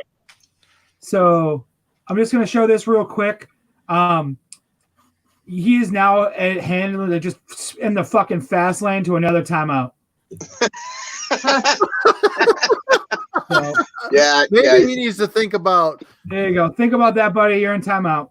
There you go. He's got an easy pass into timeoutville. Oh man, I Well, missed what Devin said. Why did he get put on timeout again? He said Manowar had bad cover art. Oh yeah, I mean, fuck you. there's nothing. Everything about this album cover is right. It's amazing. all I right. mean, it's do you like eagles? Do you like pecs? Yeah. Oh, you don't? Oh, so you're not American. That's great. Do you like overt homoeroticism? I mean, come on. Do you like Yeah, I Auburn, do. New York? Hey man, do you like things that are cool? Well, then you fucking hate Manowar cover art. Then you fuck. I like the fact that Eric Adams really hasn't developed any muscles yet in this picture, and he was just like, and what has he got, like a cast on his arm and shit? Oh man. It's a battle cast, dude. It's for deflecting blows with a blade. There's a cast that I would sign. I put my name on there and say, "Get well soon, Eric." Dude, try to hit that shit with a broadsword, man. It ain't happening. So the funny thing about Manowar is, like, if you watch any recent concert footage of them, they're wearing like fake muscle suits to kind of emulate what they look like on those old album covers, which is fucking hilarious to me. Fucking Like that one Wolverine costume I wore that one year. That's like the thing. I don't know what you're talking about, but yes, exactly like that. No, I'm just thinking of like like Halloween costumes that have like built-in pecs and abs and stuff. Yeah, you it's know? like fake puffy muscles. Yeah. Dude, he didn't have time to go to the gym anymore because he was too busy wailing on his dirt bike and molesting kids. So I was going to say, does the stage show consist of the guitarist coming out in a van that says "free candy" on the side of it? Here's the best Manowar cover right here. Yeah. Yeah. Doom Hail to Sweden. 7-inch. That's nice. The free candy Manowar van. Dude, the best thing with that DVD with the drummer who left and they bring him back and he's like sitting there and he literally looks like a dude you'd see like playing Keno at a fucking convenience store. And he's like, then the phone rang and it was Manowar. And they were like, hey man, do you want to play drums again? And I was like, fuck yeah. And they just cut. It cuts the dude wailing on his fucking Honda 450 at Neverland Ranch. Is Devin in timeout again? Yeah. Oh, good. Yeah, he good. badmouthed Manowar. Good. Yeah, so- that's a good place for him right now. He Yeah. needs to think again. You guys gotta understand, like you gave me the power. Kids today, man, they just don't know. They don't know. Hey, if that's the only reason we have to time out people, we're doing better than last week. So Yeah. Oh yeah, dude. We never addressed that. Should we address that now that we're all liquored up? Oh great, yeah. What are we I addressing? don't have any liquor yet. All right, now that we're all beard up. I'm not really. I Beard want up. that soda. What are we addressing? Red Bull. I guess. I mean, I don't know who's. I mean, for the live audience, you know, I don't know who's gonna see this. I don't know who needs to see this right now, kind of thing. Everyone seems to be okay in this grouping of live streaming, but last week some of y'all were kind of pissing us off. So, you know, not only us, but for like valid reasons. Some people were getting racist in the comments. Some people were getting really stalkerish and really disrespectful of some of the guests that we had. Not going to name any names, but that shit's not cool. You guys should respect the guests that we have and not stalk them on their Facebook pages afterwards. That's fucking lame. Yeah, And especially friends of mine, because I'll Racist bullshit that you're posting, like, don't pull that shit around us. I mean, you guys should know that's not what we're about. So why would you even go there? So fair warning, I would say moving forward, racist comments, sexist comments, or any reports of stalking certain people we have on our streams is not going to be tolerated or handled well by us. You understand? You understand? Okay. Don't be a dork. Yeah, don't be. Back to Manowar. Manowar is fucking awesome. Yeah, nobody can Get that stop. dripping, oozing sex appeal. Oh, Look how far So- Columbus put that sword into the fucking dirt. That's what you have to deal with when you mess with us. yeah.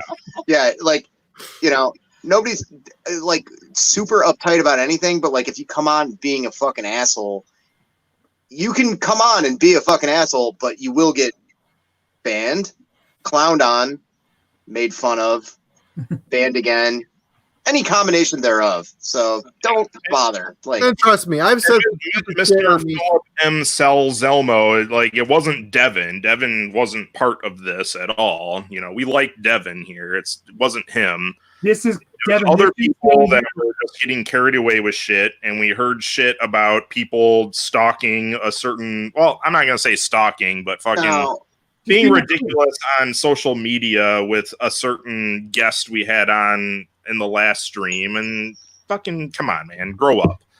Yeah, And Devin. being racist, being sexist, that's not gonna fly with us. So Devin, this comment here just bought you one more free idiotic comment. So you have a free pass, but if the I second think idiotic being a timeout is choose wisely. has given him some perspective. Choose wisely.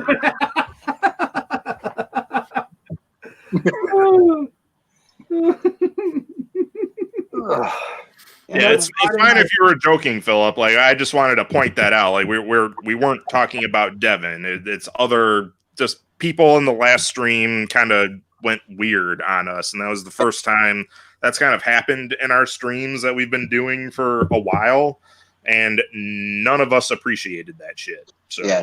I mean, there's been little touches of things here and there where somebody's like, well, what about honoring heritage? And I'm like, dude, I know what you're fucking saying. Get the fuck out of here. GTFO, yeah. Like, You know, if you don't, I mean, go watch Canyon. Don't watch us. Go watch exactly. Canyon videos. Like, if you want to go on somebody's like comments and like say a bunch of edgy and like deliberately offensive stuff, there's plenty of metal YouTubers where you can do that. You can go be a fucking Scuzz Lord, Edge Lord, fucking Sketch Lord with people that aren't any of us. Yeah. Because we'll just if ignore watch you. Our streams and you watch our videos, you should know that isn't what any of us are all about, you know. So Do you know what I'm all about?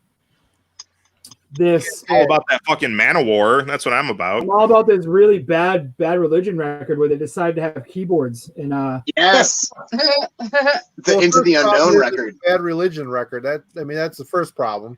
Second problem is it has a cover.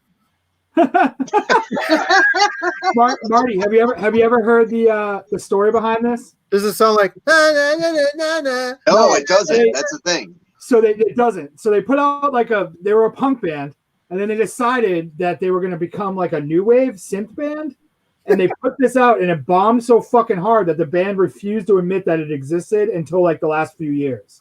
They pulled all the presses back from the stores. This is a bootleg. Original presses of this sell for like stupid money because they literally recalled them all, and they refused to admit that its existence until literally probably like not even fucking around, probably like 5 or 6 years ago. They finally they would answer questions about it. I didn't know that. Yeah. Yeah. Into the Unknown, man. I still haven't actually heard it, but it's hard. weird because, you know, like I remember hearing Bad Religion when I was a kid and being like, okay, so you got How Can Hell Be Any Worse? And then you have Suffer. How Can Hell Be Any Worse came out in 82. Yeah. Suffer came out in 85 or 86, I think. Yeah. Something like that. Like there's many years in between. Like, what happened? What were they doing? And like nobody talks about it. And it's like, oh, they're going to this weird synth like prog rock thing for absolutely no fucking reason. Yeah. And it's Totally weird. It's 1983. It is on Epitaph. This is like even the bootlegs are. I don't even like this. Fucking sucks. I don't know why I own it, but I think I own it because I'm a hoarder and I have to be like I acknowledge this record exists. Yep. So it's called Into the Unknown. As you know, when they went back to their sound, the first record was Into the Known, which was a nod. The only way they would nod the existence of this record, and Right. no one else cares about this. I don't. Yeah, no. I was gonna send it to you. Not anymore. But I mean, I totally get it. Like I wouldn't have bought it individually, but part of the appeal of me buying kind of like a lot of tapes on eBay that was like semi pricey was okay. Like there's stuff I want in here. Also, as a bonus, Cold Lake. I feel like I should own Cold Lake. Why? Why should I own Cold Lake? Because we're sick. because we're I mean, sick. So if all glam metal sounded like Cold Lake, it would actually be pretty listenable. But No, man, that's the thing. Like, that's trying to bring hair metal up to Cold Lake standards, but Is we're Cold taking it Lake from- worse than taking it this? From no, Frost Is down it Cold Lake to worse than this? I need to spend more time with that Motley Crue record. That's a tough call. It's kind of like choosing between like bowel obstruction and like diarrhea for 3 months. Like, you know, like they're both real bad. It's like I'm not going to argue with that. That's accurate. That's accurate. And I think of that. right. I Some think of hair that metal like is solid. Some it makes Travis, some hair metal is solid. It's all well. oh yeah. well, like old And Cinderella. that's the thing. Like, I think of that like King of the Hill meme where it's like Hank Hill talking to the Christian rock guy. It's like, boy, you're not improving glam rock. You're only making Celtic Frost worse. You know, it's like that's like what I'm getting from that. Like, and the thing is, like, I know that Cherry Orchard song well because from the video, because I have it on that Hard and Heavy like video magazine, the VHS, Yep. the thrash metal special, and Yep. like I remember seeing it on Headbangers Ball too, and it's fucking hilarious because it's a classic Celtic Frost riff gussied up to be like Bang Tango or something. It's Here's got the that thing. weird lurching climbing like dun dun dun dun dun dun, and he's like Cherry Orchards, and he's got his weird like thin rat like little face, but like big The nose that brown comes hair. like a Here's the thing. Here's the thing. As bad as Cold Lake is, as bad as Vanity Nemesis is, they're not nearly as bad as Hip Hop Juggin. Oh, Okay, fair enough. Okay, hold on. oh no! Don't you even come at us with, "Oh, that's not that bad." I own it. I own it, sir, and I'm not ashamed of it. It's so bad. It's the worst. It's terrible. We're talking about But Celtic it's Frost so and all bad that. that It's it's the worst good. thing that Tom T. Warrior has Yeah. ever done. Tom It D. is so Warrior bad lost that his it's way. good. He I've lost- got this bootleg right here with the Nemesis of Power and Prototype demos, whatever. There. All it right. is. Dang. Hip Hop Jungin is somewhere over here. I don't know. Ugh.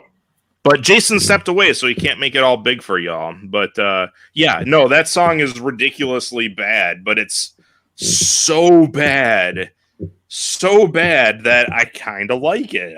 I can't explain it. I mean, it's weird because I love Into the Pandemonium, like just as much as anything that came before it. I can't- love all the weird shit. I love the fact that it opens with a cover of a Wall of Voodoo song. No, I love that cover. Such I don't give a bad fuck. choice. I like I love things that are so bad that they're like unintentionally good. And I'm not gonna say Hip Hop Juggin or this Prototype demo is good, but I mean it's so bad that you can't help but laugh at it. I mean, So by that logic, you would find Radicult by Morbid Angel extremely listenable. correct. Correct. Whoa, what's going on over there?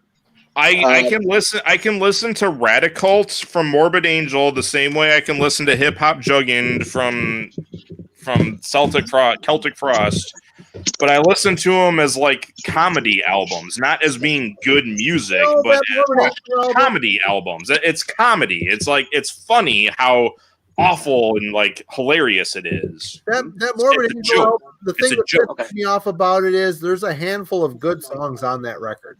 I'm ill- That Falcor song, even though it's annoying, it's so vulgar-y.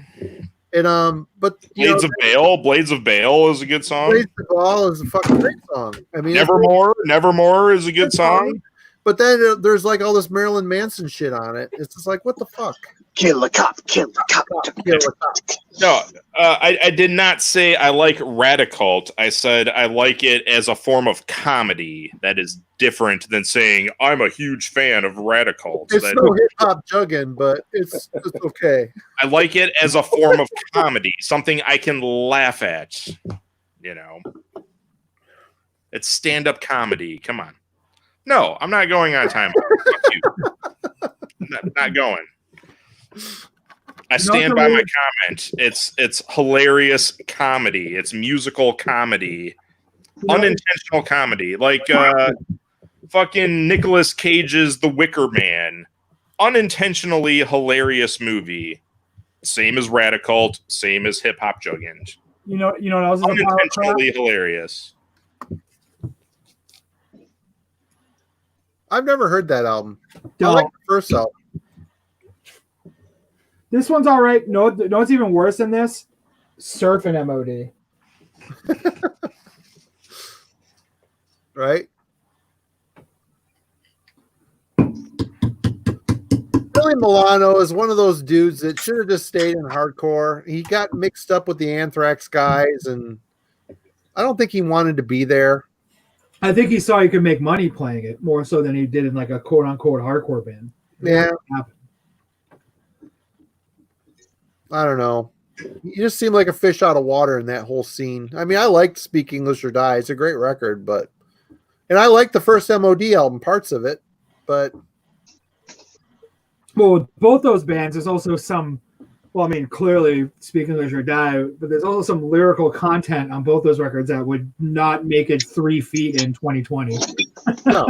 Oh, no, of course not. Certainly a different time.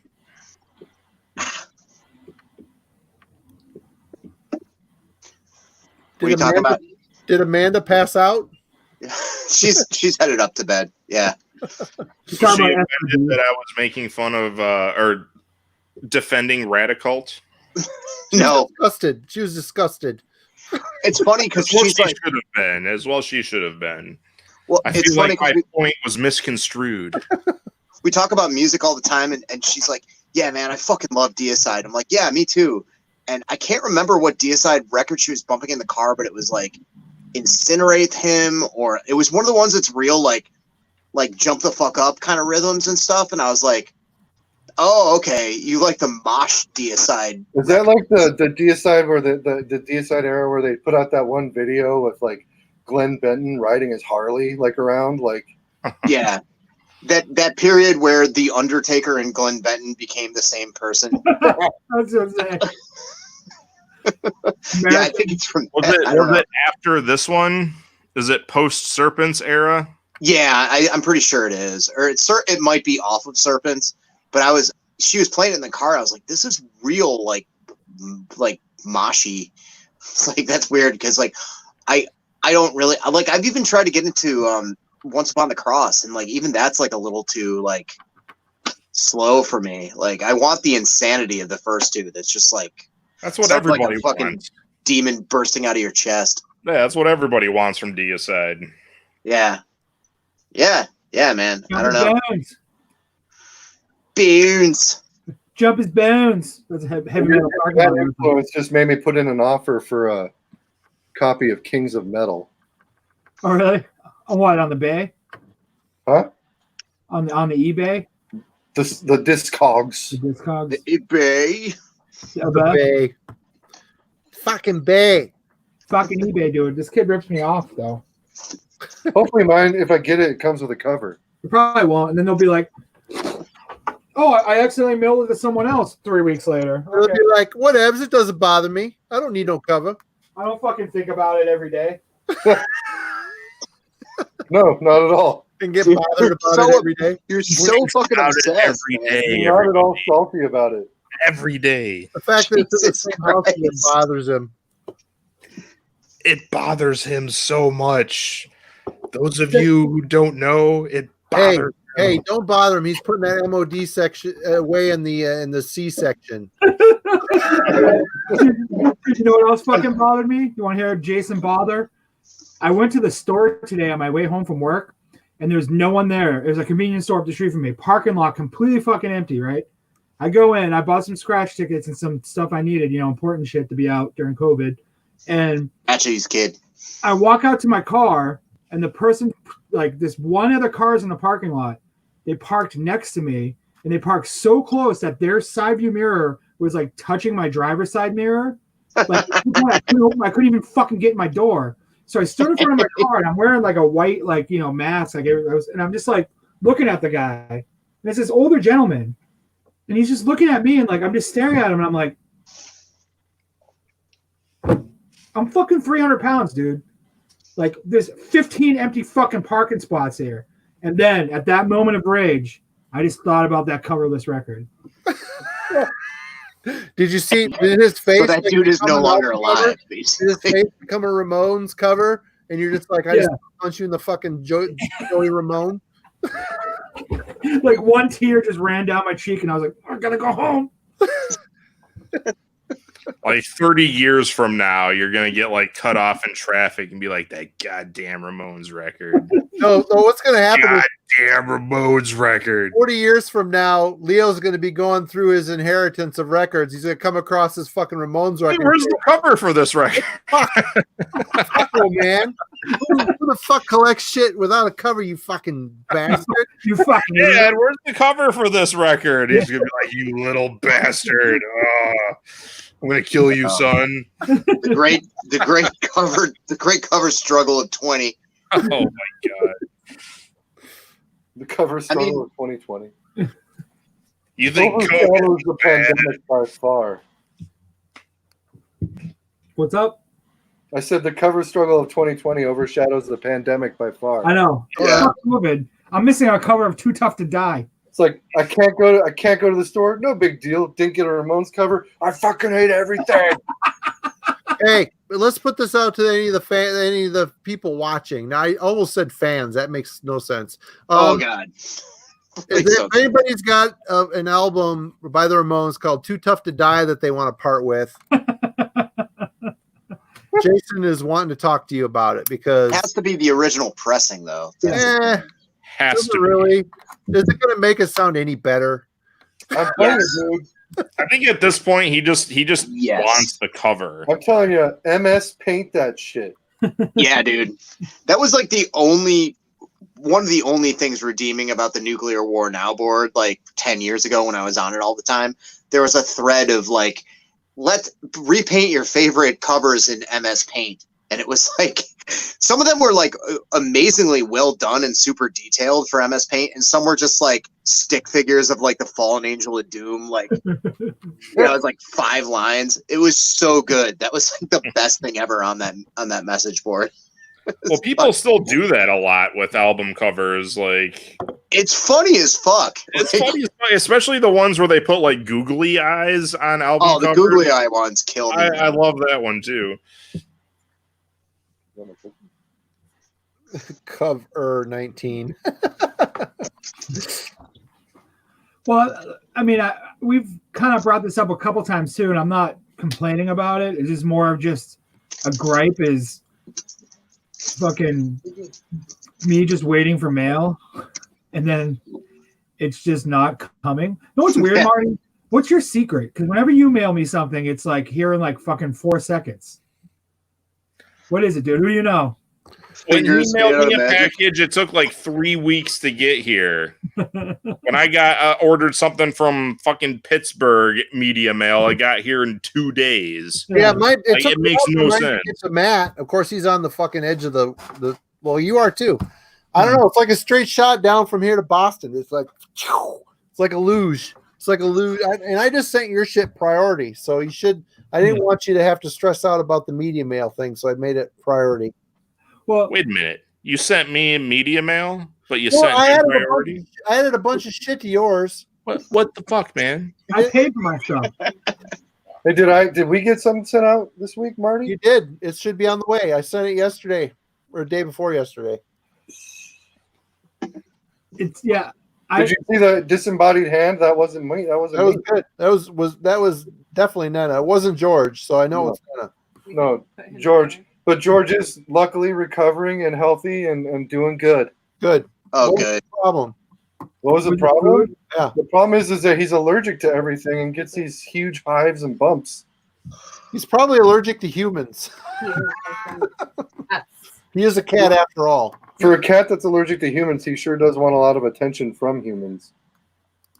Oh, He's a baby. He is a big baby. But it was a much cheaper vet visit than the last time he had to go to the vet. When we thought he was going to die. Oh my god, That's the problem with pets. They don't outlive us. No, but if he's got to go, I want it to be like in his sleep while he's dreaming about chasing a stick. A stick. I'll come chase it. Well, or a thing on a stick. A toy. A toy tied to a Mouse. stick. A mouse. And when he's, had like 10 years more life. Okay. Right on. Yeah, like anytime I've lost a family member, I don't really cry, but every time I've lost a pet, I'm destroyed. Completely Devastated. destroyed. Yeah. So Yeah, I'm going to have to try and take bereavement, and I'm pretty sure I can't do that for pets if he ever passes away. He's our son. you can, as long as you just don't say it's because your cat died. Well, at my job, you Or have to just show say him a an loved obituary. one in my family died, and you're fine. At my job, you've got to show him an obituary from the paper. We can- Oh, Oh God, Refuse to do Oh. that. really? Yeah, man. Fuck. Yeah. Refuse that. that's Either, fucked. Guy, either an obituary or a funeral, like a funeral announcement. We can make that happen. That's I'll fucking refuse foolish, that. man. That's cool. we had that happen here, the town I work in, where they asked someone for Fucked up. they thought he was lying, and I crammed that so far up the town manager's ass that he was fucking spitting it up for the next month. I literally I was like, oh really? I was like, you're gonna make someone grieving prove to them that they're sad?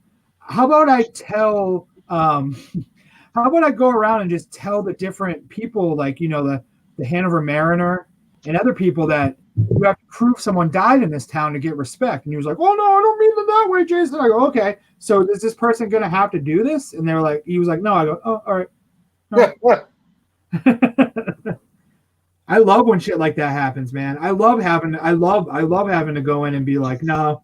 See, the thing is that our bereavement, we don't get that through our contract. That's just given by the company. Why not? You got to get in your Who's negotiating your shit? I'm moving out there. Dude, it's CWA, man, and CWA I leaders. don't get bereavement time at my job. That counts as personal time or I get vacation I time. get 5 days a year, but that doesn't even count. If I with the new system we have now, say I had someone pass away that lived kind of far away. If I went to the town manager now, who's the fucking king, that's how the structure is, and I'm like, yo, I'm gonna be gone for 2 weeks because this person died. He would look at me and go, hey man, okay, you don't fuck with that, man. You don't fuck with that. You don't do that. Yeah, it's pretty fucked. But yeah, I'm gonna have to take off probably a good 2 weeks if he ever goes while I'm still at my job. Just take FMLA. FMLA. I already pretty much max that shit out every year anyway. Or I could just get a Morningstar like Pat's got right there, and yeah. Or they say, Eric, you need to show an obituary. Just go take in, hold up cause of death, and say, there it is, bro. I'll bring in the first three. I'll be like, which one do you need to see? The good one, the great one, or the fantastic one? You want the incomplete, which is like cause of death part 2, but not as good. Here, look. Ooh. Okay. I know this is a thing for you. Where's my request? Where's my request Cause for of time off? death, Oh, it's the frozen in boring time. version. But I just listened to Cause of Death and Incomplete back to back yesterday, and I think Incomplete is better. Dude, I watched the Incomplete music video today because I remember when that came out on Headbangers Ball and being really excited. And it is a pretty good music video, but by the end of it, I was fucking bored of that one song. Let alone the whole record. I don't know. That That record gets me going, dude. I listened to the first 4 obituary records yesterday, and I was actually mostly surprised by the fact that I really like World Demise now, and I was never really a World Demise fan back in the World I day. got rid of it. I didn't like it. I don't care. I don't care. I don't care. Not great. Not the best track on the album. Not a good way to start your record. But once you get past that, it's pretty good. It's not. I mean, you can definitely see it's like hardcore adjacent somehow. Like that whole tough guy beatdown hardcore took a lot from that record. Yeah, But- it's better than that fucking redneck stomp shit that they Oh, came that's- out. Yo, that song bangs. No, Oh, it doesn't. fucking- It's so boring. Dude, Oh, it's you can't say the Incomplete is boring and then say redneck stomp bangs. Like that doesn't work. I'm just redneck being an stomp. asshole. No, terrible. look. Incomplete's fine, and so is the next one. Like I like them both, but I just hold them to such a high standard with the records that came before. Like they're both cool, but I don't know. I don't know what I'm expecting after. Slowly Rewrought is the GOAT. I mean, that's for me. That's like that's I don't even care for that album a whole lot.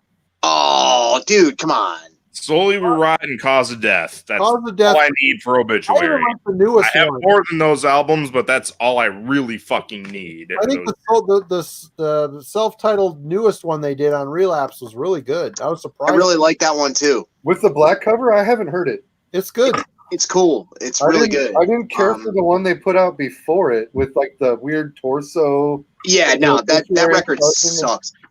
I think that record was that the crowdfunded one where they had the like tiers where you could like buy a barbecue with Obituary and stuff? Was that like barbecue with Obituary? Yeah, that was one of the Well, tiers. the Tardy brothers own a barbecue truck, so One of those guys. You could have a backyard barbecue as part of that's their day job. They run a barbecue truck and Doesn't fucking. one of those guys run like a cat sanctuary or something like that? Like Remember this fucking album, this fucking live Obituary album with this fucking clip art?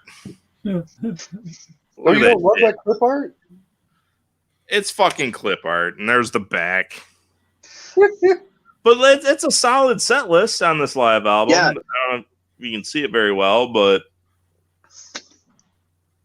it's good stuff, man. It's Slowly Rewrought not having any lyrics, him just going up there and mush mouthing it. I'm sorry. That's fucking dumb. That's dumb. Dude, I can relate, man. I've done it. Well, you could do it when death metal band if you forget the lyrics live. It's fine, but No, man. Like that fucking that crust band I was in, that Class Action band that Jason showed the CD last time we did this. None of the lyrics on that are fucking real. Mostly because it was like two singers. Like I did the growls and the other dude Ross did like the high pitched like shrieking thing, and like we couldn't agree on lyrics. He was an asshole and lazy. I gave him like 2 songs worth of lyrics when I was like, this is some stuff that I feel very seriously about. And I'm singing all my parts. He's just going, like there's certain songs where like we're just like stealing lines from like comic books or like random bullshit. Yeah, I understand because like who cares? Like you can't fucking it's true. The older I get, the less I care about lyrics. It's all stupid, most of it.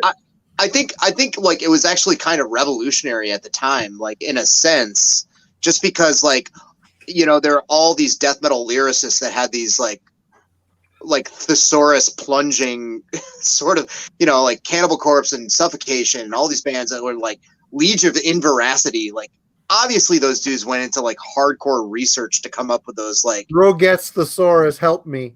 yeah, like these like $20 words. It's like, yo, you motherfuckers don't know what inveracity means just like randomly. Come on, man.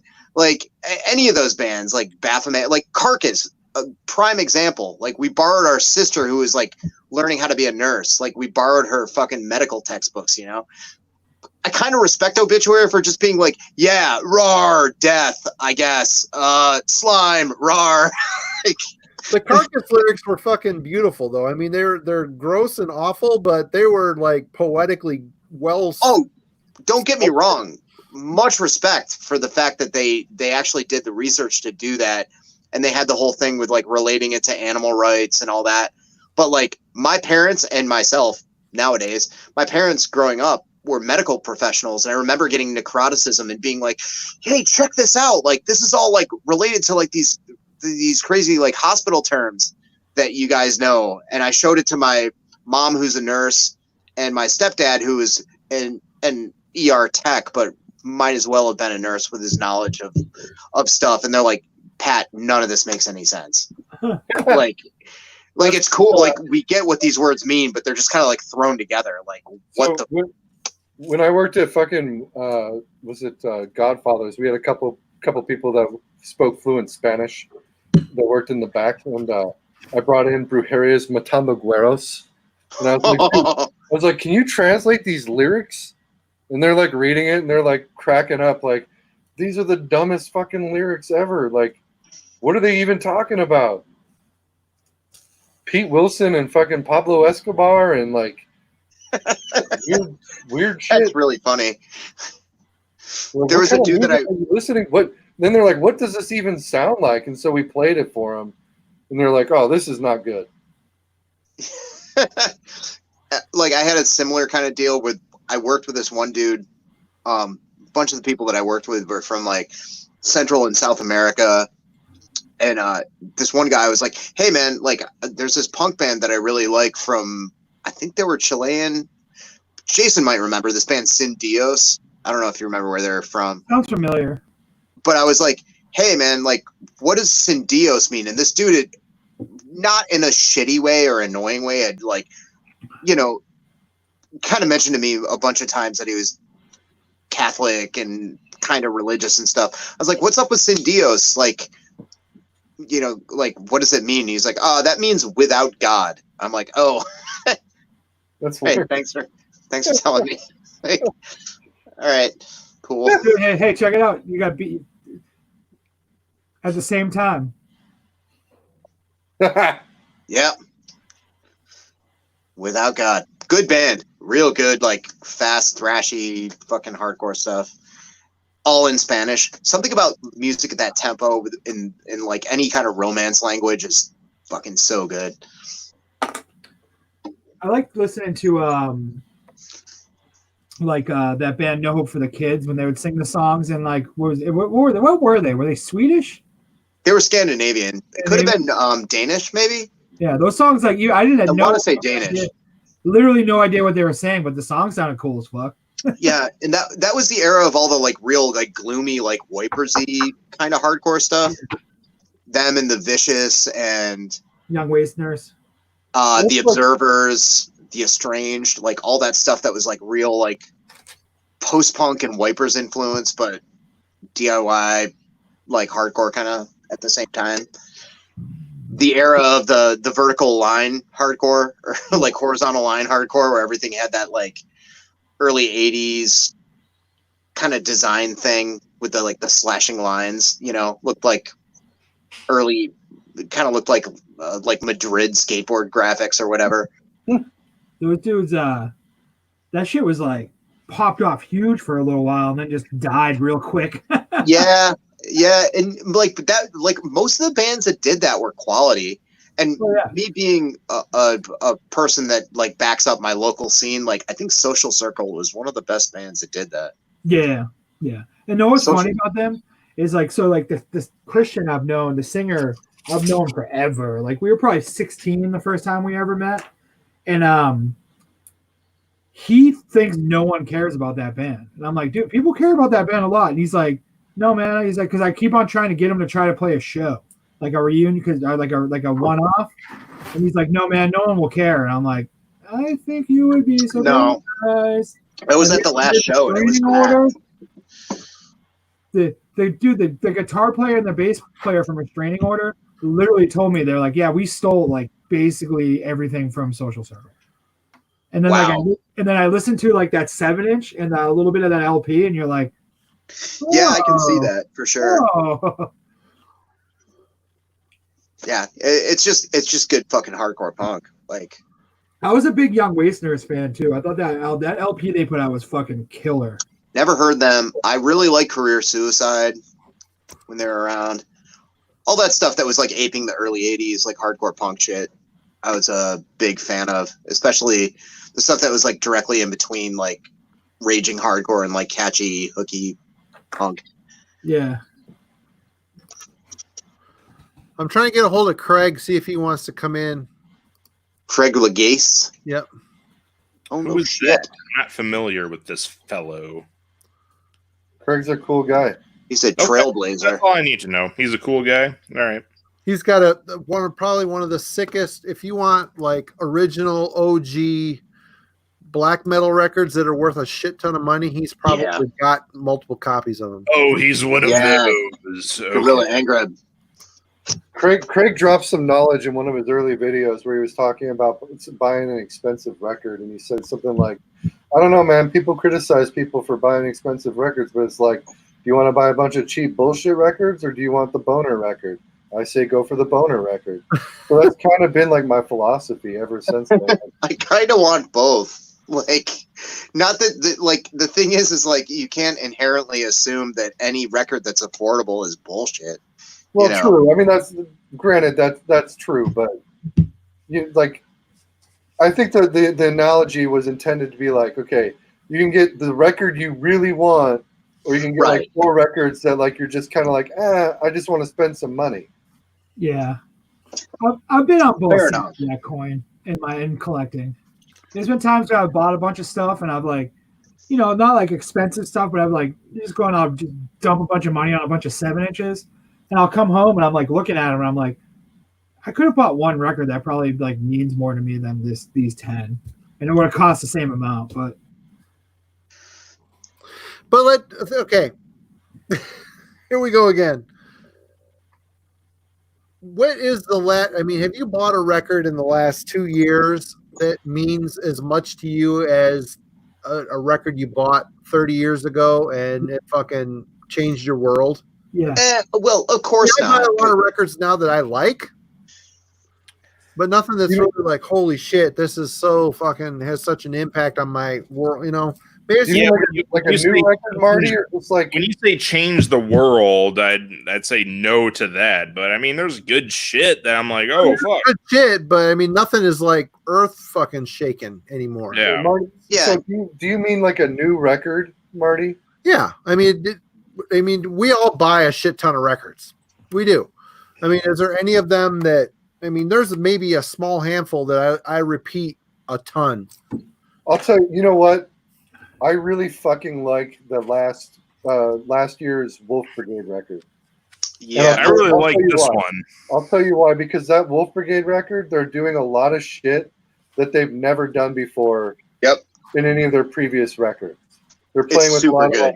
a lot of traditional heavy metal elements. Mhm. They're playing with a lot of new wave of British heavy metal elements in that. Yep. They're fucking around with just like old hardcore sounds. It's Yep. not just stadium D beat anymore. No, it's really good, and I'm with you on that. And I, like you mentioned on one of your, I think the record. I need to check out the last record as well because I think they were probably going in that direction. It The red completely cover? missed me because I think Ross or somebody talked about it, and I was like, yeah, Wolf Brigade, whatever. Like right after the name change, I stopped giving a fuck. Like when they were still Wolf Pack, they were great. And I think I checked out the first 2 Wolf Brigade records, and I was like, yeah, they're trying to sound like Tragedy. Yeah, Like- the early Wolf Brigade stuff, I honestly just don't really care that much about. Right, me It's neither. just like it was like, okay, so you change your name, you keep the font exactly the same. Yep. Was there even a lineup change? Like I don't I don't recall. But Why like, would you change your name if everything is the same? It makes no sense. because there was a white power band called Wolfpack, Well, that makes sense. and they did not want to be associated with that Yeah, because yeah. white power people suck and should be destroyed. Just to Right. make that clear. Anyways, exactly. Yeah, but that fucking Enemy Reality, that record that's a modern record that I think is gonna be a future classic. Like it's really fucking good. It's really, really fucking good. Like the only thing that like reached that sort of pocket as far as being appealing to a wide demographic, being that catchy, that tuneful. The only thing that I heard that's that good in that sort of little tiny micro genre up until hearing that this year was Genocide SS, the third Genocide SS record, which was fucking mind-blowingly good. That's like I can think of 2 other records kind of in that same like genre that like kind of did that for me, which was there was that one. There was that Dead Hunt record that came out in 2018 that Blackwater put out.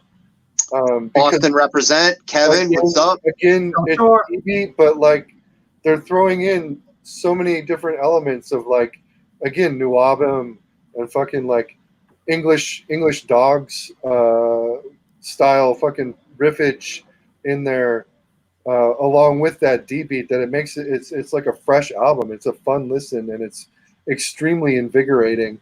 And in the same vein was the last War Victims record which I think is probably the best record that they've put out ever. Okay, I haven't heard that, but It fucking rules, man. I can't pronounce I'm the game title for that. in Swedish, I'm- but I'm totally game for that shit.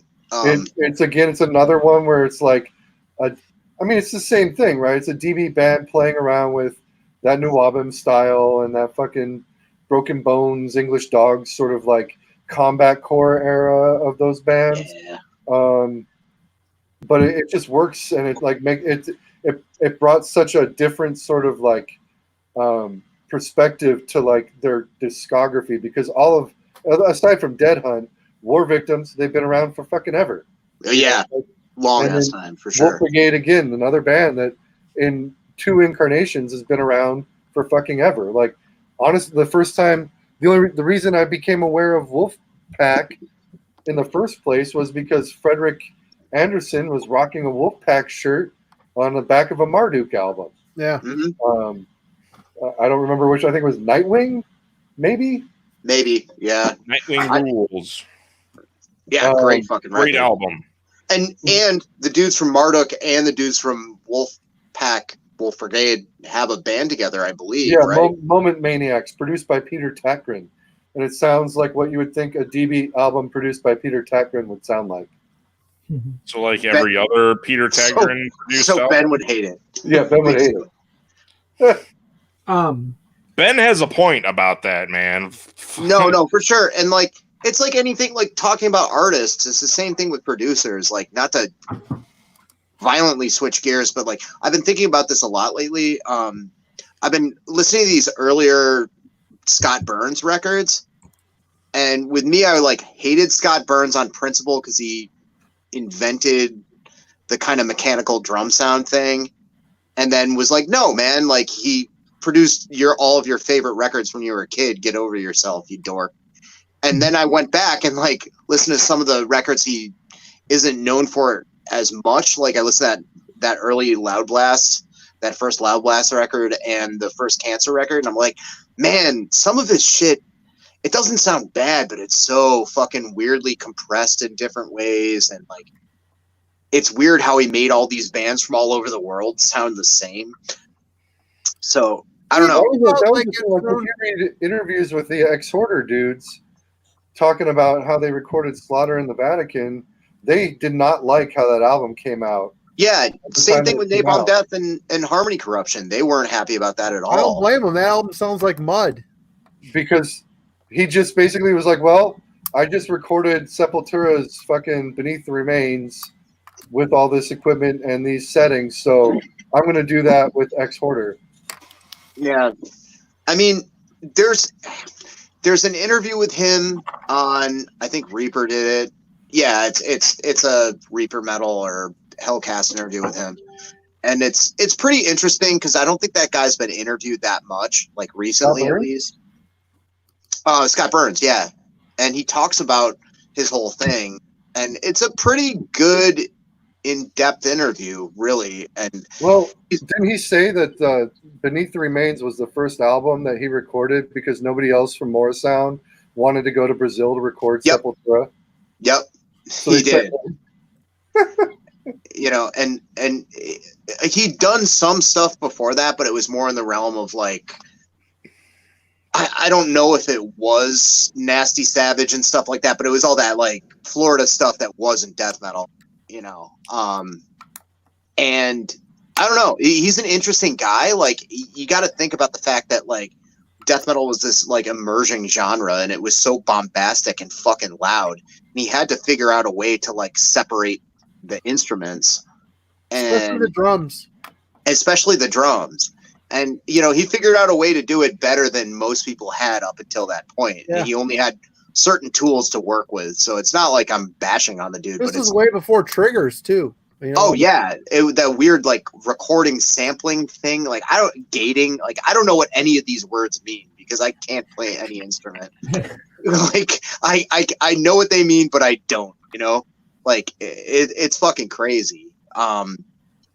Because you think about like Napalm Death, Scum, like what the fuck, like everything leading up to that, like the unreleased master record, I don't know, like all kinds of all kinds of shit like that. And you had like dudes like Tagdrin, Skogsberg, Burns, you know, all these people just trying to figure out how to make it sound okay. And before that, you had like Accidents, like the Heresy Face Up to It record, where it's like, we have an electronic snare. You can hear it over everything. Like, you know, like it's wild, you know, how people are trying to figure out how to produce stuff with like blast beats back then, you know, and it had like a very definitive sound. But I'll take any of the sounds from back then up till over what happened in the late 90s and early 2000s for sure.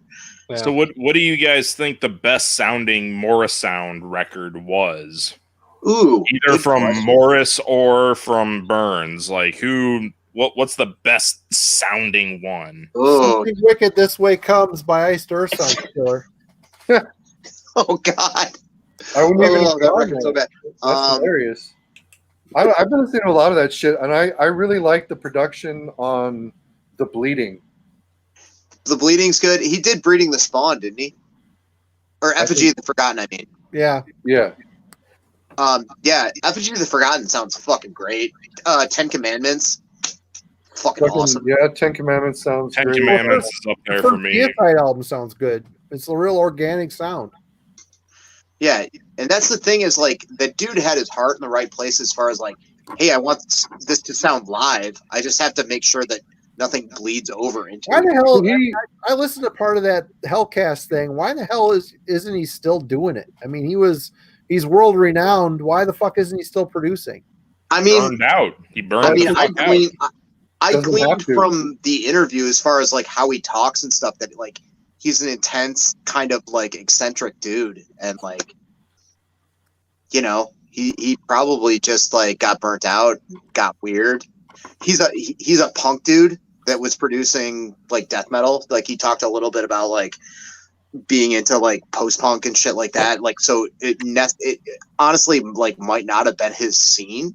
Jason, I think That might have Devin been And I needs to think a talk lot about- of the flip side of his fame of being a good death metal producer kind of turned him off on it too. Once everyone Yeah. was like, "Oh, everything sounds the same" coming out of that studio, that It's the probably same kind of board. hurt him after a Same while. And he's board, like, it's "You know the what? same Fuck guy it." doing it. I get that. You know. Yeah.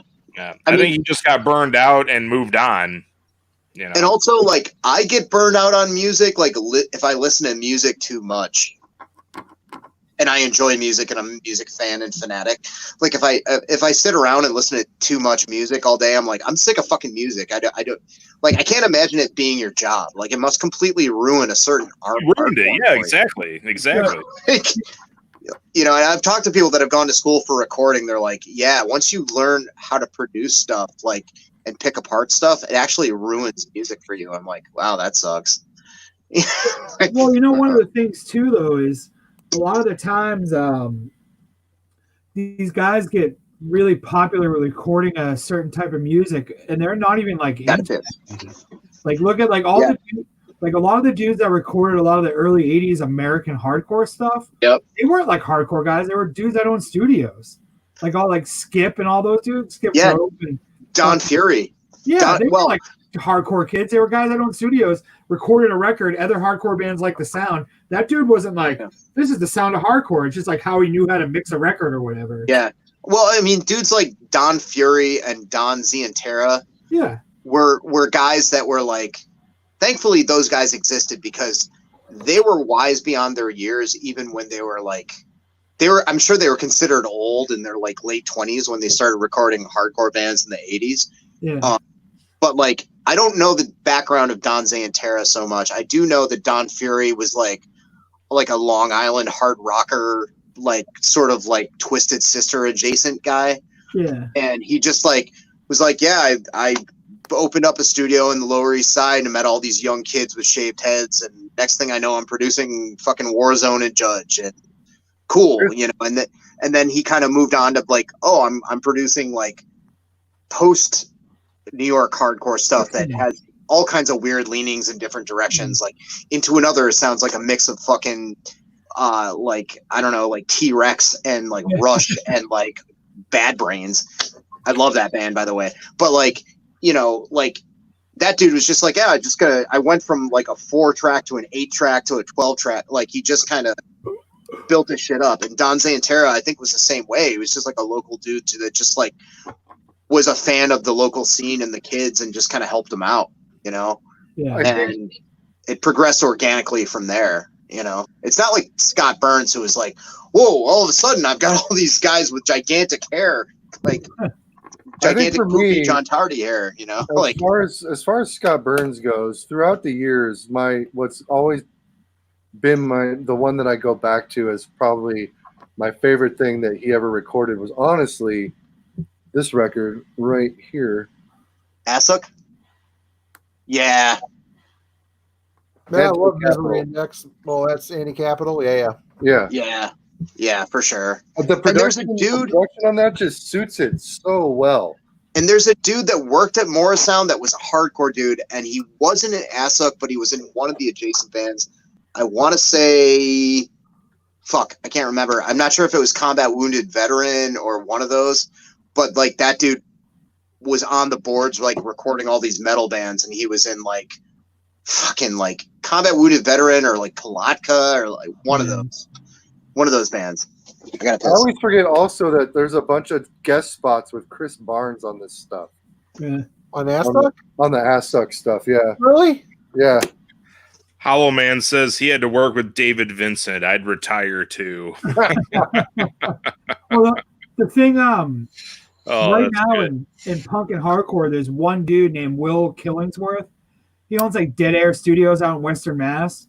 This guy, anything of note that's good that comes even from like the mysterious guy hardcore to like more like streamlined hardcore, he's touching it. Like literally, buy any new record, look at the credits. It's either recorded, produced, or mixed by Will Killingsworth at Dead Air. Like everything. He's Like, making it's wild. money, and that's good. It's just wild about like it's like what he's touching. It's not like, oh, this is my little niche. It's like everything. He's Because you know, for a studio in this day and age to be in the red instead of or in the black is amazing. Because I mean, shit, this phone came with GarageBand on it. yeah. I mean, it's affordable for bands to record shit themselves now. It's not cheap to go to a studio. It's not cheap at all. Hey, if I can go on a time machine to like about 10 minutes ago with Eric, have you ever read the lyrics on that Dead Hunt record? Yeah, when I first got it, I sat down with it a bunch of times. It's completely, it's another level with that band for me. Dude, I don't know, man. I haven't heard the demo. I But I bought one yesterday. Nice. Before. The full length though, like I don't know, man. I was like, I feel like buying some shit from Blackwater, and they had just put out that Deathridge Boys LP. Yeah. So it's like I'm gonna snag that, and their vinyl is cheap. Yeah, it's like Their 10 vinyl bucks. is cheap. It's like $10-12 for an LP. Yeah. So it's like I'm gonna grab another couple other records. So I got that Dead Hunt and that Desperados LP that they put out at the same time.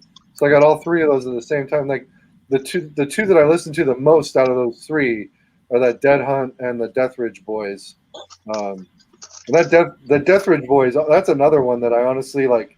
That's a record that's new that I'm going to be listening to for a very long time because it speaks to like a lot of my what I look for in music, whether it's not just like the sound or the imagery, but it's also like the message that they're putting out there. I think it's an important record, honestly. And I don't say that about a lot of new records. But yeah, that Dead Hunt fucking record, I like how you were talking about how it's like kind of empowering a little bit, like almost a positive sounding record. Yeah. Yeah. It's Like good. lyrically, like that record is a perfect, like, cause I know, I mean, I said it when I posted on that in that group I run, but I've said like I've known the singer of that band for a long time, like long That's time. Kevin, right? Yep. So Yeah, I've known that dude since he was like 16. so the lyrics in that record are coming from a place I know exactly where it's coming from. It's a weird mixture of like me forcing him to listen to Start Today all the time. Like I always had a tape of Start Today in every car, and we'd hang out, and he'd be like, "Man, I don't like this record. All you do is play it," and then you read the lyrics to like some of those like Dead Hunt songs, and they're super like positive. I don't want to say posy, but they're like there's an influence there. that's maybe not the way it sounds, but like the mind. There's a mindset influence in those lyrics, like for sure.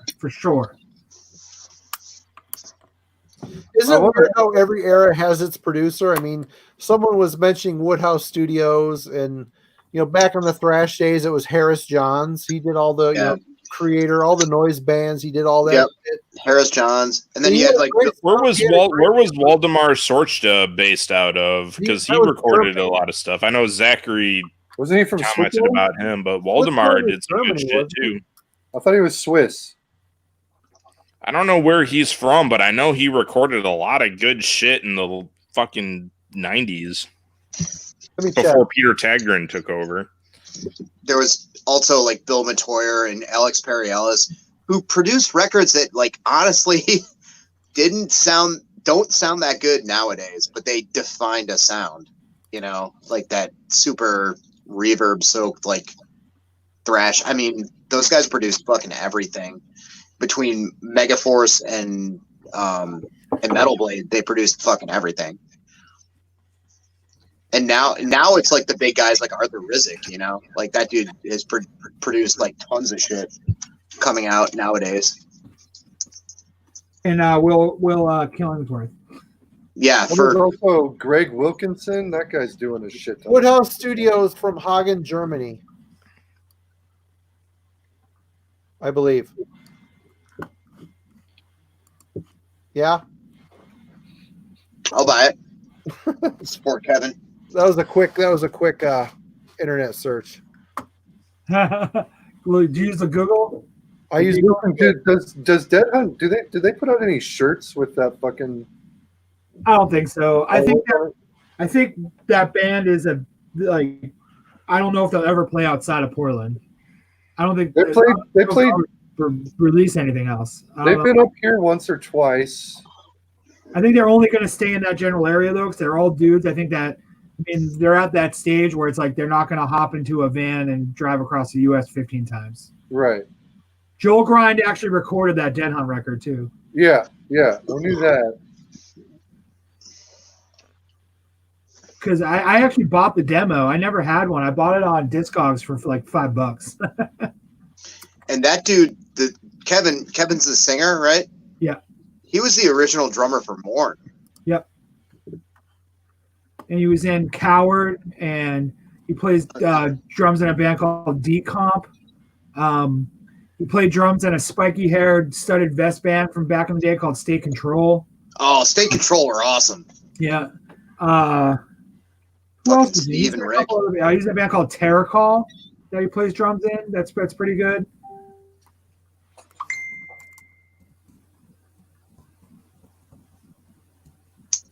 He wasn't in Mortar Blast, was he? No, he's too young.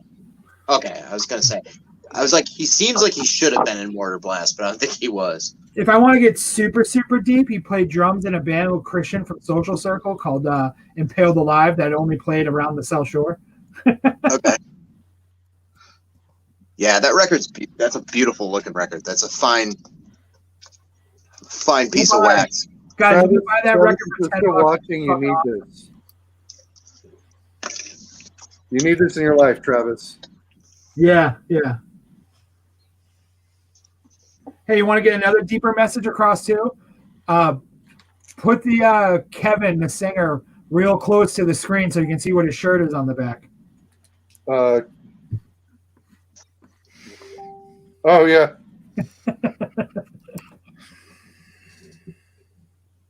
There it is, guys.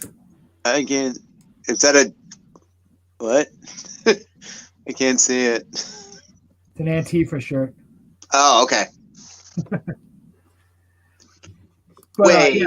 It I don't know. Like, is fascism actually bad though? Because I feel like being against it is just as bad as being fascist. Yeah.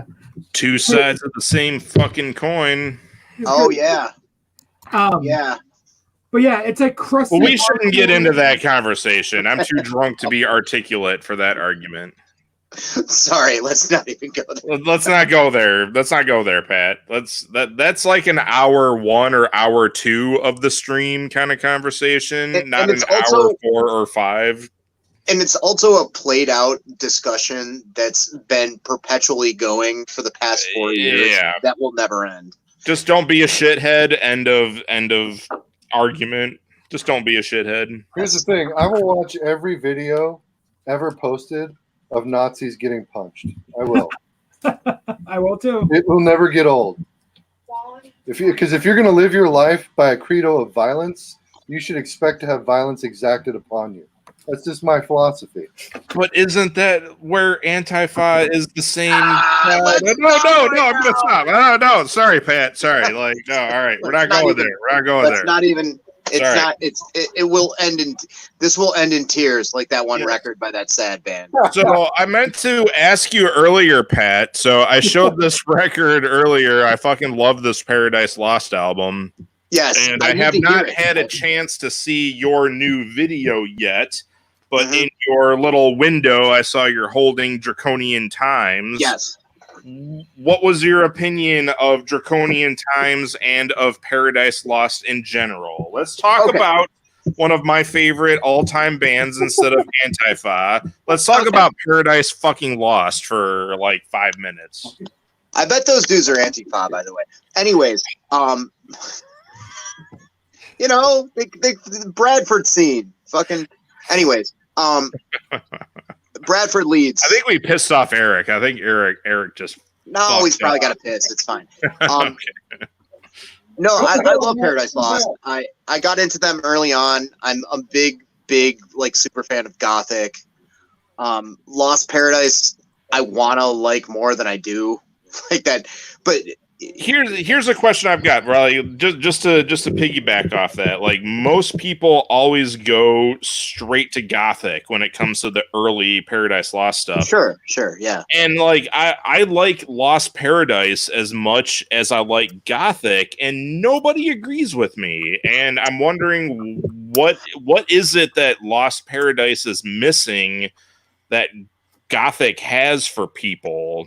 Like what is it? Because to me they're the same. Like I mean they're It's like well, they're Gothic- like brother sister albums. So I don't understand why people don't like. Lost Paradise is Jason. good. God damn it, Jason. make sure Lo- Ben Lost- sees that. Lost Make sure Paradise Ben is- sees that, yeah. But why is it that people like love Gothic but completely forget about Lost Paradise or not give a I shit think about Lost Paradise? Gothic is a lot more mature and it's a lot more Yeah. experimental. I think Lost Paradise is really cool, but it's very young sounding. It's kind of Yeah. the And- song structures are pretty immature. I mean, you can tell there's kind of lumping shit together to find mean- an identity, and I think they found that on Gothic. Right, and the thing is with Lost Paradise is the Fair. songs are good, but the production's kind of weird. It's their first record on Peaceville. You know, Hammy just signed them. The Drown in Darkness demos. It's a lot of the same material that's on Lost Paradise, way raw, way like more like real deal. And I think that's the thing. I feel like they were kind of like outside of Celtic Frost, doing what they were doing, you know, in the mid to late 80s. They were one of the first bands with that extreme of a metal sound, fucking around with like female operatic vocals and other elements involving Gothic elements, you know, like kind of an on the nose album title for sure, you know, but Yeah. fucking rad, you know.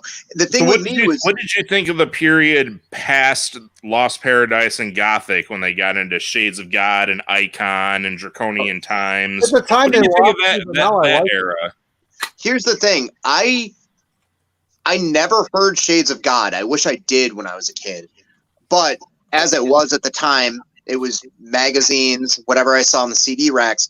I had the As I Die EP, and I was like, holy shit, this is way different than Gothic. It's like, you know, that song from Shades of God, you know, it's a single or whatever. As was I like- Die is a fucking great song. Yeah. Great song.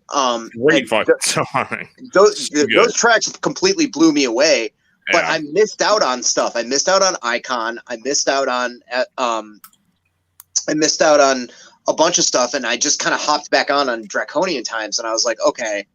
I missed out on Shades of God, and Draconian Times I thought was the new one. I missed out on like several records, and I put it on, and I was like, cool. All right, this sounds like the Black Album. And at the same time, I'm listening to like Suffocation and like Disembowelment. I'm like, fuck this. Like, put this up your ass. Like, These are the only two Paradise Lost albums I own, and they're the only ones I give a shit about. well, I've never liked Gothic. I had What? a buddy who tried his damnedest to get me into Gothic back in the day when all I had was Paradise Lost. And Does Eric need to go on you know, timeout? I think Eric needs to go on timeout. No. That's it for I'm Eric. sorry, man. Like, I think Gothic is a derivative, terrible record. Like, personally, like, it's. I get the appeal, I guess. I don't want to sound like I'm like slamming anybody who likes it. I just personally, it never clicked.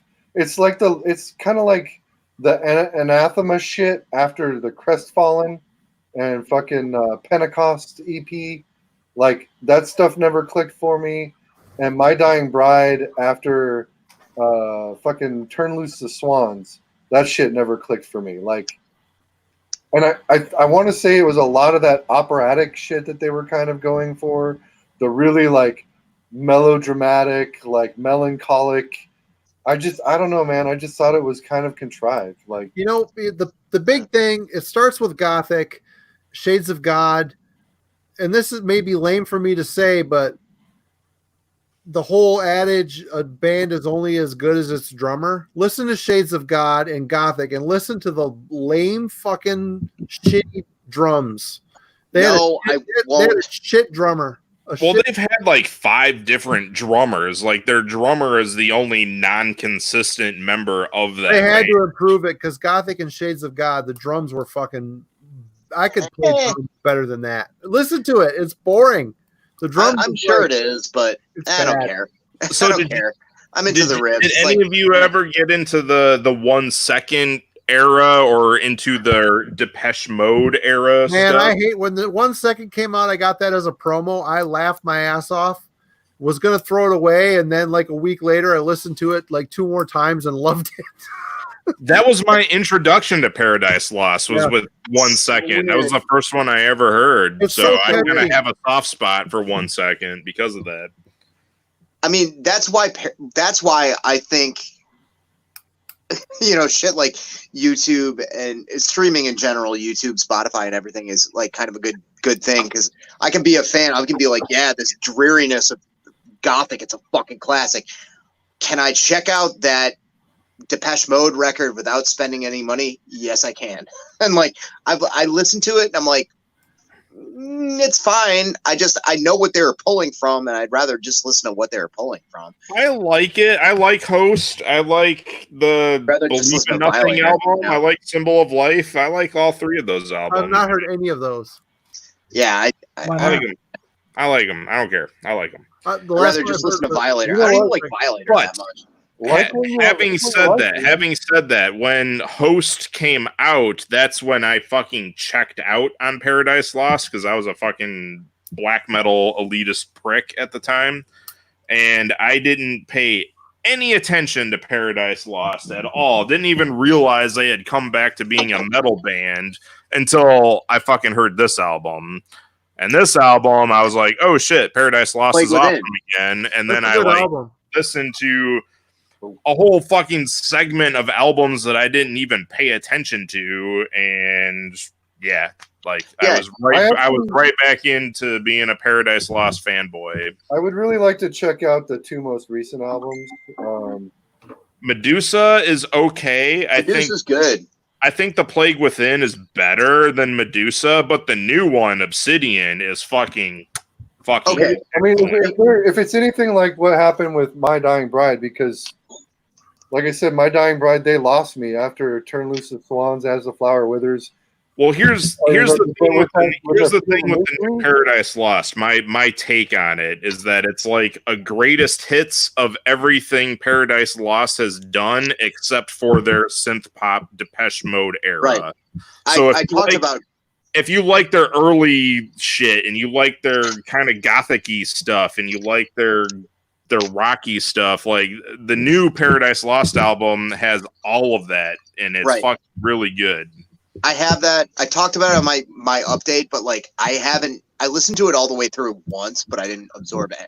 I was like, this sounds like a more palatable My Dying Bride that I fell in love with. Like it reminds me of Intro album for anyone that's never listened to Paradise Lost. I think you could just give them the brand new Paradise Lost album and be like, this is what they sound like. Here you go. And people will be like, oh, okay, I either like it or I don't. Moving on. You've piqued my interest with that, and like I said, I was so blown away by my response to "Feel the Misery" by My Dying Bride. Like after because I don't know, I heard a lot of hype behind that, and people were like, "Oh, it's like Turn Loose the Swans. It's so good," and I was like, "No." But I mean, that record is still one. It's a new one that I still I play a lot. Like it's if I'm feeling really dour and like kind of like emo and like introspective, like that album freaking really hits the spot. So I never thought I would say I dig a modern My Dying Bride record, but if Paradise Lost can do the same thing, I'm into it. I'm down.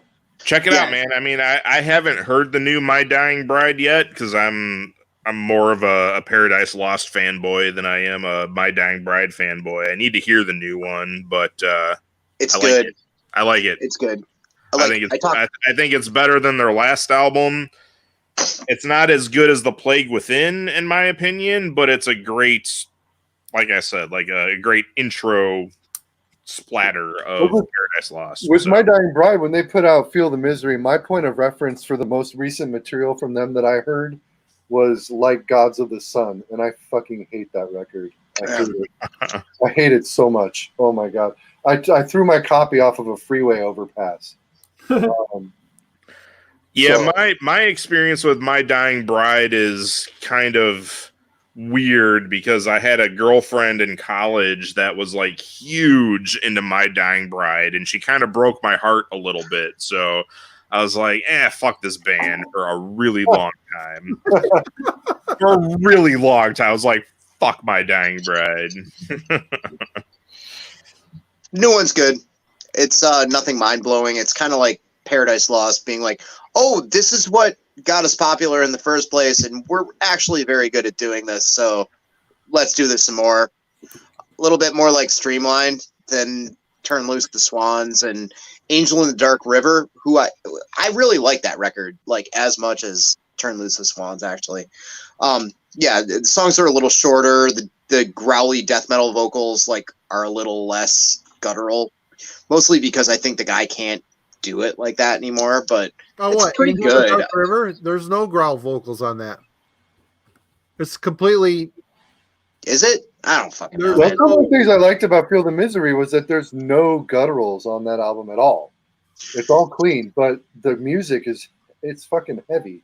He does attempt some like kind of death metal-y vocals on it, but they're not like they are on Turn Loose the Swans. Okay, So- this machine has never heard of My Dying Bride. Can we block her from the chat for like 5 Jason, minutes? you've got someone in the backstage waiting to come in. Never heard of it. Sorry, this machine. Craig, it should be Craig. Yeah, sorry about that. I didn't see him. shit! Fucking with you, this Oh machine. shit! There he is. What's What's up, shaking? Craig? You drunk bastard! What's up, fuckers? Hey, dude. How's it Marty going? trying to wake me up. What's going on? We're just hanging out. How about you? Same. So yeah, I Half asleep. exhausted Craig into joining us, and he said he was wasted. So everybody give him a little bit of slack. Speaking of, I need more Been drink. there. I'll be right back. I'm gonna get some more of that beer that tastes like liquid smoke. Okay.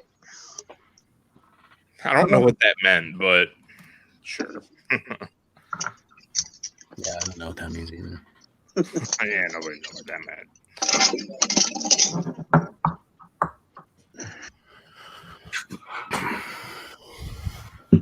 So, what do you guys just hang out here and bullshit half the night? Pretty much. Just, Yeah. Nothing You know. else to do. COVID, man. Stuck in their house. Yeah. Yeah, that's pretty much it. Fuck. I just got furloughed today. Oh no Ah. shit. Gay. Any idea for how long or details, that kind of shit?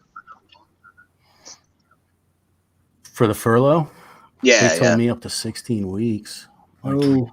fuck. Yeah. Yeah. Who knows? I'm just gonna hang out for a month. I got some money stashed, so I'll hang out for a bit, see what happens, and then figure out what the fuck I'm gonna do, But who knows? Hey, Yeah, Craig, okay, those it's shirts fucking make it to where they were going? Dude, those came out pretty fucking nice. They sold out in like 2 minutes, too. No I should have had you fucking made way. some more. Well, I've Yeah, got the screen. 2 If you minutes. need more, just let me know.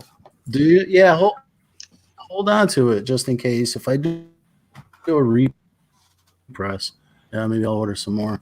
Right on. I'll hang on. I wasn't sure if they would sell or not, I figured I would just Right on. get a handful. Yeah, hold on to that. Fuck yeah. Well, that's Yeah, good. 2 fucking minutes, man. That surprised me. That's crazy. That's awesome. hmm So anybody that's watching, Craig runs Bestial Rape Records. Just put out a new. I don't even know who the band is, to be honest with you. I never even fucking heard of them. Homidus. Australian black metal. Right on. And you've also done the I Shall Become and one other record, or is this your second? It's the third. Kriegsgraben. I did them also. But Right on. that I Shall Become, man. Fuck. I did that just because nobody else was doing it. I hit up Moribund and Odin already had a layout and ready to go, and I don't know why nobody fucking did it before me. Huh. That's like their best album too, the first one. Yeah, the first 2. I mean, I'm not gonna fight over which one, Some people prefer the second one, but I mean, to each his own. But yeah, I like the first one. I was like, fuck it, so I just did it myself. I'm just surprised nobody released it before.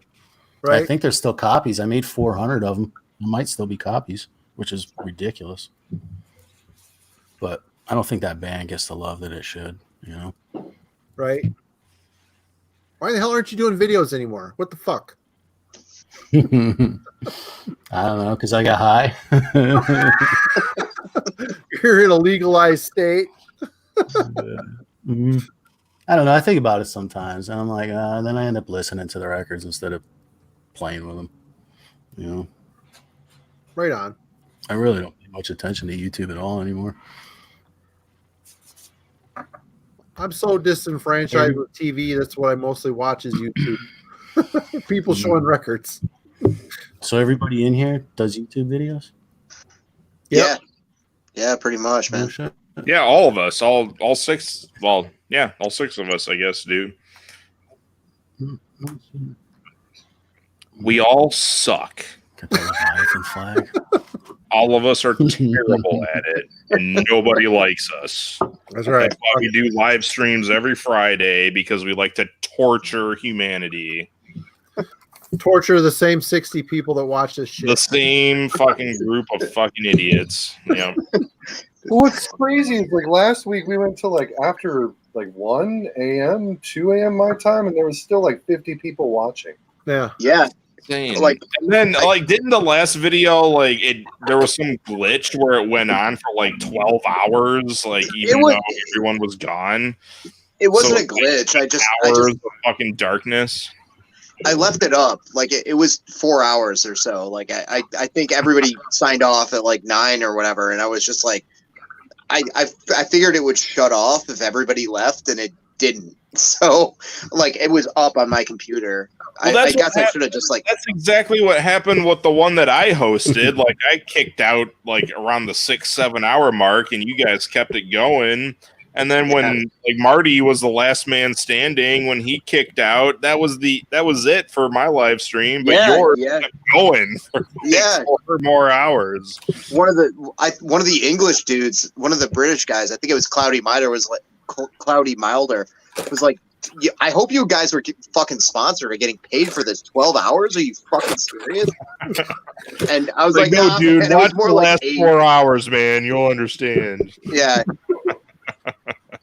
It's like the last 4 hours are just like dark space, like nothing, but whatever. Yeah, whatever. We're real fucking bored, Craig. That's the main thing. Like The whole quarantine shit. This is basically what we're doing. So here's the question: If the world So when you left stops the stream being on? ended because of COVID, are we going to stop doing live streams? Are we going to go back to like enjoying life and not talking to each other and entertaining 60 to 1,000 people every week? What am I going to do with my life after COVID? It's not going to be done for a while. Nah. Dude, they're talking about people not going back into the office until like fucking September. Well, Yeah. California, they extended it to August or September. Yeah, I'm in Michigan. They're supposed to open up shit in the end of the month, but I bet you she's not gonna. I don't know. Like Massachusetts. my office is supposed to be back to work next week, and I'm like, really? Like, fuck you! Like, you're gonna make us come back to the office when like everything is still ridiculous. Well, Monday here in Massachusetts is supposed to start phase 1 of the reopening of the state. But I work for a town, and they're already talking, like the school side of shit's already talking that they might not go back to school in September. And if they do, it's going to be like every other day. And then the shit's not going to be fucking normal probably for like a year. It's just the way it is. I mean, like at this point, I kind of feel like at this point, like the world as we knew it, it's over. It's ended. Like, what is life post-COVID going to be like? Anytime I go out to eat, anytime I go to a concert, anytime I do any of the things I used to enjoy doing in life, like how does that look moving forward without fearing some fucking respiratory illness that might fucking kill me because You've already had it. It almost killed my wife. So like what am I gonna do? You know? It's You've already fucking had terrifying. it. Good. It's hard to say. I'm a janitor, so I'm fucked. Well, they told us we're not going to probably be back in the office till like at least probably August, maybe September for my job. I So mean, got my more job, months. I'm lucky enough to be able to work Yeah, from that's home. awesome. It's a pain in the ass, but we can still do it. But they're in such a rush to get us back in the office that it's just like I don't know. Like I'm not ready to go back to the office. I'm still too afraid to even go grocery shopping. Yeah, I have to go back to my I don't have- fucking office. That's the media, man. Oh, That's that media, dude. no, it's not the media. media. I fucking had COVID, and so did my girlfriend, and my girlfriend almost fucking died from it. So, like, it's not just the media. We fucking lived through it. So, we have a reason to be terrified of what's going on out there. But they're saying that after you've had it, you should be good. But I don't know if they know for sure. No, they don't. Nobody There's other knows. reports that say, like, just because you have the antibodies for it doesn't necessarily mean you won't get it again. So, I mean, I work in a hospital. I am in direct contact with COVID patients over and over again. Like, that's what I get paid to do at this point. Shit's gnarly. You know, life sucks. Get a fucking helmet, in the words of Dennis Leary. Like, like, you know, like, what are you gonna do, man? So I should just buy a helmet. I should just get a helmet, and then I can go back to not being an agoraphobic. What's the word? Agoraphobic. There you go. That's the word. You ever I see can that stop movie being Bubble Boy? with agoraphobic Chris and just wear a Gyllenhaal? helmet everywhere I go. No, dude, I'm not trying to minimize what you've been going through, but the fact of the matter is like there's only so many precautions you can take, and do what you can do to like avoid getting sick again. But we don't know. We don't know what's going on. You know. We don't know what's going on. Someone's Who's got their phone on or computer? Someone's got their YouTube channel open. Craig, do you have a YouTube going? Because we're hearing a feedback of the audio. There you go. Nope. No. Where the fuck is it coming from? Where the fuck is it coming from? Echo. Just keep Fuck. swearing. Shit. Well, I think at this point they're worried about the economy crashing, which it's there's gonna be a shit ton of businesses that bite the dust in this mess. And that is a very valid and fair concern. Yeah. I mean, world's fucked up right now, man. But I like how whenever we started talking about COVID, our viewers dropped. They're like, reality. yeah, okay. Cover art with movies on it. Should we go back to talking about Paradise Lost then? Probably. Or like Ed Repka or Craig should crack the seal on some of those fucking classic records he's got sitting in that rack over there. talk about video filth. from Let's start Boston. pulling albums out of our collection and be like, look, America, this is distracting you. I from bought what- this, but it was cheap, and now it's expensive. Yo, look, y'all like Mouthpiece? Y'all like I the do. Moss? I do. Take my varsity jacket out of the mothball. Y'all may be down with that Mouthpiece, but are you down with Pestilence Spheres? Nope. This album fucking kills. Fucking kills. Testimony. I can get with Spheres. Nah, I'm good. Assuming What? Really? You can't get into Spheres, man? I don't dig Pestilence. I can't do after fucking. When was the last time you Coming listened to info. Spheres? I don't know, man. Try it again. No, Fucking it's rule. all right. It's all right. no. Need a date and time. Dude, it's called Spears. That's like telling me to go listen to Yeah. Nocturnus Thresholds again. And this album's called Testimony of the Ancients. That's a fucking retarded name too. All right. You got me there. That is fucking dumb. This one's called Consuming Impulse. That's a fucking retarded album title too. That's cool.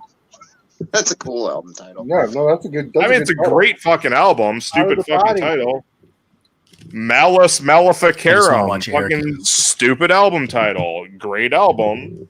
Stupid album title. I can do this all night long. All right, man.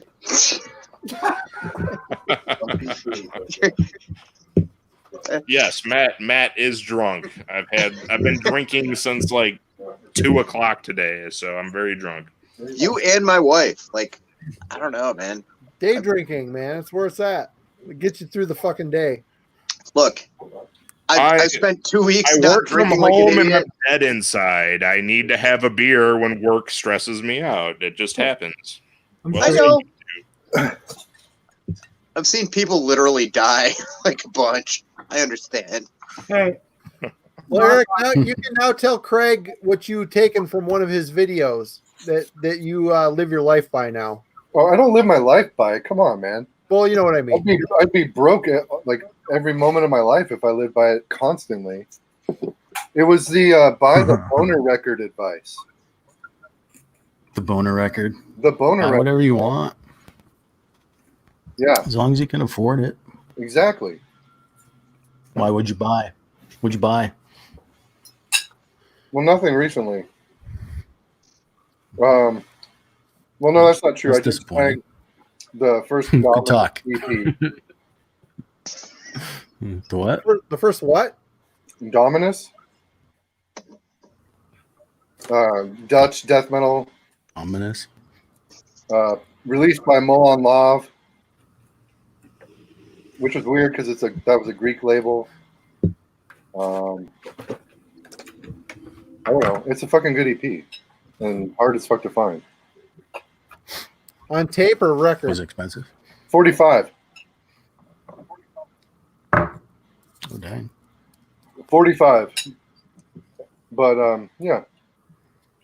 So, Eric, I've spent way too much on this CD, this Ulysses Siren CD. Uh-huh. Before I pulled the trigger on it, it was like $30. I looked on the fucking Metal Archives. I know that's probably not a lot in the grand scheme of things, but I went on the Metal Archives and it showed the pressing on there. And it's like the cover is small on the record and there's like a blue border on it. I think you got an Amazon burn on demand, dude. Yeah, dude. That's what that It was is. a CDR. I'm like, what the fuck is this shit? It didn't say that in the fucking description. Wait, did you pay $30 for I that? paid like $27 for it. Oh, nah, son. Like, it's fine if they do burn on demands and they're like $10. Like, but I wasn't listed on fucking the record label it was like a pressing that was on Metal Archives. Well, burn on demand. Those are legit releases. They're licensed by the labels. yeah, but like, no way should anybody charge more than like $10 for one of those. That's fucking lame. I'm not justifying it. They're shit releases. Like that blue border just fucking kills any. Oh, it pisses me off. And I still am not any closer to having the fucking album. I love it's great, but fuck. I don't remember where I got my copy from. I think I got it from a freaking. I didn't even get it from like a distro or a label. I got it from a supplier. I deep dove for that record, man. Yeah. Let me It's see. hard to find cheap. I mean, reasonably priced. So, Marty, I'm gonna probably wound your soul here. I'm looking at Amazon.com. That Ulysses Siren Above the Ashes, it's $15.99. Burn on demand. Motherfucker. So yeah, I mean, I got fucked. Relentless Records, 2011 press. Yeah. What is that? They just burn you a CD? I don't get it. Yeah, pretty much. I'll I've find it. Hold gotten on. burnt by that. No pun intended. Gotten burnt by that a few times, but it was always like I was like, "Oh, this CD's $8. Oh, cool." And I honestly probably could have disputed it. I remember Ben getting really mad that he got burnt CDs. With me, it was like I think I got like a Nunslaughter CD. I was like, "Oh, it's a burnt CD." And the other one was I think Condenados, that doom metal band from Chile, that, like epic doom metal band. I was like, "Oh, fuck! All right, I didn't read the fine print. Shame on me." You know, what's funny, I found that Condenados CD under my fucking CD deck. Underneath it, still in the shrink from Shadow Kingdom Records. I don't know how long it had been there. Dude. Condenados is fucking great, man. Really good fucking epic doom. Marty left. I found the distro or the place that I got my Ulysses Siren record from. I was gonna hook him up with the deets. They might have more copies. I don't know. It's a good fucking record though. It is. Yeah, here it is. Better than this salad. Yeah, that's a burn on demand disc. If I don't dude. 2002 Flight 19 Publishing. Yeah. Look at the disc, man. It should be like a fucking CDR, like that bronzy. Yep. I had a Nightbringer CD just like that, burn on demand. BOD. Here's the Marty. inside. Look at that shit. Yep. Marty. So I got my record through Midheaven mail order, I think. Yeah, midheaven.com. They might have copies. Who knows? It's a great fucking record. I mean, it's a classic that no one ever really talks about. Yeah, I know. It's blows me away every time I listen to it. I'm doing some research for you here, Marty, buddy. I'm looking too. I'm on Midheaven. What have you been listening to, Craig? Anything good? Is that a trick question? No. I got the new Archgoat. That How is it? It's like 4 live shows on 2 records. That was pretty good. Oh, that's the new think I've the new played article, anything the live today. record. Mm. Yeah, it's 4 shows, Huh. 2 records, different show on each side. It's pretty nice. I don't think I played anything today, actually. Oh, it's a lot of old shit, old heavy metal shit. Yeah, I listen to the same shit all the time. Bathory, whatever. Marty's been listening to nothing but this for about a month. I love it. Fuck it. It's a fucking great album, man. Did any of you guys watch that live stream I posted in the chat the other day of the random dude that was tripping on mushrooms listening to Burzum? Like I watched a little bit of it, and I was like, I can't watch this. This guy. I looked at his still. Was he wearing a diaper or just whitey tighties that weren't very He tight? was wearing tighty whities that were like 3 sizes too big for him, and he's walking around with a machete knighting stuff while Burzum was playing so That loud. underwear freaked me the fuck out, man. I couldn't fucking do it. Well, Just wearing looking at a Nintendo card. Looked like a giant fat baby tripping on mushrooms, listening to Nazi metal. Man, fuck that guy. just looking at the still image of like Close his to home. Wait a minute. I said that with a Burzum poster right there, but you know whatever. He got mad at one point Just- and threw the fucking machete across his apartment and started talking. And then he called his mother. It was fucking the most entertaining shit I've seen in a long time. That's just what looking you at do how when you're on gross his place was, man. I couldn't even deal with it. Like the amount of like garbage like in his fucking efficiency It was like apartment. a hoarder apartment, man. It was freaking me out. It was Nah, giving man. me anxiety. I couldn't do it. Don't worry, I started following him and I went through his past videos and it looks like he has a long history of posting tripping on mushroom videos. So I think I found a new fucking hobby. Is that like I fell into a black hole on YouTube one day while I was working where it was just like videos of a dude slamming fists of various liquor and then like basically filming his reaction for the next like half hour to an hour. He's like, okay, I'm going to slam this fifth of 151 and we're going to see what happens. And he fucking pounds an entire fifth of 151. Oh, That's just a video of the aftermath. yeah, that's like the dark recesses of YouTube, like the YouTube 40-ounce community that like well, there's Black Metal Troy is like a member of that, whatever. But where it's like, check it out, like it's a whole thing, like just like the metal YouTuber thing where you have to like show off the vinyl properly.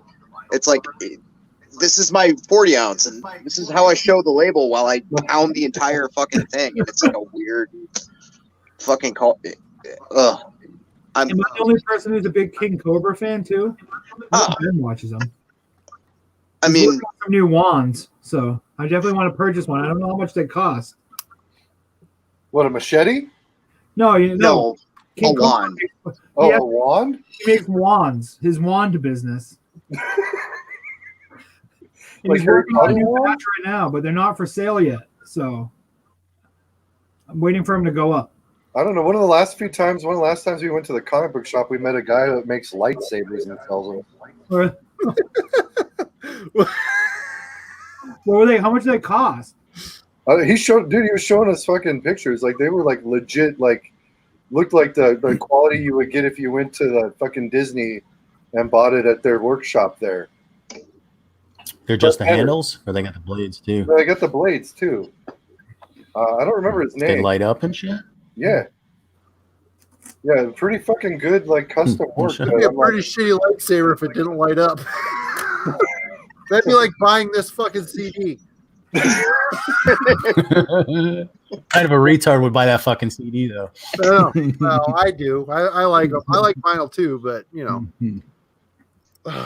God, I'm so mad. It's fucking dick. I've been pissed ever since it arrived. Hey, Marty, who cares, man? Sometimes you get burned, dude. Don't worry about it. This is it, but I got a cover with it. Don't worry about it. It's not that big of a deal. Came with a cover. I'm not saying it was no big deal, but saying that most. I mean, how much shit do we buy? And if I get fucked once, I get a lot more good transactions than bad ones. It's not like I spent $150, you know. Where the fuck is that echo coming from? Fuck.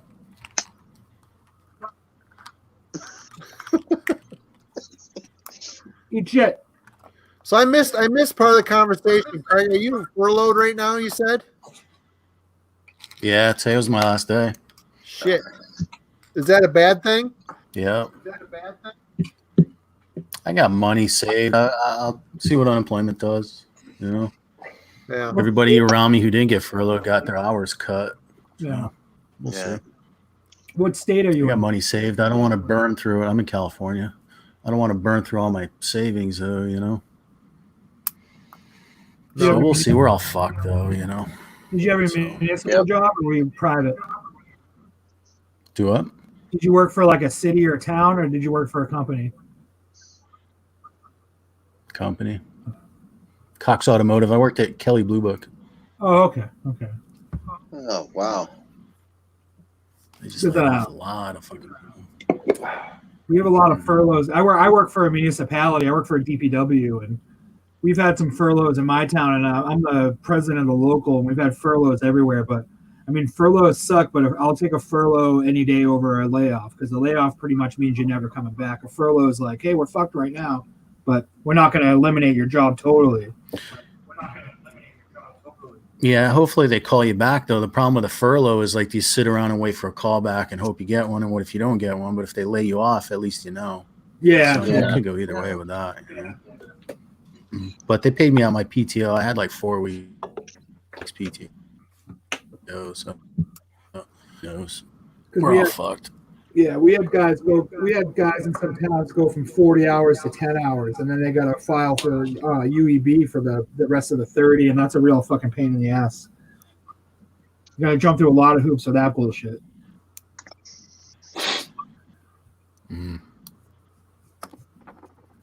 Well, I mean, like, I work at a hospital, and you wouldn't think they'd furlough people, but they've furloughed like half the staff where I work. Well, they've geared the entire hospitals for COVID right now, and they're not doing any elective surgeries and shit. Yeah, no elective surgeries. Yeah, it is what it is. But I mean, one good thing is like stuff is starting to open back up, at least over here. Like I never had to worry about anything because I was the overnight guy, and like they can't furlough the dude that is willing to work at like 3 a.m. or whatever. But like the people that work during the day in my department are coming back and everything. So that's a good sign, at least for the healthcare people and whatnot, you know. But for everything else, I don't know. Yeah, my wife works in the mortgage business, and she says it's like hasn't slowed. People are buying fucking houses and shit. I'm like, how? Like, how the fucking whole world shut down? Well, 0% financing right now. I mean, that's Well, what it is though is if a lot of people, if you're in like commercial property, people who have money are just buying commercial property right now for pennies on the dollar because they're trying to build for a post-COVID where they're going to be like, I own all this commercial property now, and now I'm like, I'm here and I can rent. You know, it's like a lot of people with money are making like pretty wild power moves right now with certain things. While the average Joe Schmo is trying to, you know, find out how they're going to pay their mortgage. Meanwhile, they're still buying property by like it's free, you know. I just mow fucking lawns, man. I just print T-shirts and sell records. Yeah. Okay. I mow lawns and clean toilets, dude. That's what fucking all I'm doing right now. The thing of it is, the good thing is, I'm not within a 10-mile radius of my house. There's probably 10 to 15 screen printers. And some of them are big shops. Some of them are tiny little dickheads like myself in a garage. But thankfully, I'm not competing with local business. I'm just dealing with metal dudes, you know, doing metal shirts. You kind of have a niche market that you can work with. Market that, you know, bands are still selling shit on Bandcamp, and labels are still trying to fucking, you know, like Craig, he blew through those shirts in 2 minutes. Fuck yeah, man. I mean, How many shirts do we do? 40? I can't even fucking remember. 40 or 50? I don't know. That's good. Mhm. I've gotten a couple deals where I've Yeah, gone 200 records went in 20 minutes. 400? 200 records went in 20 minutes. What? You know what? I never even heard of that fucking band. To go with the shirt. I never even heard of that band. If they sold that many records, that's all. Yeah, they were on what is it, Godo Rex or whatever, however you pronounce that. So I went through 200 copies on there, and then the dude hit me up to do 200 for the US just because he figured people didn't get a chance to get that one. And the shit's like sells out in minutes, you know. So I did 200 and sold out in about 20 minutes today. Jesus. Fuck. You gonna That repress shit's it? like printing money, you know. Yeah. I was thinking about it, but I mean, I'll hit the dude up maybe. We'll see. And then if I do, I'll get some more shirts from you. Right on. It'll be cheaper to repress because you don't have to pay for the test pressings again. They're all ready to go. Right. Yeah, and probably could land in like 4 weeks, 4 or 5 weeks too. Yep. You're using you're Pretty using fast Fire with it Press? lately. No, Solid Merch because they do low numbers. Ah, right on.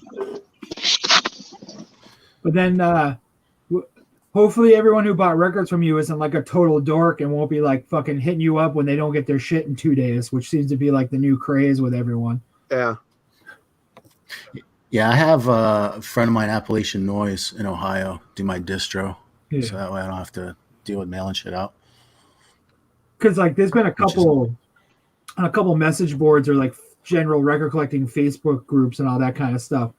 Like, man, I mean, I think we've chatted. I don't know if we've chatted about it in here per se, but I think we've talked about it before.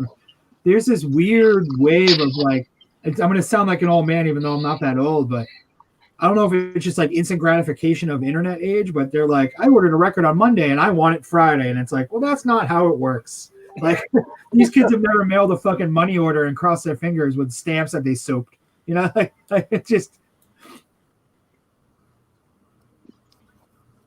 amazing. Yeah.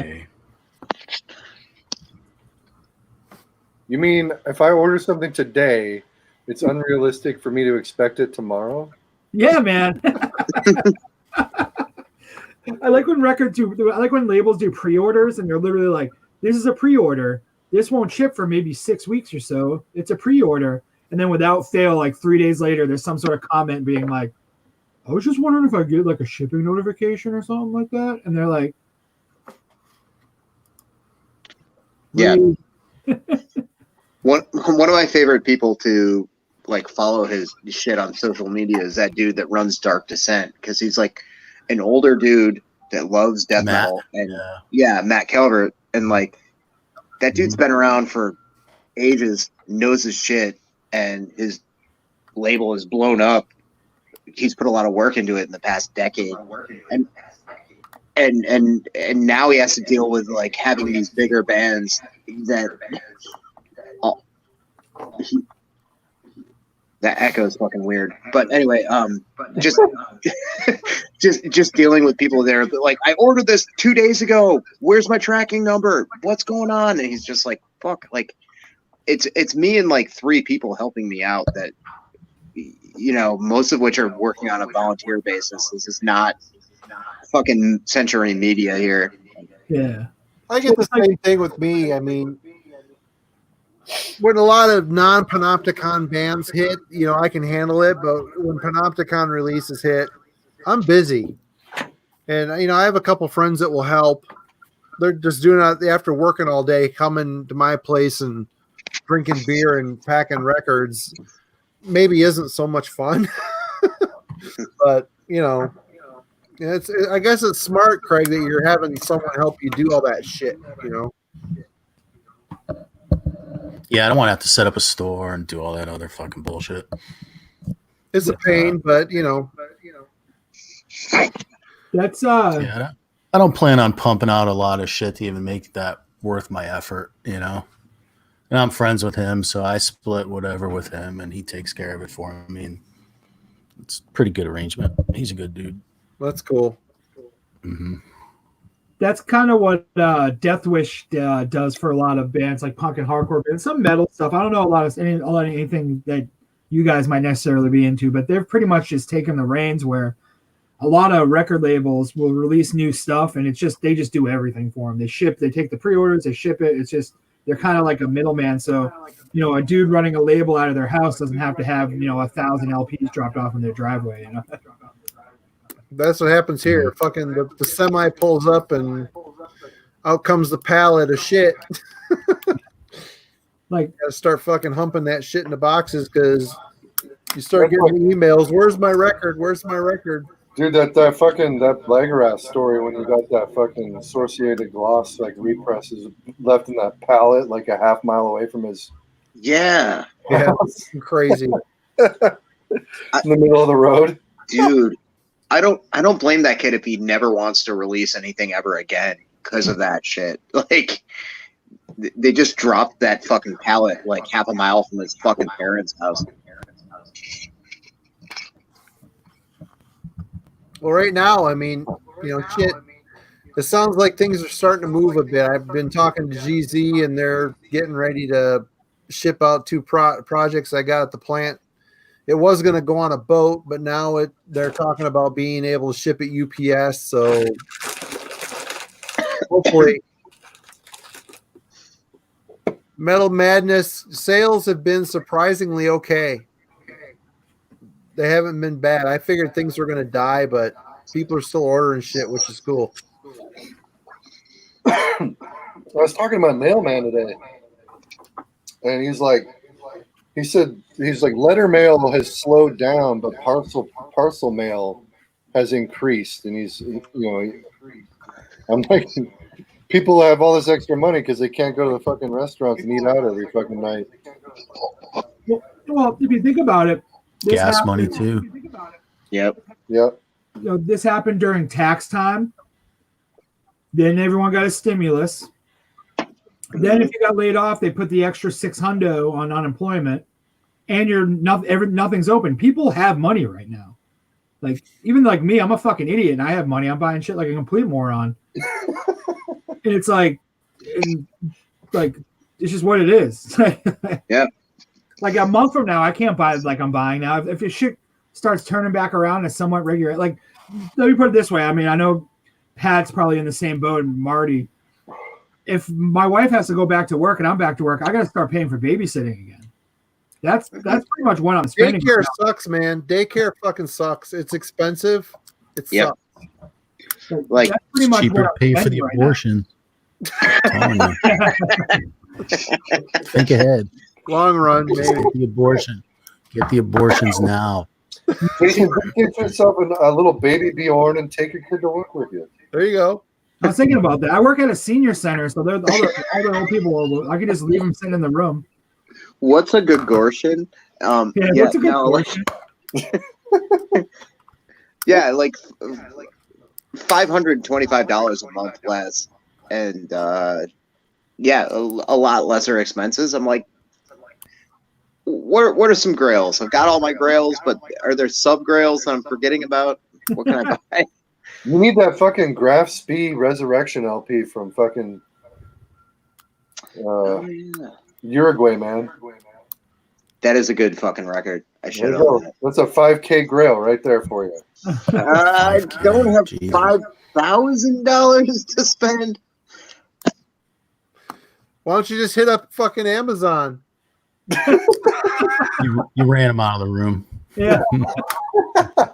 Fucking Amazon, $30. You could have your graph spree and it'll be blue and black and be fucking shitty. You're God so damn it. salty about that still, Marty. I remember how salty you were when you got that.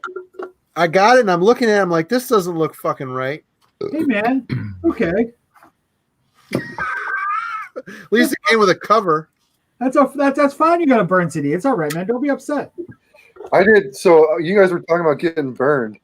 I think the only time I've gotten really burned was when I fucking snagged this on Discogs a few years back.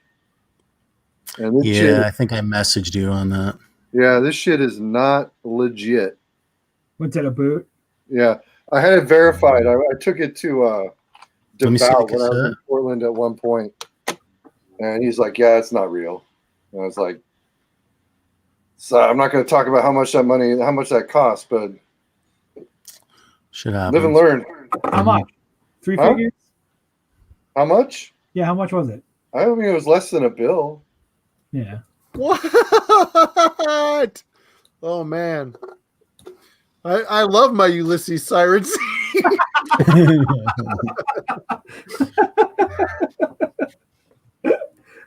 No, I got it. And I'm like, because I hit up the seller. I'm like, okay, I'm not going to fucking throw you this much for a fake. And he's like, gave me the type of cassette to verify the time period that the cassette came out in, and from what I can tell, like he always did his labels by hand, and obviously there's no labels.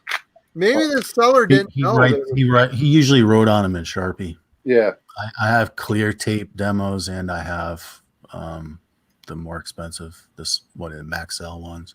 yeah. Also, it sounds like shit. So Maybe the seller didn't know it was fucked. I mean, he probably didn't. To his defense, I'm assuming he was just selling it off of the Discogs median. So it's you take your chances with tapes, especially demos. Yeah. Yep, big time. Especially with now. demos, a lot of the time you just mailed a tape to people back in the day, and they just sent you whatever, Yeah. Or a lot of labels would send like 5 covers and a CDR for the distros to make tapes of the Yep. shit. Yep.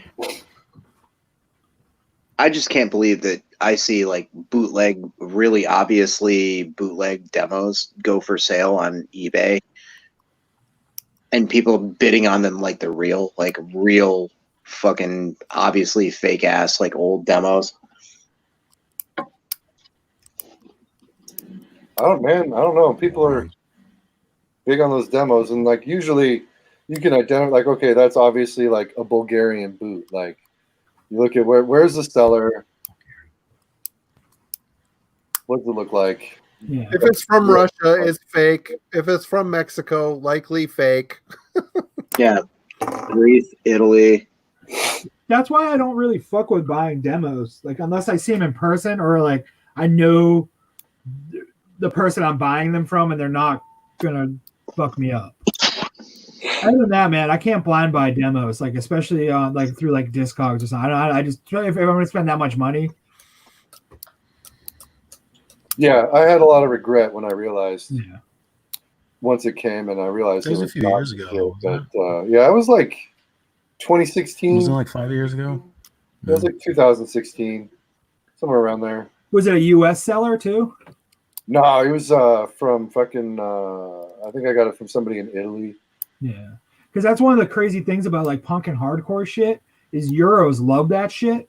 So a lot of really rare American punk and hardcore stuff from the early 80s all the way up to like the Youth Crew late 80s is all in Europe because they buy that shit and they're fucking insane. They'll buy like 20 copies of the same record. All those old dudes that were like buying like Youth of Today records when they came out unloaded them in the early 2000s when Euros were paying like fucking $150 a piece for them when you could get them for $20 here. It was fucking crazy. It was like a wild time. It's really hard for me to spend that kind of money on tapes because I mean they degrade just sitting on the shelf. I think people like to collect them, not necessarily for the what's on them. It's more of like the symbol of like, oh, this is like the fucking, the first thing they ever did, or like you know what I mean? It's not like play this thing till it disintegrates type situation.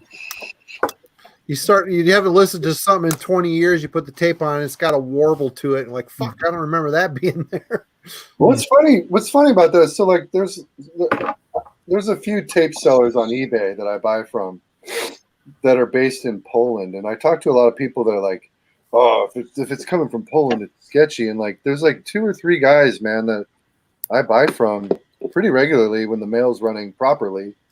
And I've never been burned by any of those guys. It's always like, like they put like the actual picture of what you're buying, and a lot of the shit that I pick up from those guys are boots, but like they're the obvious boots that the Polish boots that have themselves become super collectible, which is odd, but Fuck, Poland is As long like as right you're in aware hard you're for getting a tape. copy, who cares? yeah, bro, yeah, exactly. Saying as long as he's aware he's getting a copy, it doesn't matter. Yeah. As long as he ain't trying to fuck you. Yeah. Pretty still. I got that fucking Goat Lord on the way and that fucking Seraphic Decay double cassette bootlegs. Fuck. Pretty hyped on those.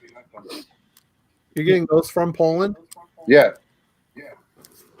How Yeah, long- I hit up the seller just to make sure that he was shipping to the U.S. He's like, they lifted fucking shipping restrictions in Poland to the U.S. I guess last week.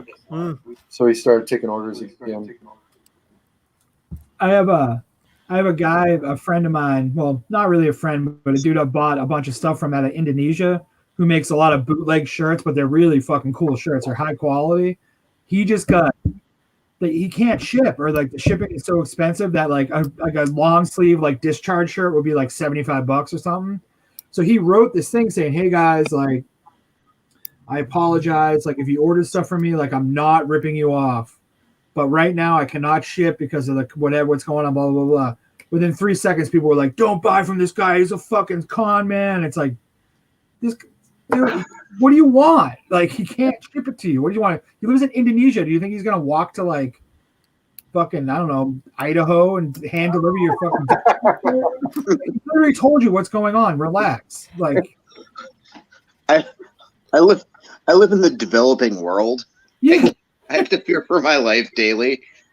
Sorry you can't get your fucking sick like discharged long sleeve in New Jersey. It's the kids screaming that haven't left their house in 4 fucking weeks because they've been locked down and they don't care. You know? Yeah. Because I've done a lot of business. I probably bought from this guy 5 or 6 times. Like you always get your shit. It takes forever. He's at Indonesia. Like it takes forever, no matter what. But now it's even more. And he like wrote like, I felt so bad because it was like broken English. It was like a 5-paragraph thing, and he was basically saying like, I appreciate everyone and you guys are great. And but like he's like right now, like I literally went to the post office and they were closed and they said they won't be open for 3 weeks. He's like, I live in Indonesia. Like I'm not in like downtown New York City here. Like they're not open. So there's a few of those Indonesian like bootleggers, and I think what throws off a lot of people that buy from those people is that when you look at their distros, like all the pricing's in U.S. dollars. So you look at it and you think, oh, this is a U.S. based distro. Yeah. And it's not. Right. Not remotely. Yeah. And then you get the shipping. Yeah. That's the killer right there, the shipping. Even fucking domestically, like I put in a Hell's Headbangers order like last month, and I was gonna snag a shirt, and you throw in a shirt, you can't get media mail, which for right now, I don't know if it's a new thing with their site, but the shipping for like 2 LPs and a shirt was like $20. And I'm like, okay, I guess I'm not getting the shirt. Oh, that took shipping down to fucking media mail. No big deal. Media mail sucks though right now. Like, oh, whatever. I can wait. I'm not fucking. I've got plenty of shit to listen to in the meantime. No, I mean I do too. But the thing with the media mail that was kind of scary for me was like, is this coming at all? Is it arriving? Because it's been a month and I ordered it from within the same state. Like I don't know what's going on. It's like that was my beef earlier too about that. Like I ordered something from 45 minutes away from me. Like I live south of Boston. Like Craig doesn't know. I ordered something 45 minutes away from me, like in Boston. It shipped to North Carolina. Yep. New Jersey. Yep. Springfield, Massachusetts. Albany, New York. Plattsburgh, New York. Boston, Brockton, Massachusetts, and then my town.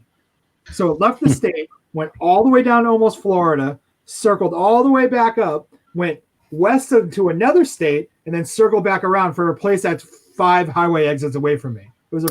So that's just goofy. That's fucking stupid. I order from Puke and Vomit in California every once in a while. And A The fuck is few- puke and vomit? Puke and vomit. Radio. Is it Yeah, radiation it's a records? distro. Okay. It's Radiation Records. They have an actual brick and mortar shop. So you're not ordering puke and vomit. Right. No. right, exactly. Puke and or. But like, And or it's funny because it's a straight shot up the West Coast to Seattle, and I'll track those orders, and it's like, hey, my order from fucking Los Angeles is in fucking Miami, Florida. All of a sudden, Yeah, oh wait, let's watch. Oh, now it's up in Maine. Oh, now it's in Denver, and oh, finally it's at my place. The worst thing is trying to ship stuff overseas. I sent a package, a VCLT package, to that Jurgen in Germany. To my surprise, Good it dude. cost $65 fucking dollars. Jesus. It cost God damn, dude. it costs about $23 to ship one record to Europe. Yeah. Fuck. Yeah. I remember. Do you remember that fucking guy who used to do YouTube videos who lived in Australia? Who's like really into like fucking. He was into post punk and like really like obscure black metal. And I did a giveaway for one of the earlier Cult de Ghoul cassettes, or no, it wasn't even an early one. It was Haxon. Yeah. And, he It's a won. good one. He won that giveaway. It was one tape, and I went to ship it to Australia, and the shipping was like $30 to get this tape to Australia, and that wasn't even like with frills. That was like, I'm like, what's the cheapest way to get this to Australia? They're like, oh, $30. I'm like, all right, I guess I committed to this. So, Oh yeah, that contest I just did, Eric. I had 3 winners. One of them was Devin, who's in California. That's cool. One guy is in Germany. The other guy is in fucking New Zealand. I'm just like, whatever. It's all good. I couldn't Yeah. even imagine the I'll do shipping. international shipping, no big deal. It's like I that, hear- that one dude, Leo. How much metal is barely enough? Too much metal is barely enough. He's got a cool collection. He's got a ton of good shit. And I sent him a care package like a year and a half ago or so. And it was a lot. It was around $30 for like a bunch of CDs and stuff. And then he sent me some stuff back, like with the stamps. And he's like, "Hey man, you can like soak the stamps." And I was like, "The stamps are covered in tape, man." like cellophane tape. Like, I will send you more stuff, but I'm a grown ass man with a job. I don't have to fucking scam some shit. Like, I don't care. That's some old school shit right there, man. Yeah. No, that's and a- It's rad that he fucking suggested that, but it was like cello taped over his stamps, and I was like, I'll just send you some more stuff. Like, it's fine. But yeah, like sending shit to Australia, fucking not cheap for sure. My favorite was getting that fucking. I picked up that LP by The One, which is the dude from Macabre Omen doing like a one-man raw black metal project. Yeah. Mhm. And I got it from a seller in Macedonia. And the LP mailers showed up.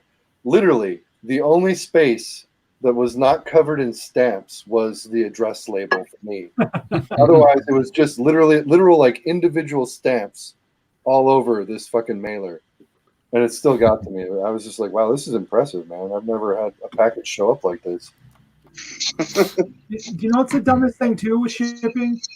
I know it's international, but fucking Canadian shipping, when we're fucking connected by an imaginary line, yet somehow Oh, it's gonna cost like fucking 3 times as much. Canadian Post is Imaginary kind of bullshit.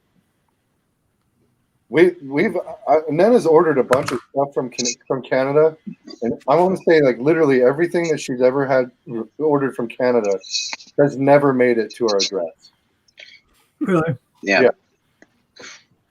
I trade shit with that dude Mike Woodford all the time, who's like a power violence like grind dude that lives in Ontario.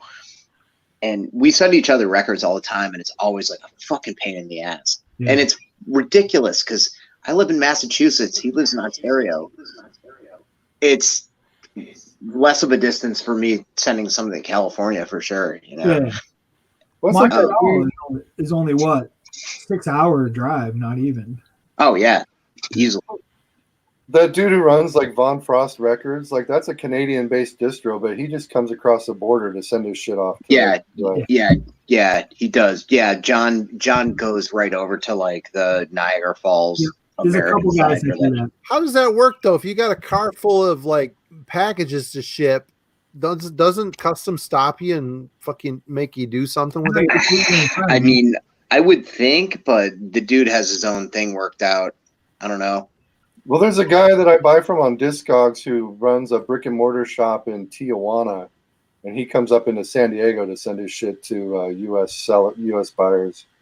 Well, and there's a buddy of mine that I trade tapes with that lives in Central America that does all of his shit, and he was like, "Hey, I've got for the next like trade we do, I know a dude in America that I can somehow get my stuff to in Miami or somewhere." He was just like, "Yeah, well, I'll send you my shit from somewhere in America," and it was like way cheaper than the last time I traded with him from Central America. So I don't know how he worked that out, but it was just like he had an American address all of a sudden. It's just bureaucratic bullshit red tape. It's like there's really no it's not like it's going over a body of fucking water or anything. It's literally an imaginary line. I don't get how it's like it just to cross that imaginary line you got to fucking triple the shipping cost. It's just stupid. Yep. Just order from Amazon Canada. Yeah, I don't order from Amazon, man. You know that. I'm about to go to Amazon, going to bed. Sissy. You guys have a good I'm night. about to bow out. I got a new laptop I need to set up. Hey, did you ever before you leave, Eric? Did you ever find that zine you were looking for? What's on it? I mean, they have it on Amazon. Do you ever I find haven't bought it, but I missed the boat when they had it for sale at Hell's Headbangers. They had it for sale at Dark Descent, and the Razorback store had it because they're the ones who put it out. Yeah. And I totally missed the boat on it. So if I want it, I got to get it from Amazon. You can find it somewhere else. I'm gonna help you. Yeah. All right. If I can help you not give Amazon 1 cent, okay, it'll be a victory. You don't like Amazon? Nah.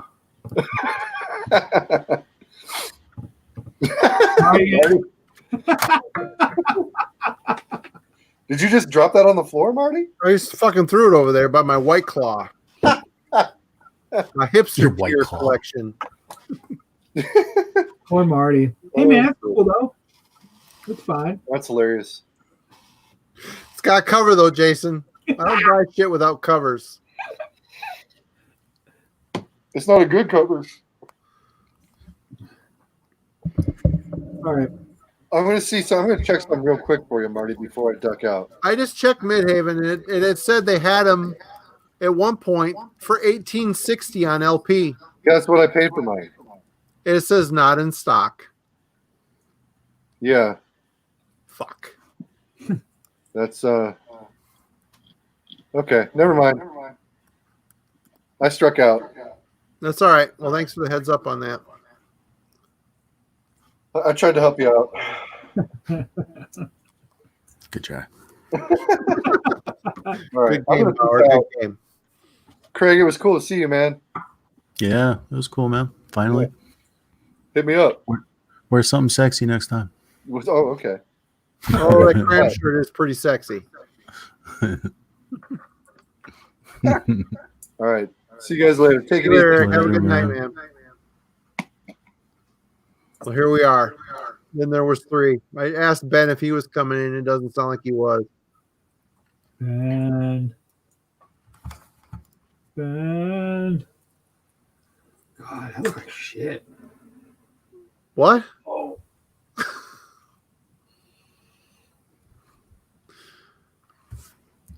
Fucking sleep. So, Craig, do you have any insight on that whole Judas Iscariot debacle? With Blake Judd. Yeah. Yeah, I did all the cassette layouts for him. I know you did. That's why I was did a asking. couple of the record layouts. Yeah, I was going back and I was reading the initial emails he sent me. He was telling me he was still in touch with him and he had permission. He was going to do Heaven and Flames with Yosuke and all that stuff from Nuclear War Now. And I guess from talking to Jeff, he actually hadn't even been patched up with him yet, with Owen Yosuke money and all that other shit. So I don't know. The dude was just fucking lying right off the bat, and his story eventually slowly changed, and all this other shit. But yeah, he told me at first he was actually legit talking to the guy, and then I think he said he was talking to a friend who was talking to him, and it just slowly morphed into, I don't know, whatever the fuck it was at the end, to where it was, he saw him at a show. Wasn't that his last excuse? Fuck, I don't know. Andrew lives over in fucking Germany, doesn't he? Yeah, but I forget what Blake's last excuse was. Something like he saw him at a show years ago and some bullshit like that. And like years ago, he had actually given him fucking permission to do it or something. I don't know, some bullshit like that. But his fucking story's changed like 6-7 times. Never trust an addict is what it all fucking boils back to. Jeff from Leviathan asked me to help, and that's when it was. He was going to actually do it with Nuclear War Now, Heaven and Flames, but he was just bullshitting everybody, But I got pulled in by Jeff from Leviathan to help out because I did a Zasser cassette for Appalachian Noise. Yep. So he's like, cool, help out with this. So I was like, sweet. I thought it was all legit, and Andy was on board, and it just became a fucking sewer. And then I think he actually got an email from Andy saying, cut the shit. And that's when, because he started some presses with Pirates, Andy emailed him saying, cut the fucking shit. And then I was like, what the fuck, because he had told me that he was still talking to the dude. And so I'm piecing it all together, and I stopped talking to him. And then I think he pulled all his stuff out of Pirates because Mo Benico or whatever could do it for like half the price, and he couldn't afford to finish paying for all the presses that he had all the pre-orders for. And I can't imagine the pre-orders he had, all that fucking money. Did he? Dude, all of it, man. He's hitting me up for fucking designs. So I'm like, all right, so I would be like, well, here, what do you think of something like this? And then suddenly the fucking dude's announcing it for pre-order. And I'm like, what the fuck, dude? And then he's like nagging me for all these fucking layouts. I did all those cassette layouts probably within a couple weeks. There were like, 6 to 7 cassette layouts or something. Yep. And then he kept nagging me. He wanted me to do, Neil from Krieg started talking to me, and, he didn't know who the middleman was because at this point, Blake was saying he was talking to some dude who was talking to Andy, and Neil wasn't sure. And it was just a fucking mess, man. And he started he wanted me to do the, that live Yep. Judas Iscariot record. He wanted to do that. And I didn't want to do that because Neil's in the background saying, well, I don't want that released. And then he tried to do the Weltmock also, or however you pronounce that. Yeah, and Neil's like, I don't want that released. So I'm like, I'm not getting in the fucking middle. So I just stopped fucking contact. I'm just like, I'm done. I'm out, Oh, so Blake thought he was going to release all that shit. He was trying to. I think he started to do some of the cassettes. Yeah, he was trying to do that. He was trying to do some Dimmu Borgir shit. And then he was doing those Mysticum shirts. I don't know anything about that stuff, though. But, he was... I mean, if you're going to do bootlegs, fine, but don't fucking lie to people. The problem is when he started with that fucking somber dead stock, like, what the fuck are you doing, dude? Just fucking blatantly lying to fucking people and fucking ripping them off, Yep. Like, people will take bootlegs, but don't fucking lie to people. You know what I mean? And then he just fucking, I think the whole fucking shitstorm just fucking got to him, and he just fucking, he had those records, and then he fucking just sold them off, couldn't afford it, and the dude just basically fucked himself. Well, yeah. I mean, he shot himself in the foot. I mean, Big time, dude. that retard, Juice and man. Scary stuff needs to be reissued. I mean, it's classic. It's great. It's great American black metal. And Yeah, I'm and all it's about just it. it's sitting fucking dead, and it needs a legitimate, proper re-release. He doesn't. Well, the CDs are out there, but from what I know, he doesn't want it on vinyl. I don't. Whatever. I mean, it's his choice. I mean, it's his shit. Between him and whoever with the licensing, Exactly. And if he doesn't want to do it, I mean, obviously, Mhm. I've hung out with Andrew. He's a nice dude, man. He's a nice guy. But I met him at the Milwaukee Metal Fest. Really nice fucking guy. that's where I met him. I hung out. Mhm. I talked with him when he was in the band Sarcophagus. Yeah, they I'm played in at the Michigan, and Milwaukee Metal I've Fest. seen them here, and doing the zine and shit. I've talked with him over the years, and then hanging out with him and Neil and Pat from Redstream at the Milwaukee Metal Fest. Nice dudes, and Yeah, Blake bullshit fucking Redstream too. yeah, I got lucky, man. Working when Blake had Battle Command Records, him and I used to trade a bit. He wanted Bind Rune titles, and I got some of his shit. And it was before he was a fucking full blown addict. And it took a while, but I got my shit. I always sent my shit prompt, and he got me the shit. So I never got fucked by the guy, but man, Yeah, I personally didn't either, but I mean, he was just blatantly fucking lying, man. I don't like that shit. And then he started fucking everybody over. yep. Like, It fuck, fucking man. sucks, and that's what I was asking, because I was wondering if you were still in contact with Andrew. I mean, you got your label. Shit, if you want your label to explode, re-release a proper re-release of that Juice and Scary shit. I was never in touch with him. Supposedly Blake was the whole time. I wouldn't I even got pulled know how in to through Jeff from Leviathan. Mhm. He asked me to help him out. It's And then crazy. That guy's fucked so many people at so many different times. I can't believe people keep floating him. People keep signing his band. I don't get why. Why do they keep giving him fucking shit? It's weird. Mhm. I don't know. I mean, as an outsider to I know somewhat of the story you guys are talking about. I don't know anything about the bands. It's not my thing. But Sure. in my little sliver of the world, the same shit happens too. There's these dudes that are well-known fucking bullshit scumbag fucking con artists, yet they're always around. And then people are complaining. They're like, "Hey man, he ripped me off, or he took a pre-order and never shipped the records." It's like, this is the fucking sixth time this guy's done this. Stop giving him money. Mhm. Stop. Well, con artists are one thing, and addicts are another. I mean, addicts are what they are, and Blake. I met him twice. I didn't see any of that. I mean, so I can't say nothing, but he still definitely has that addict personality. Yeah. You know what I mean? So, but a lot of people saying he's fucking buying drugs, all that other shit. All I can say is I didn't see none of that shit. I went to his apartment twice. I met him twice, and I didn't see it. He was very tense dude, stressed. Yeah, I don't know, very hyper, but I didn't see nothing going on. But that doesn't mean nothing was. But Yep. But you fucked a lot of people. I mean, I can't imagine how many He fucked pre-orders you everybody. got for that Juice and Scary stuff. I can't imagine. It had to be fucking crazy. And did he refund anybody? Fuck, I don't know. Probably not. Maybe here and there. He picked fights with everybody who confronted him. I think he took all that pre-order money and then he went over to Mobinico and then got fucking some records made and then resold those records. Some people got some stuff. Some people hit me up. I told them to file PayPal disputes. I got some records for some people, but that dude's a fucking toilet, man. Crazy. Yeah. No, that's what I was asking. I was wondering if you were in contact with Andrew. Hell, with your label, if we could get legitimate represses of that stuff, that would be fucking killer. Sure would.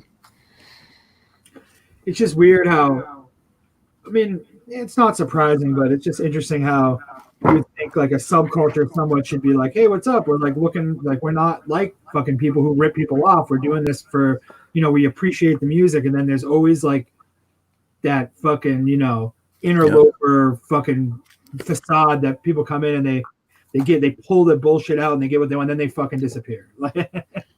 I will say I am proud. I never took one fucking penny for anything I fucking did. That guy tried to give me like money all the time. He was always bragging about all the money he had from all the pre-orders and shit. Of course. I never took one fucking nickel, man. I was like, I just did it because I fucking love fucking Judas Iscariot. You know, that's the only reason I do fucking anything. I'll make tapes and shit and I just fucking give them away. I don't care. Yep. You know, it's just like I spent so many fucking hours, man, fucking making them fucking layouts. And I don't know if Marty, if you have any of the tapes or Yeah, you anybody sent does, me but one or two of them. They turned out great. yeah, I fucking loved them. Even Neil from Krieg was like, fuck, you did a fucking great job. Too bad it's all bullshit, you know? Yeah. But, yeah, I didn't take a fucking nickel, and I'm fucking proud of that. So, And I don't blame like Neil not wanting that Under the Black Sun live shit to come out because it sounded like balls. I used to have that record and I ended up flipping it a long time ago because I never would see myself listening to it because it did not sound good. It was a shitty sounding record. Other than the one song, there's like a studio track at the end of it, wasn't there? If memory serves. yeah, unreleased track. Yeah. Great fucking song, too. I should have kept it for that fucking thing, but I needed money at the time, so I flipped the fucking thing. But what are you gonna do? And it sucks, but what are you gonna do? Yeah, that live record, the live songs are a little rough to hear, but that studio track is really fucking good. It I is. forget the name of it offhand. Yeah, I can't remember the name of it either. Fucking Yeah. old age and hipster tears. Fucking clouded. Yeah, I smoked too much weed to remember anything. Fuck it. I wonder why Andy doesn't want that shit re-released though. It's crazy. I mean, No idea. I saw part of the email. He fucking legit emailed Blake. Say, cut the shit. I don't want to see any of the shit in the fucking store. That's when the whole shit hit the fan.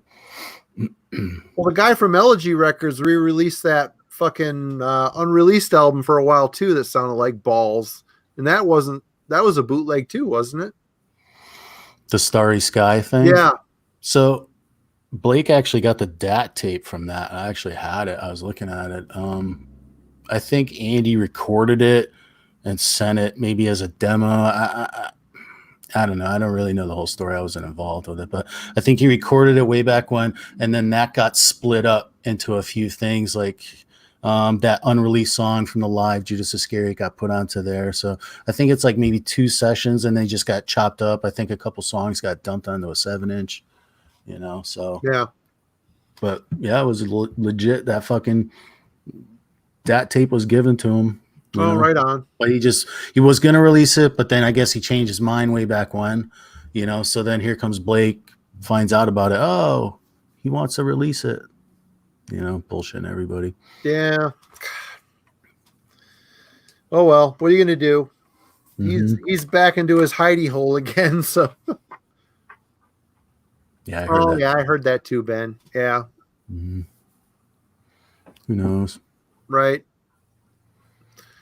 We've had there's a couple like punk and hardcore releases that are held up in weird shit where like someone passed away. Like this is like older releases from the early 80s. They passed away. They had like original recordings or demo recordings that are now some sort of like it's like real life, quote unquote. They're in some sort of trust. And that there's a relative who's like, my fucking uncle was in this punk band. I think this is worth $3 billion. And it's not, but it's still valuable. But they won't release it because they think they're like the fucking Rolling Stones or something.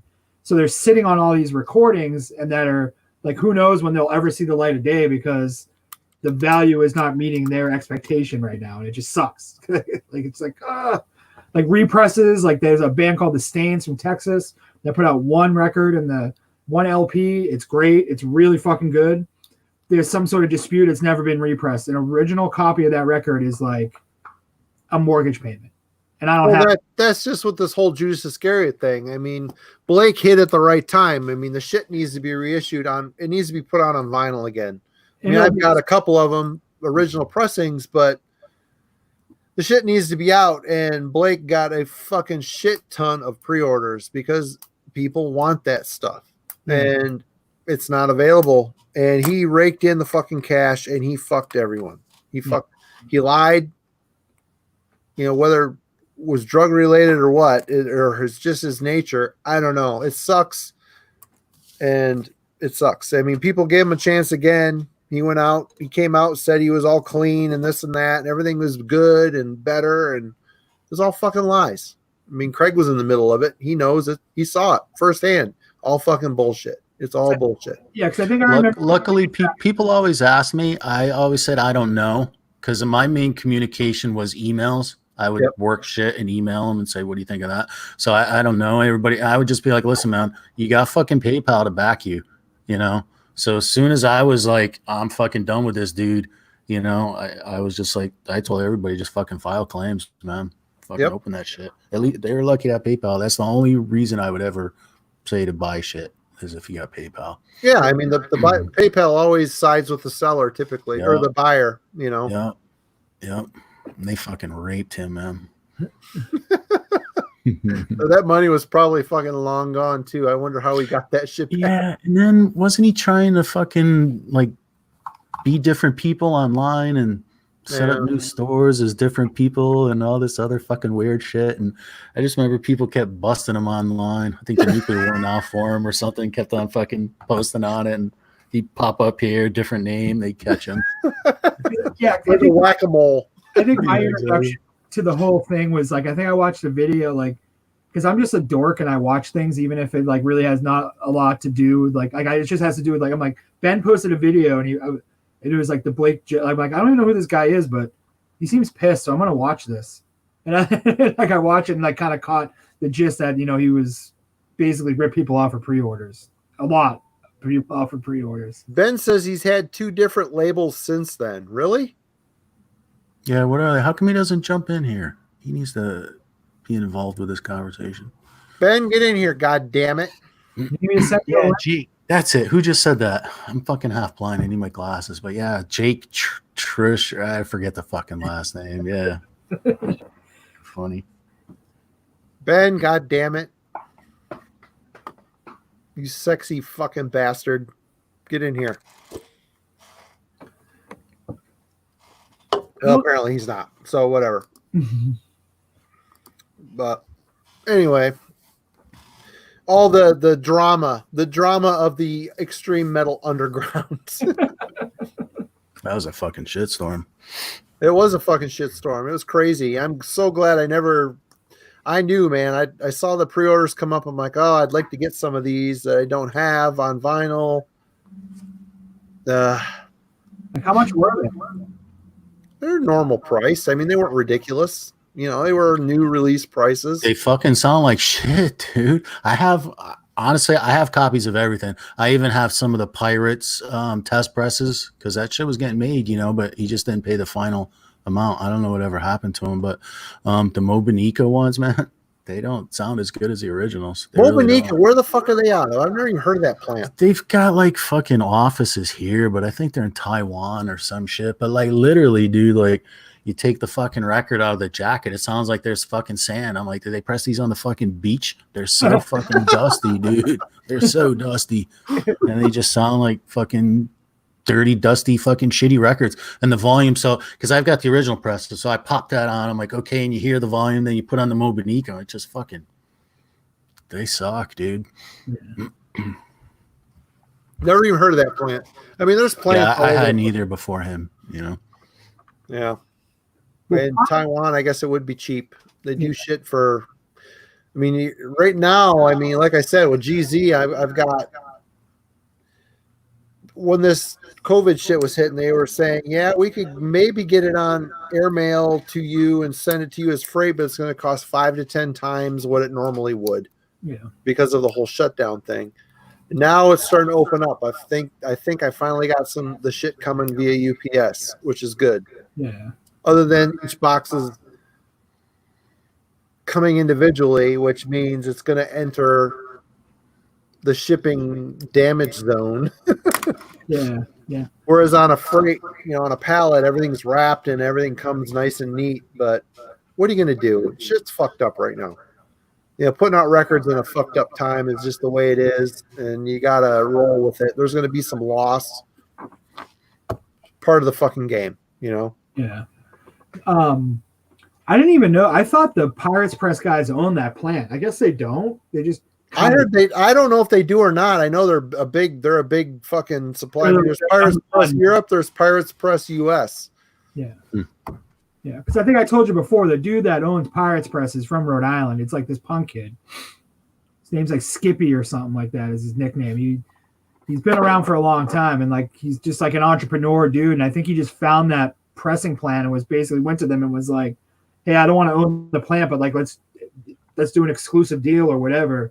And he just runs all his shit through there. And he's like, so it's like a weird thing. It's almost like he's an independent contractor where like he doesn't own the plant, but they literally only do stuff for him.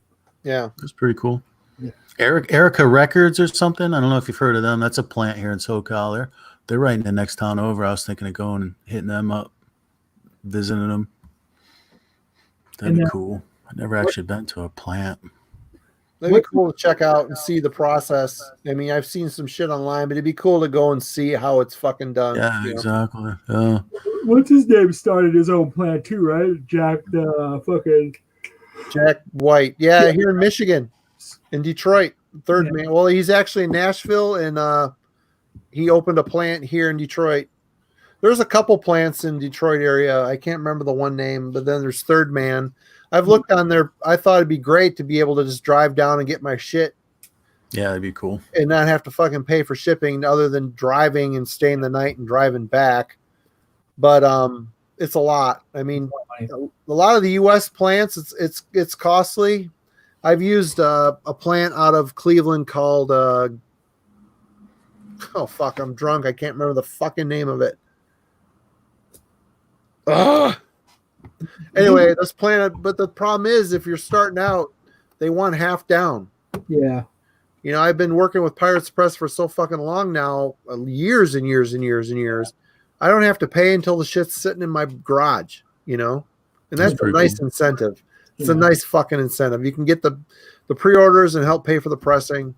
Whereas, you know, Gotta Groove, that was the name of the place in Cleveland. They did a great job, but you know, I needed to pay half the pressing before they even sent me a test pressing. So Yeah, there's a couple things going on with like I know there's one guy, that one label that did a bunch of pre-orders for like some newer records, and the fucking pressing plant wouldn't send them. It's like it's now been 7 months. Like I ordered you put up the pre-orders in October and they still haven't shipped yet. And the dude's being upfront. He's posting updates. He's like, look, like he won't say the name of the plant, so I don't know if he's like full of it, but he's basically saying like, I want you to have your records. Like these are like general messages. He's like, I'm in hell right now with this. Like it's just this is now like an issue between me and the plant, and all you guys are getting fucked. Like most people are, you know, there's always going to be a couple of people, but most people are understanding. Say, look, man, well, been I'm doing not- this a long time. I'm not out to fuck you. I can only send out records when I have them.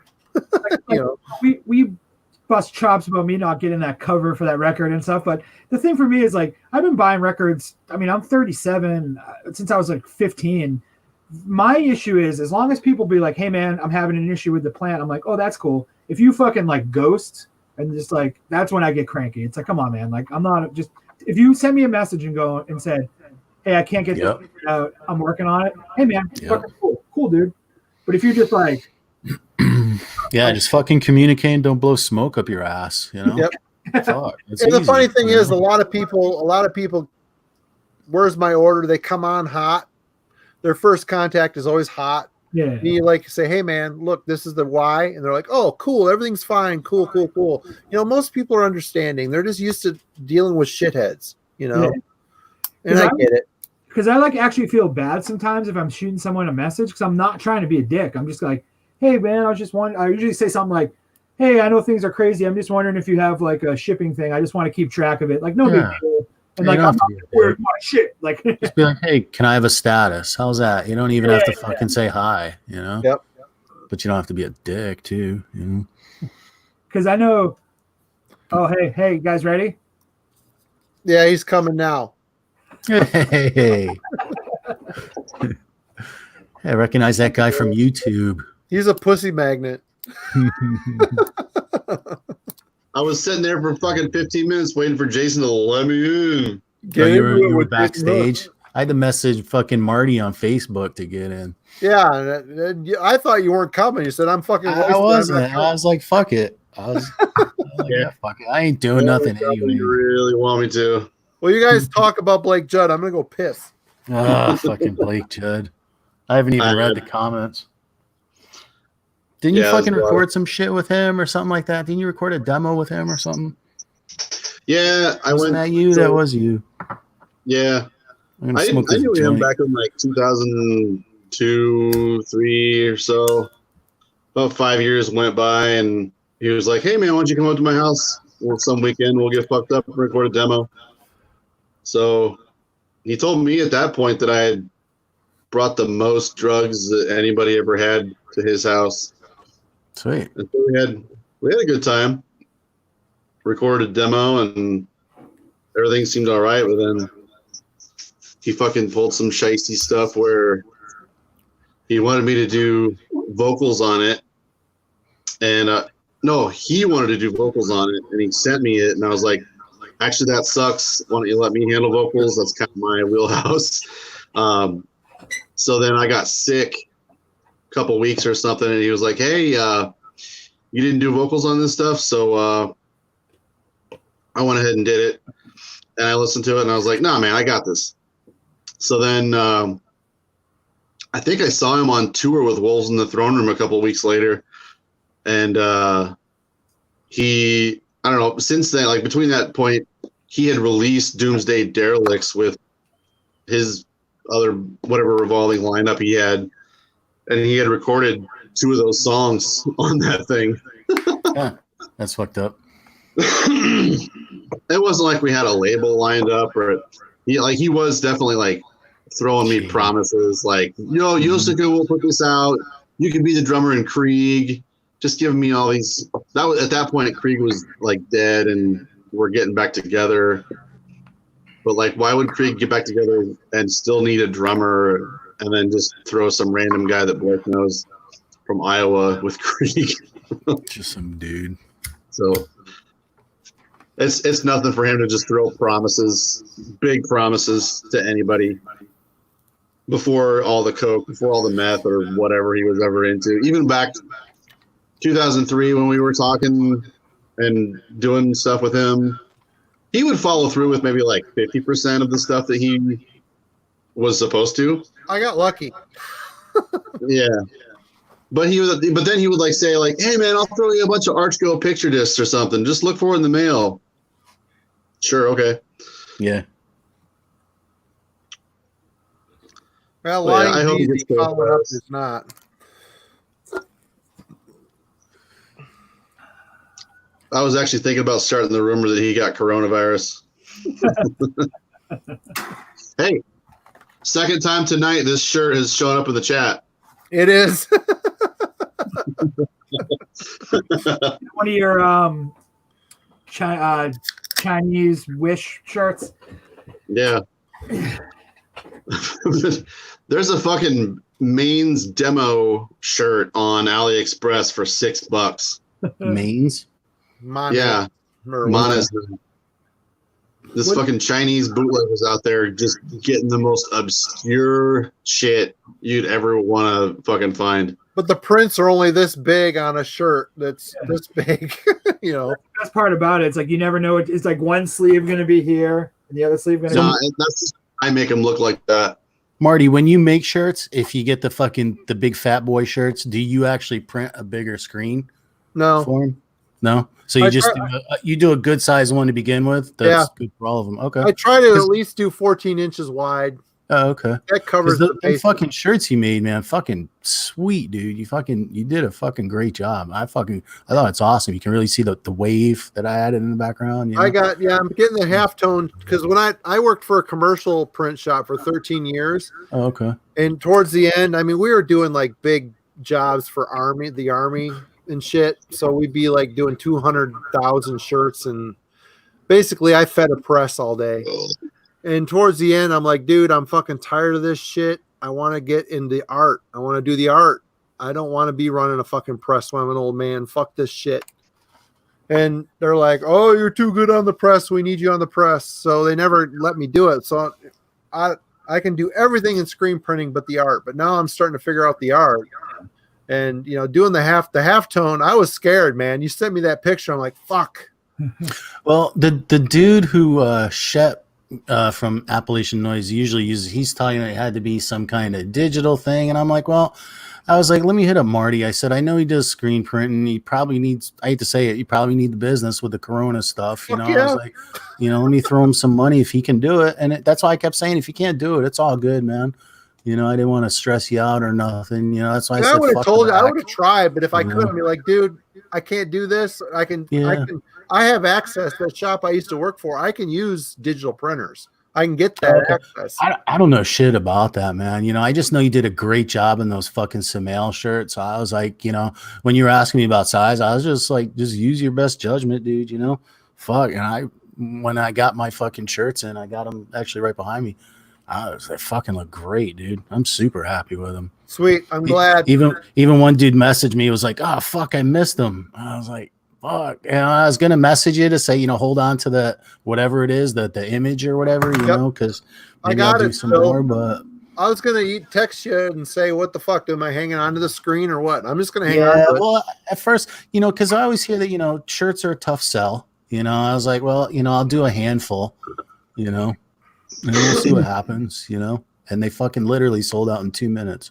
I don't know how many he put on, but yeah, that fucking shocked me. I thought I would be stuck with shirts, So that's pretty fucking cool. And if I do another press of it, we'll see. Maybe I'll get some more shirts. Yeah, man, keep me in the loop. You got other shit going on? Let me know. I can fucking. Let's see what happens with this whole furlough thing. You might go crazy. You might be the next Century Media.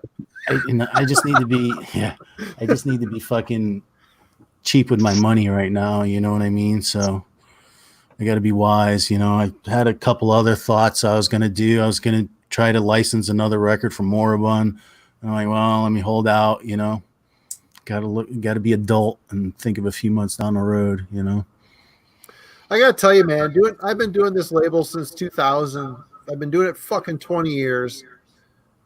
It used to be a lot of fun to take bands that were unheard of and build them up. But as time has gone on, you almost need to redirect and get releases that people want, because there's so many fucking bands in the world, and new bands, people just don't know them and they don't fucking care. They just don't. It sucks, but it's the way it is. Yeah, I was going to do the first Darkness and Shroud. All right, so us old timers probably know who Darkness and Shroud is, but and especially that fucking first one, exactly. But everybody knows him as just Mike Ford now or whatever, But it's like that shit's fucking great, dude. Especially the opening of the first fucking track, dude. That's like some boner shit right there, And it's like I just when I do shit, it's like. I do it because I fucking want it. Like that's the communist record right there. It's because I just release shit that I fucking want, and I would love that on fucking record. But I'm like, well, is it worth it though? Like you just said, I just remember Darkness and Shroud, all the demo flyers I got back in the day. I didn't realize Moribund put out a record. Did they? No, they did the CD. It's never been pressed. The first one. It's never been pressed. And I know he's fucking with. What's his face, Dark Adversary now, doing some stuff with him, but that fucking first Darkness and Shroud is fucking really fucking good. And I'd like to press it, but like I pressed 400 of I Shall Become, and I think there's still copies sitting around. So it's like, well, is it worth just, because I got to license it, and just for like 200 records, I don't want to insult the band either by only releasing a few records, Really? The I Shall Become shit will sell eventually. That's just eventually, yeah. The problem is you do 200 records, it drives the unit price up. It does, but the thing I know again, I fucking hate repeating myself over and over again because I know it's a different thing, but a lot of hardcore bands, 200 to 300 records is a standard first press, and they all sell. And then they go, oh fuck, and then immediately do a second press for another 2. And then because the first 2 or 300 sold so fast, everyone thinks it's rare. So you do another repress for 2, and then those sell real quick. And then by the time you're hitting third press is when you're dick is in your hand, and that's the one that sits around. Because you create a buzz in the beginning with the first two presses. The best thing to do if you're going to repress something is to change the vinyl color. Yeah, or cover. Yeah. We haven't, What's going on, Justin? What's up, dudes? Yeah, Hey, thanks for letting me in. How long you been back there? Oh, just a few minutes. My internet was going all wonky on my end. 15 is the minimum you're supposed to sit and wait. we make you fucking want it. I have to beg to get in. Yeah, because I mean that's like if like today, for example, today a band called Regional Justice Center, which is like this power violence band, put out a 7-inch. There's 2 songs on it. The songs put together are 2 minutes long. It's sold out. 500 copies sold out right away. I know for a fact that they have probably another 200, 300 copies that are probably already ready to get pressed, but they're not going to announce it because now that the first press flew off the shelf so quick, everyone's like, oh, when's that next one coming? And it's already planned to be here. They probably might have already be pressed. Who knows? But it's how they do it. It's a way it's always been in punk and hardcore. It's fucking crazy. No one does bulk massive pressings anymore. It's all a game. Well, it's a good position to be in. You blew through 200 fucking records. That's awesome. That's fucking great. Yeah, damn. And repress that shit. Obviously, there's a demand for it. And if you sit on the second pressing for a little bit longer, so what? You know? Yeah. Well, I think he's got a full length coming out. So, I mean, we'll see. You know, it's up to him. What's that shit sound like? Commodus? Yeah. It's pretty unique, man. This one's all related to Yukio Mishima, I think his name's pronounced. And all that stuff with him. You just got to kind of play it, dude. It's pretty different. Is there any involvement? You said it's Australian, right? It's from Australia. Yeah. I'm always terrible at describing music too.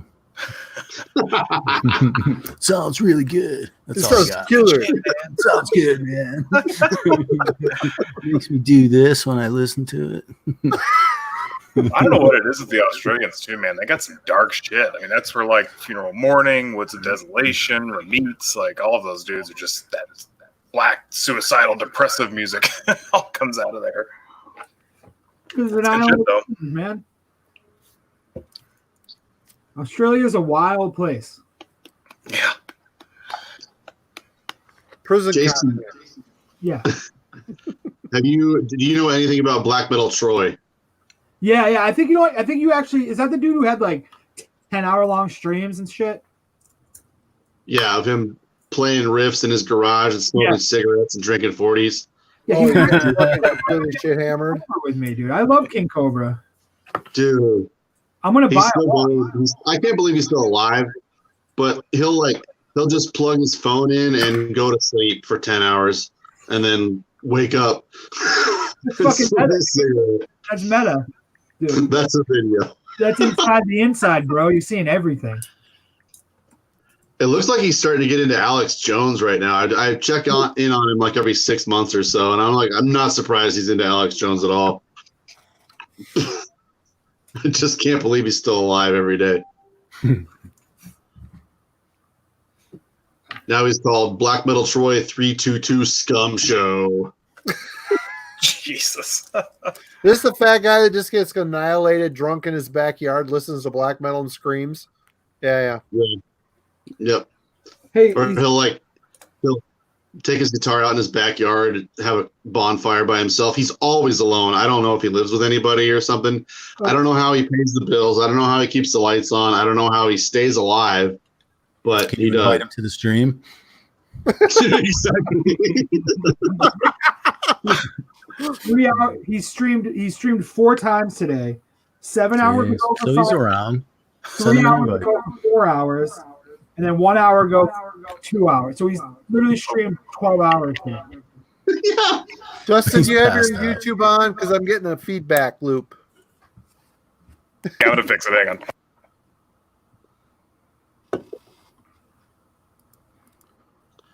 Well, I wasn't going to get on here. I was going to go to bed early and then wake up early and work out in the yard tomorrow. Oh, fuck You can that. still work in the yard tomorrow. You don't need to be fully cognizant to do that. But I'm legitimately going to order one of King Cobra's wands. He's working on them. I'm waiting for the pre-order to go up. I don't know how much they cost, but I definitely want one. What's King Cobra other than a foot pedal? You don't know King Cobra JFS, dude? Didn't we talk about this? Okay, yeah. The fucking sexy goth bad boy? Shoot. That guy's an anomaly. I don't understand. He's like a worm with a mustache and a goth hat. I'm so fucking glad the internet exists for me to be entertained by these people. As horrible as that sounds, it's just like, I'm glad I know this person's here. Like, But you know what? We're doing it right now. We're it. We're a part of the whole thing. I know. Part of the problem. Craig, I'm on that Appalachian Noise Records site now, and I can't believe you sold out of every size. That's crazy. Because usually there's like extra large left or a couple smalls left or something fucking left. I mean, how the fuck did you nail that? He sent me, I don't know. He sent me, I think 3.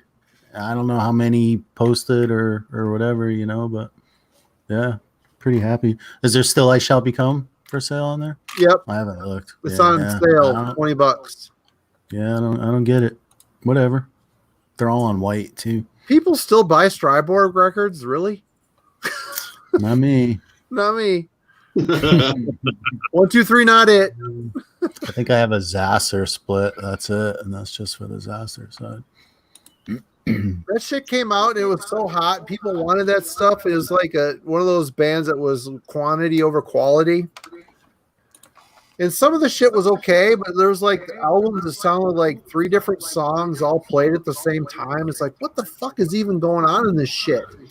All I see is his ass. Sorry, Marty. All I'm looking at is his cat's ass about the fucking. Oh, the brown eye, the star in the face a second ago. I was very distracted.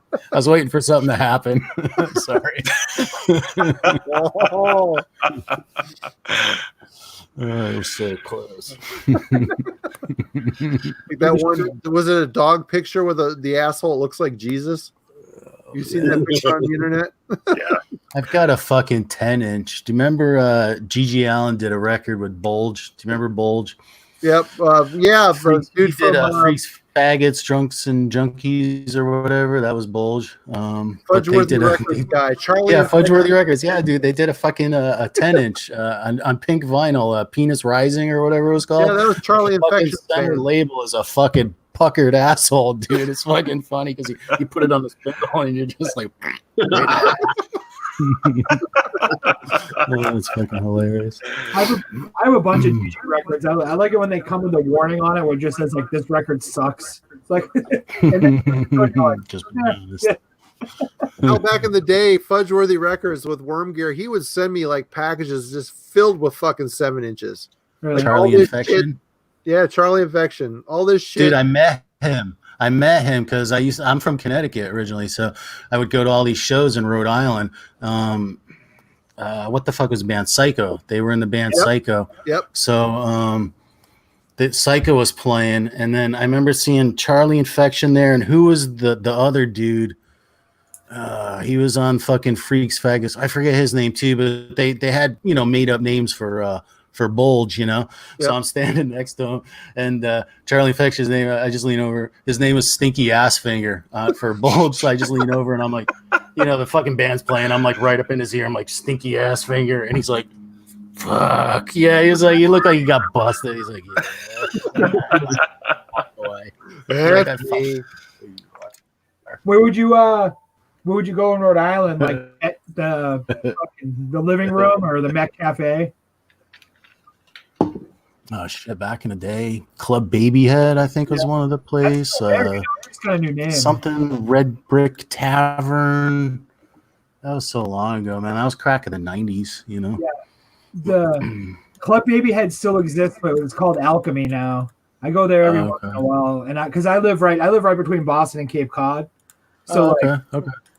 Providence and Boston are the same distance, north and south to me. I'm like literally right in the middle. So I go to both cities a lot, like to see. Oh, okay.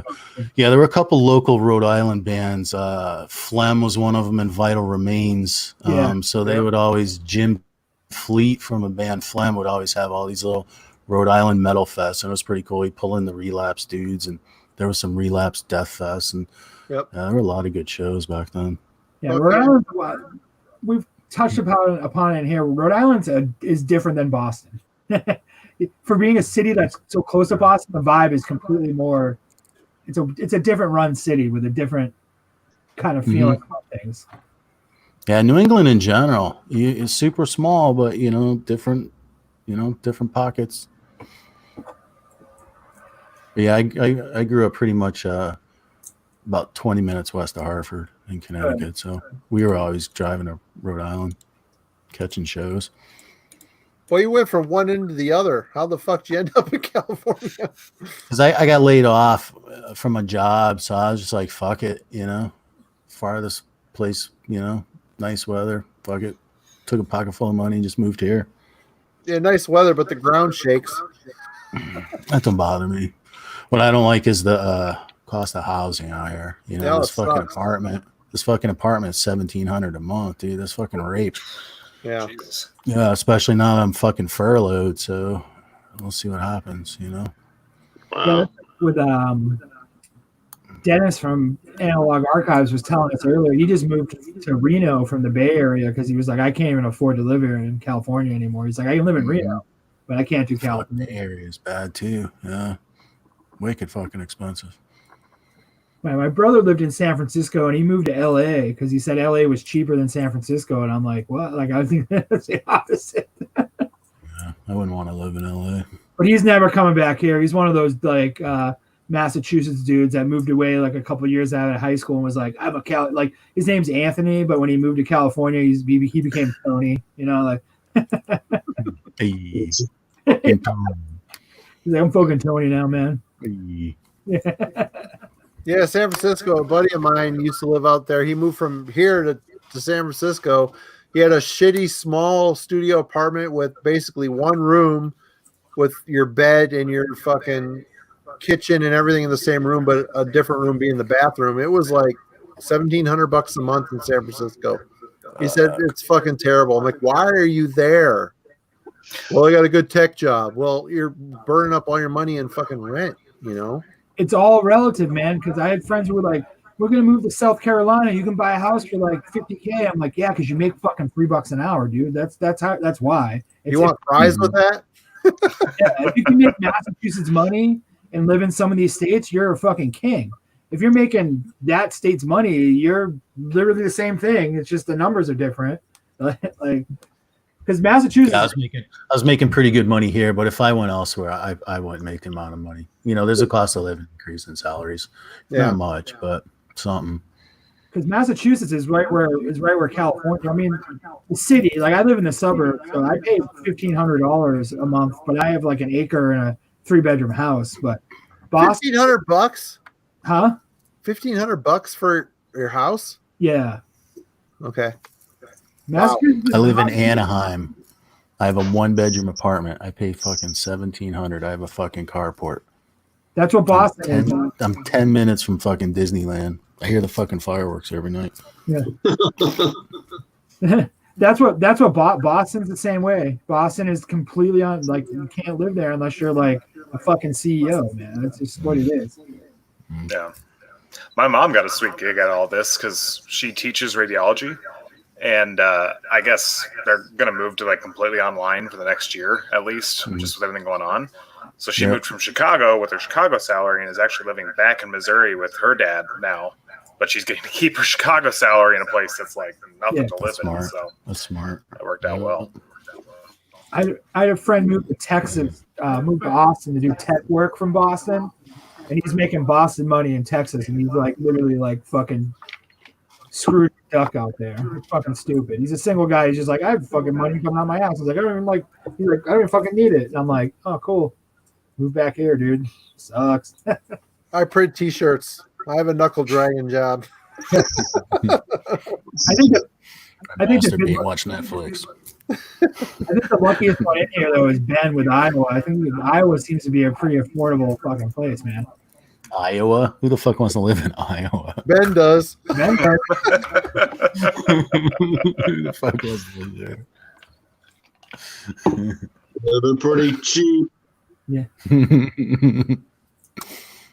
Fuck It's not it. bad. I can drive up to Chicago and see shows if I want to.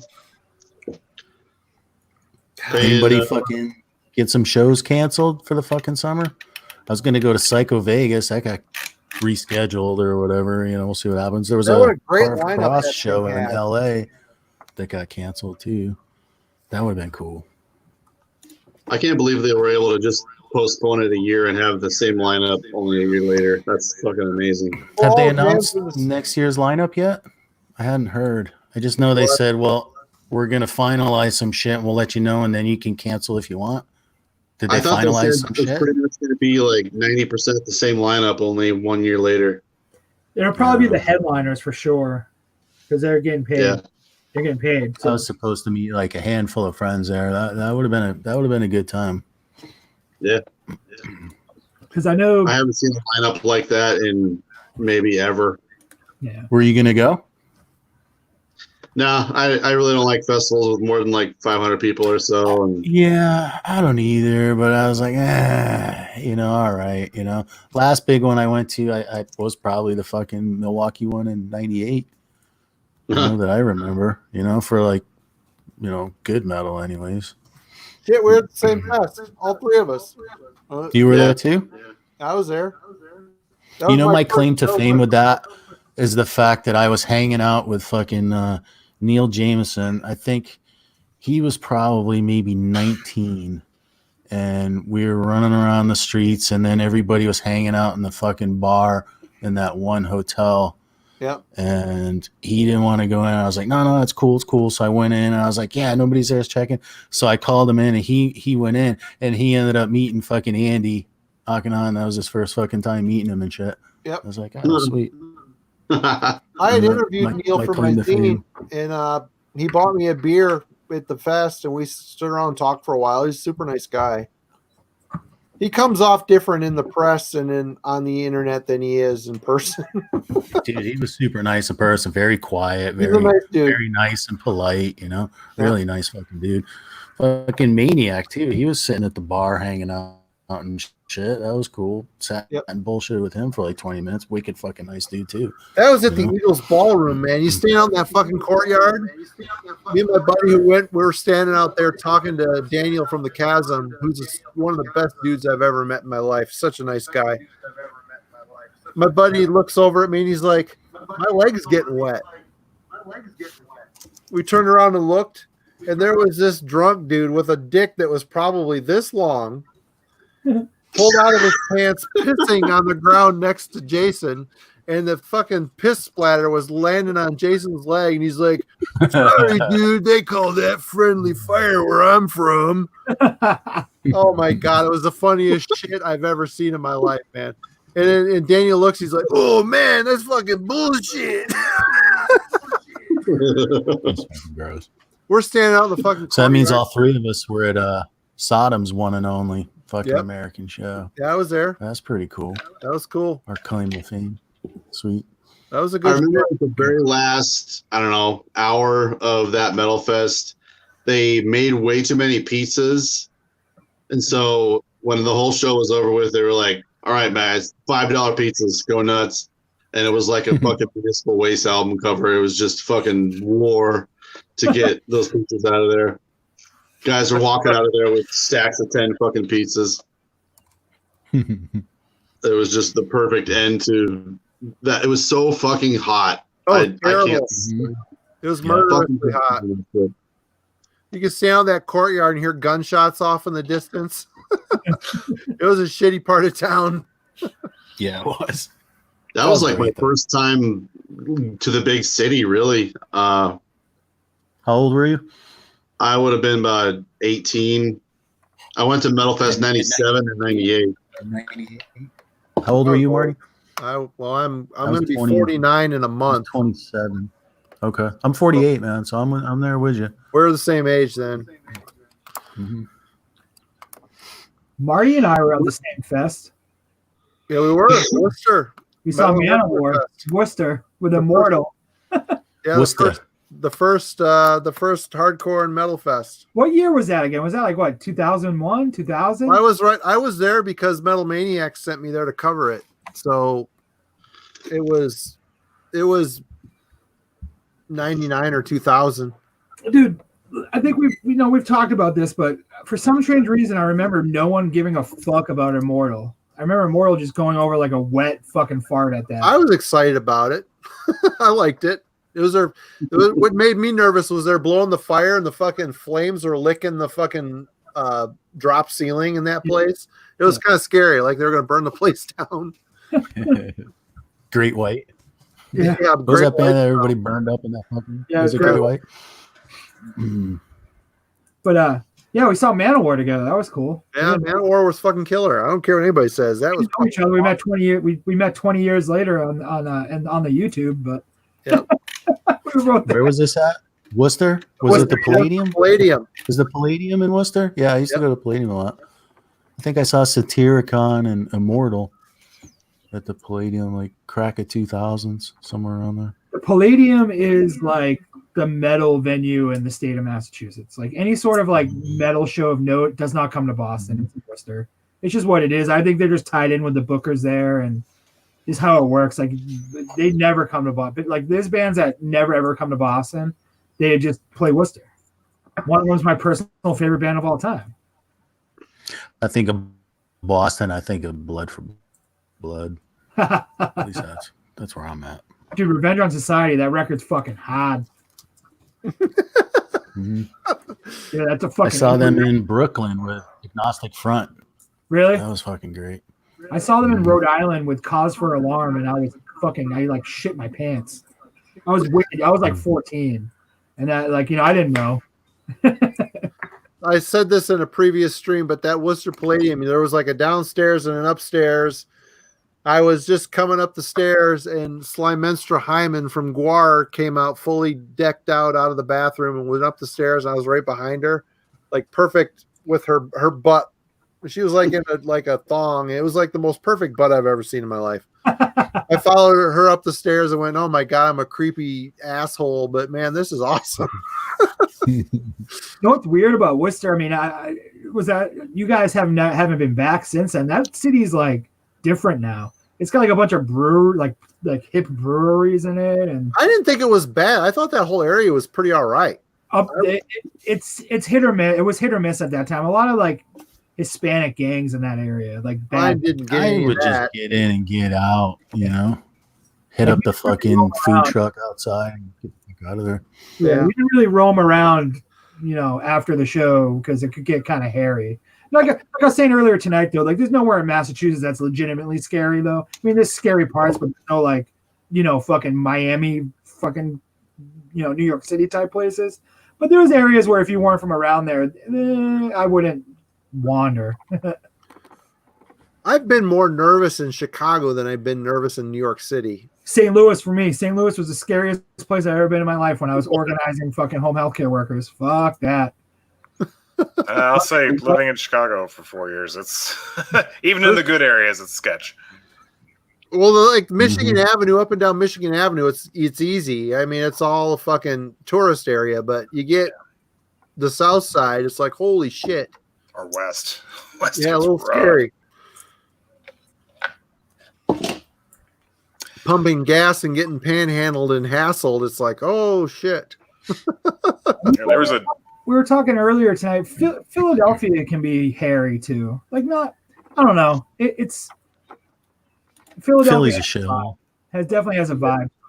Yeah, I was in Philly twice. I hung out with the Relapse guys when they were Is the vibe shithole?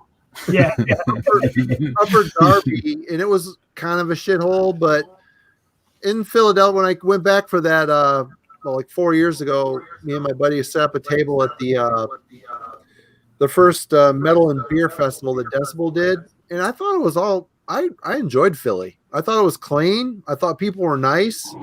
I didn't really have any problems with it. I got around all right. Some of the roads were real skinny where all the cars were parked on both sides. It's like, fuck, I don't know if my fucking Yukon can get down in between these fucking traffic. You The know. thing with me in Philly is I think I'm trying to think of the best way to phrase this. I think you can find trouble very easy if you look for it. Oh yeah.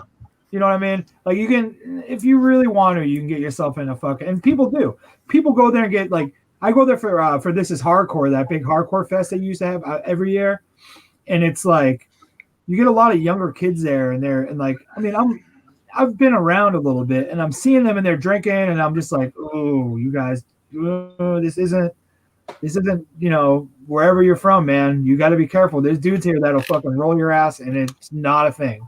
You know, fuck who you are, and like people just kind of, it was just weird. It's just weird because you get in that big mentality. You're around hardcore kids all day. There's a huge fest. There's people stage diving. Everything's okay. The dude 3 blocks up the street doesn't give a fuck where you're from. Like, if you're gonna mouth off at the bar, you're gonna get bounced. I had a girlfriend that lived in Philly for a couple of months. I went to see her, and I went to go find a Walgreens, and I got lost with no cell phone or anything on me in the hood, and I lived. I didn't think it was that big a deal, but what does an Iowa guy know about getting around in fucking Philly with a bunch of black guys? The funny thing is, traveling. I've been lost as fucking Cleveland. Cleveland is a fucked up town to try to get around in when you're looking at a map and trying to drive. Try Boston. Yeah, Boston sucks. Since they've invented the cell phone with like the Google Maps, it's like you've lived in the city your entire life. Turn left in 1 mile. I mean, yeah, it's nice. It's fucking It's great. like an atlas navigation.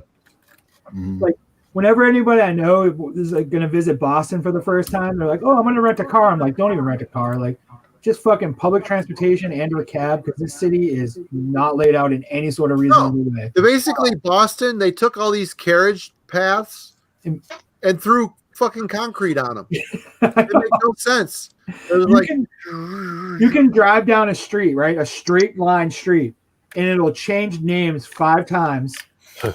It'll turn into a one-way, and then the only way to turn around is you gotta literally circumnavigate the whole fucking city, and then you'll drive down the street and it'll just end, and you'll be like, "Oh, fuck." So Lansing, Michigan's kind of like that too. Lansing, Michigan is a town. Kalamazoo is kind of too. They're like made up of like one-way streets. I remember being in Lansing, lost his shit, trying to get to a Guitar Center. I could see the Guitar Center right there. Yeah. But I couldn't get to it because of these fucking one-way streets. I'm like, motherfucker, I can hit it with a rock, but I can't pull into the fucking parking lot. Yeah. It's like trying to get on the Mass Pike in Boston. You see it. Yeah. Fuck. And then suddenly you're going this way. Yeah. And you got a train here, and this is one way, and the road's like. Dude, I gave up, man. Pre-cell phone Google Maps shit, man. Yeah. Fucking, I had to drive into fucking Boston a couple times, man. I couldn't fucking get out, dude. I was getting so fucking mad. I was getting fucking ripping past. I couldn't get on whatever is the Mass Pike or whatever it is right there, you know. There's so much construction. They build on top of build on top of build, and then like the maps just can't update because there's roads that literally don't exist anymore. But if you go on, like, you can go on like Google Maps and be driving, and you're on a road, it just ends. And they're like, "Oh no, we built a building here a year ago," or like, "We closed this road to like put a crossroad across it," and the map systems haven't updated. It's fucking wild. They'll tell you to take a right, and it'll be like a building. And you're like, you're on a one way, and it's a dead end. You're like, My favorite with the Google Maps. So what was it? Your destination is on your right. And you're looking like, no, it's not. Your destination is on your right. Fuck you, it is not. Yeah. It tells you to turn around, and you're like, fuck. Yeah. Fucking bitch. You turn.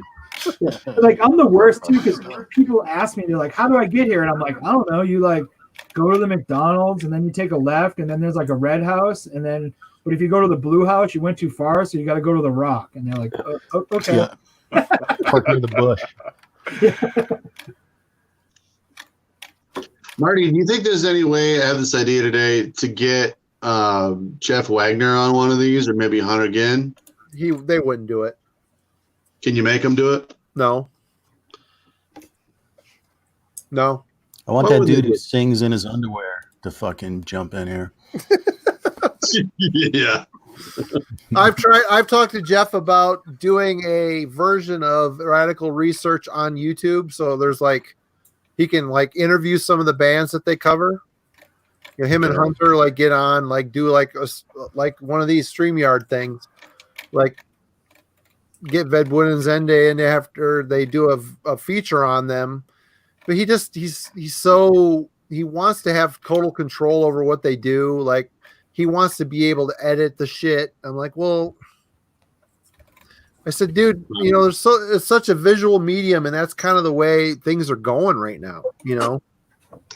Sure. Like, But all the it's- shit that we do is like our own personal zine. I mean, I used to do a zine, and now this is the new zine. The fucking YouTube is the new zine. It just is. Dude, I started to, man. I used to from 90, 91, 92. Actually, fuck, here, I got the paperwork right here. Actually started fucking redoing some fucking shit, man. Started doing some of my old layouts, old fucking Sumail fucking interview and all that other shit. And I sent out a few interviews, and I was just like, why? You know? Fuck it. It costs a I lot just of money. lost motivation, you know? Yeah. There's a guy, Arcane Archivist. He's doing print zines now. And he's in it, like, I'm not sure how it's going to work out, but it's kind of like pretending that the last 20 years didn't happen. Yeah. Like starting a zine covering old black metal and stuff. So I'm actually going to write an article like as if it were 1998, basically, for it. So it's kind of fun. It's kind of a challenge. That's cool. It's cool, man. And you know, maybe now's the time. Maybe people need zines again. I don't know, but I've thought about doing Worm Gear again. But on the same token, when I stopped Worm Gear, we were doing 10,000 issues, and I don't see that fucking happening right now. No, I don't see it. you should do a quarterly and tie it in with Bind Rune. Yeah, actually, that's a good idea. Like 4 issues a year and just have it. Yeah, that's a good idea. Throw more money into a fucking gigantic void. You can hear the fucking sound of the money just going away. I'll buy one, just one. Well, that was just it. You know, Worm Gear, the advertising paid for this. This was free. I'd go to Metal Fest and hand out I'm pretty sure. 3,000 I think I have one of those. I have to. Well, next time I send you a package, I'll send you a bunch of them. I got Just rip the covers off. what? Yeah, okay. I'll wipe my ass with it. Scratching sniff. But once fucking record labels stop, you know, like, oh, we'll pay you. Send us an invoice. You send an invoice. It'd be 8 months after the issue came out before they paid. Yeah. And when I go to the fucking pressing, when I go to the place that printed these things, I had to have the money up front, you know. It fucking sucked. It got to the point, and then once the Milwaukee Metal Fest closed down, I didn't have that 3,000 gone instantly anymore. You know? Why did it close down? They just didn't want to book it. Jack Koshka was a fucking shithead. Yeah. Basically. I was just going to say, have you guys ever heard any specific stories about him ripping bands off? No, I don't know. I used to have to deal with Don Decker getting in the fucking back door, and that guy was a trip, man. He was a trip. That was a piece of shit. God rest his soul. Because I don't even think the Worcester Hardcore Metal Fest exists anymore. If it does, I haven't gone to one in for. I don't know if it I don't changed. think it has. I don't. There's really the only fest, like I said, that I only really hit up is This Is Hardcore in Philly, and that's just because for like my little niche of the world, that fest is usually like all the bands you want to see, and then the headliners are like classic bands. So it's like all the new popular hardcore bands, and then like Gorilla Biscuits, or like for like the last, or like all popular hardcore bands, and the last 3 bands are like legendary. Like we play once a year, and we play here, and then there's an outdoor like flea market type record fucking thing, and it's cheap. I fly there because I'm a lazy fuck from Boston, so it's like a half an hour flight, and then I just hang out all weekend with my friends from all over the U.S. We fucking bro out, and then I go home. I gotta say that last Metal Fest that I went to was a little rough, man. There was a lot of, I mean, the Mentors played. I mean, and it wasn't even with El Duce. It was just with some scab guy wearing a hood. Yeah, cool. And it was like all these bands that were low level, and maybe MOD played. I think a reunited Nuclear Assault played. Maybe What year was that? Fuck, I don't know. Whatever the last year they did it. They did it for a long time, but it kind of the first few years they did it. It was like big bands, and then it just turned into like a local like shitbag fest for a while with like Hatebreed closing. So I would have liked to have gone the year that Venom played. I went the year after, but by the way it looks, by the way the booking looked, I'm probably pretty confident to say that like a new booker took over at one point and just kind of was like booking like mosh metal, like bands like Unearth would be like big names on it. It's like what, like Metal Fest? Yeah. Well, Jack was also a promoter for wrestling, so wrestling started to like seep into it. There'd be wrestling and porn stars there. Yeah. And it's just like, okay, whatever, cool, but whatever. There'd be a big ring in the center, like all these guys like flopping each other around, and Jasmine St. Clair there. And it's like, okay. Yeah. You fucked a lot of dudes, yay. Whatever. Don't kiss her. Well, they also used to do the Rock and Shock which was at the Centrum behind it would be a horror movie convention all day, and then at night there'd be bands at the Palladium.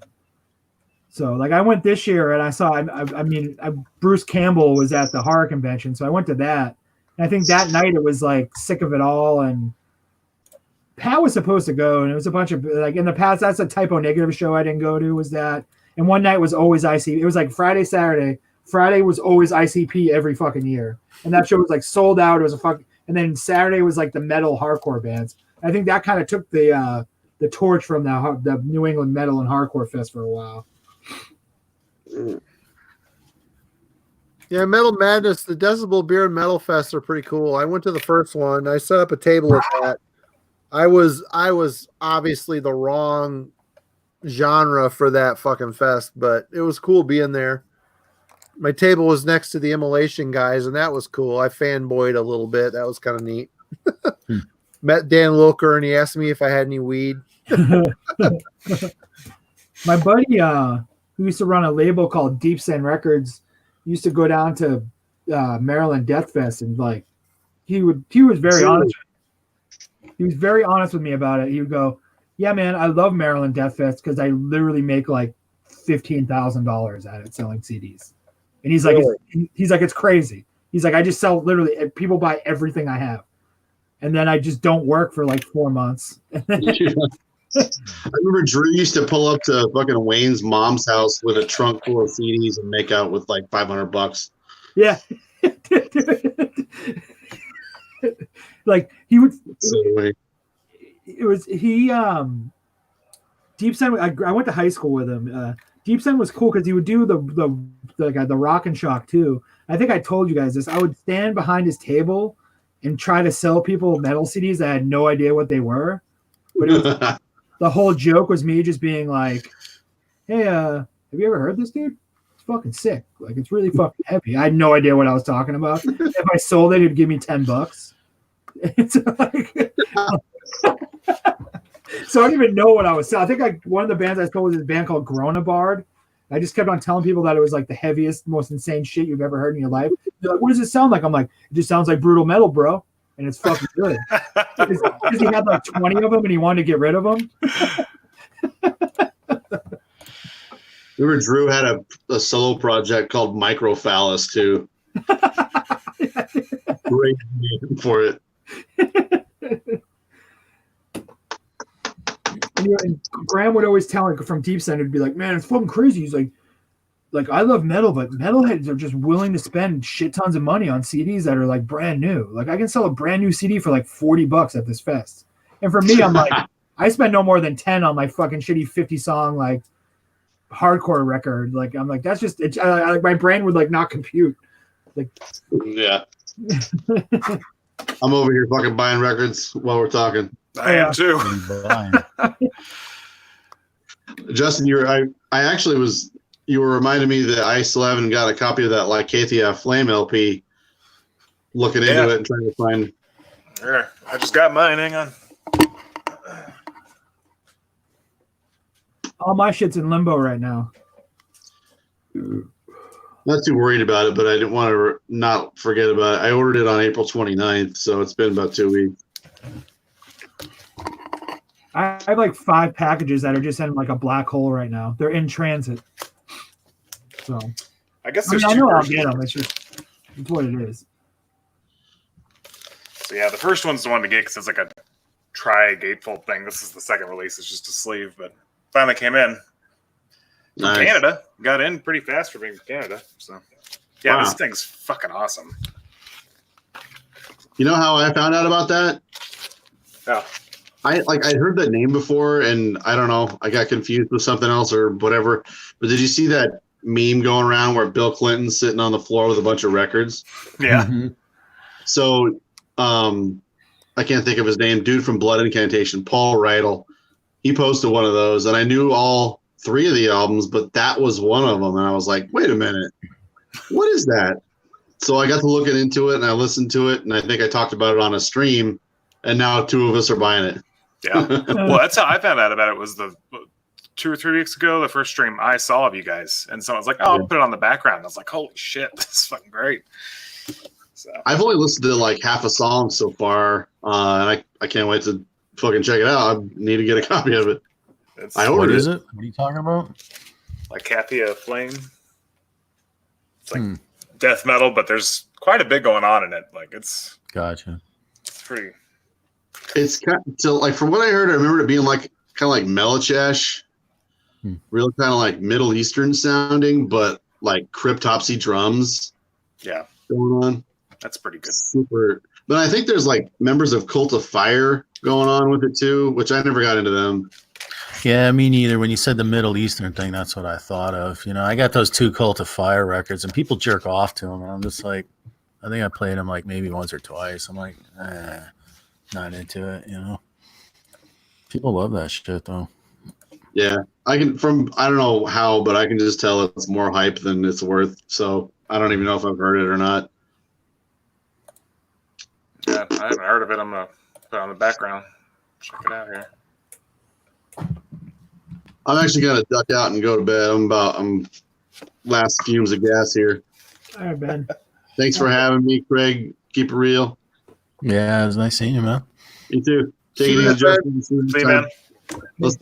Let's get a Jeff Wagner on here next time. It'll never fucking happen. Trust me. I don't know how to. You want me to You're kick in you the off? show. Do you want me to boot you?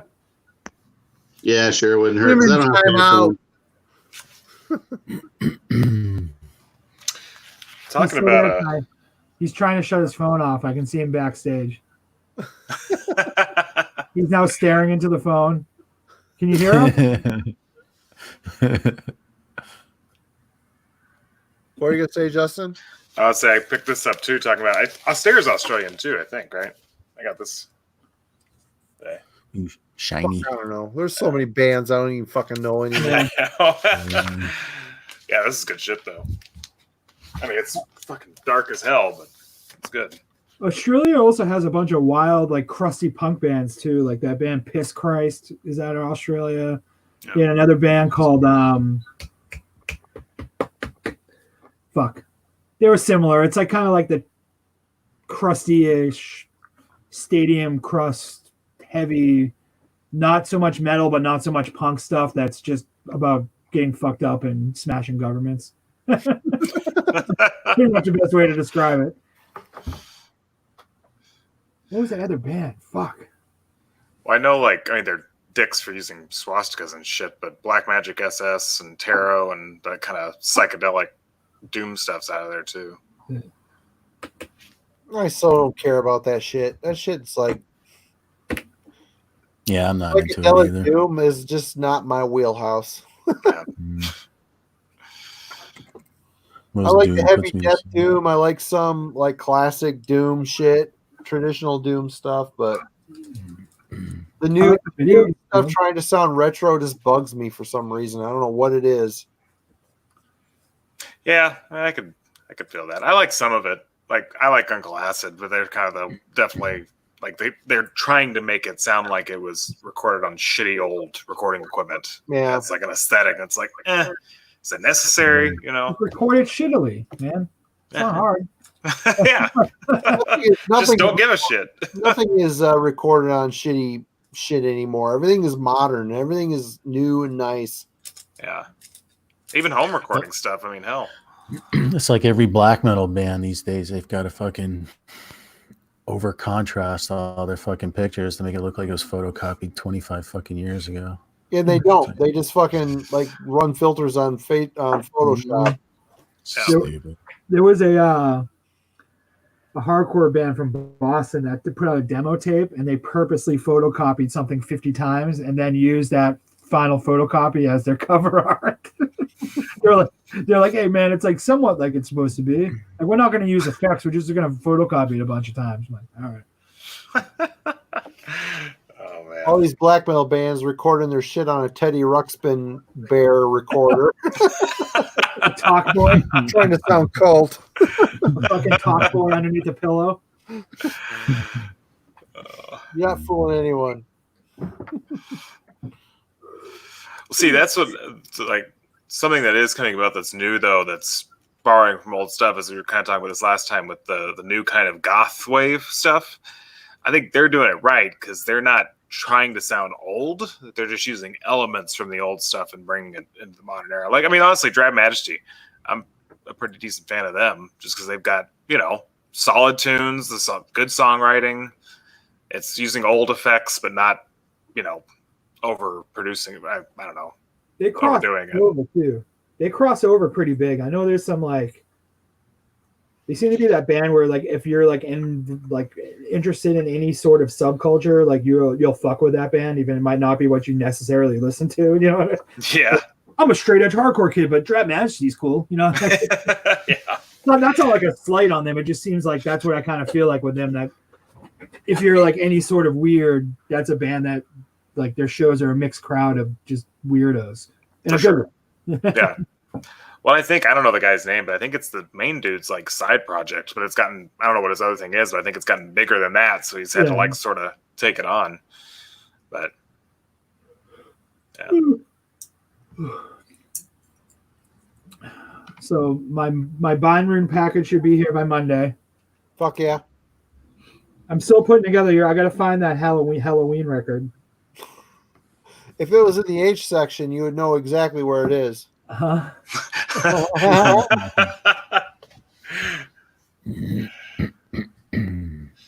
Hey man, It'd be a few down from fucking Haybreed, fucking South Shore. hey man, my records are sorted by emotion. I don't need your alphabet, dude. I'm a fucking anarchist. How do you have yours sorted if not alphabetically for real? How are they sorted? They're sorted in an insane manner that only makes sense to me. But he can't find the Halloween record.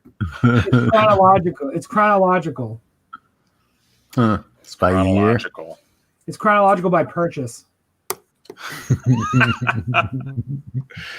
Oh my god. Can you You're file stacked. away that Ramones record without a cover yet? It's in my not listened to box yet. It's in the box of shame. Yeah. So pissed about it. I'm so fucking mad about that. You can bring it up to me at 4:16 in the morning. I'm not gonna sleep. I'm gonna scoop.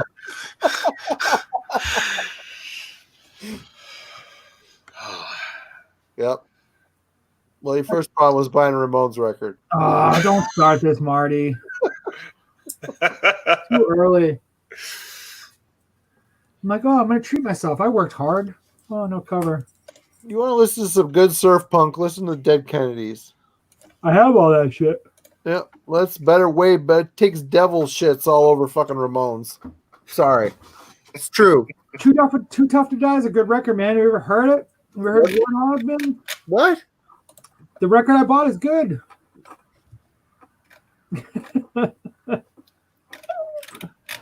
It's all good, man.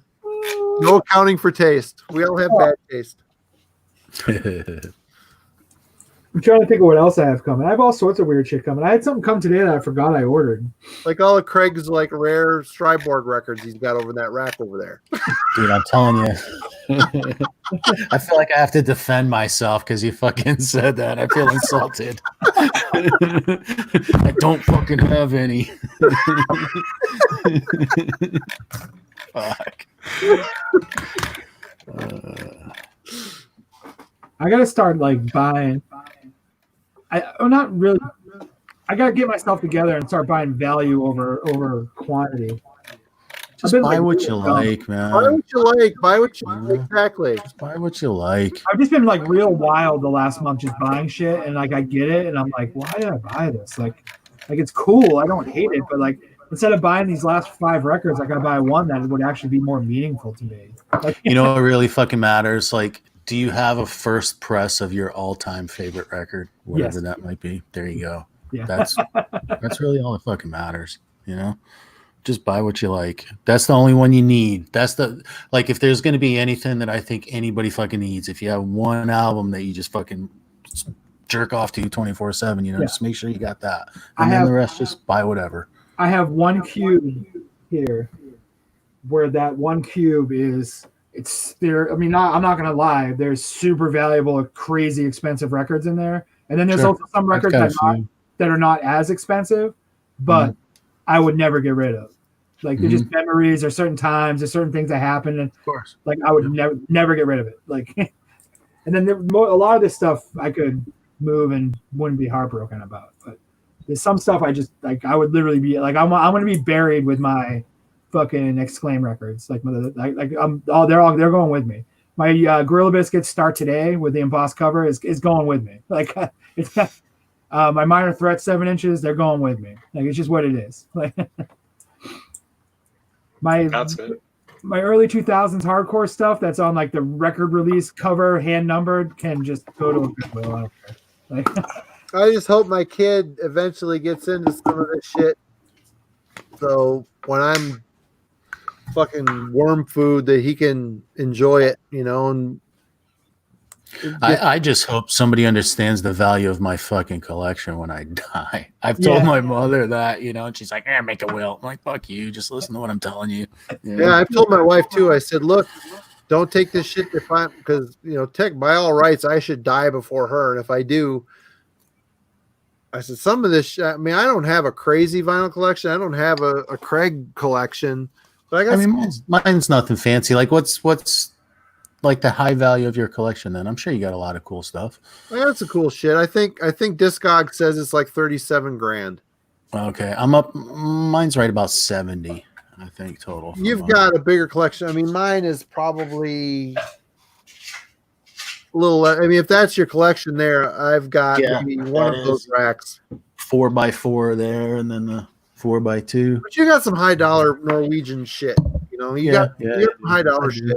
I've got second and third presses of that shit. You know?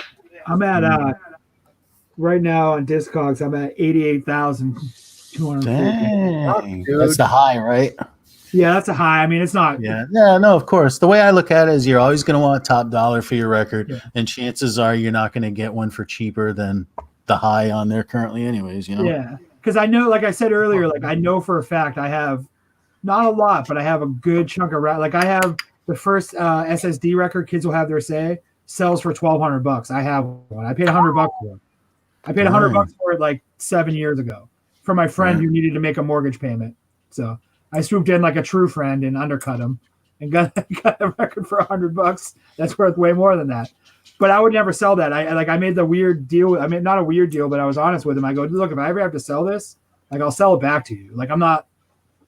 It's like I also, this is gonna get like, might get weirdly bizarre, but I do believe in record collecting karma, and I do believe that if you fuck someone over in record collecting, you will be fucked over tenfold afterwards. I just something I believe, man. My collection, they say the high end is 37.9. I don't have a huge collection. I got some cool shit. I've gotten rid of some cool shit over the years.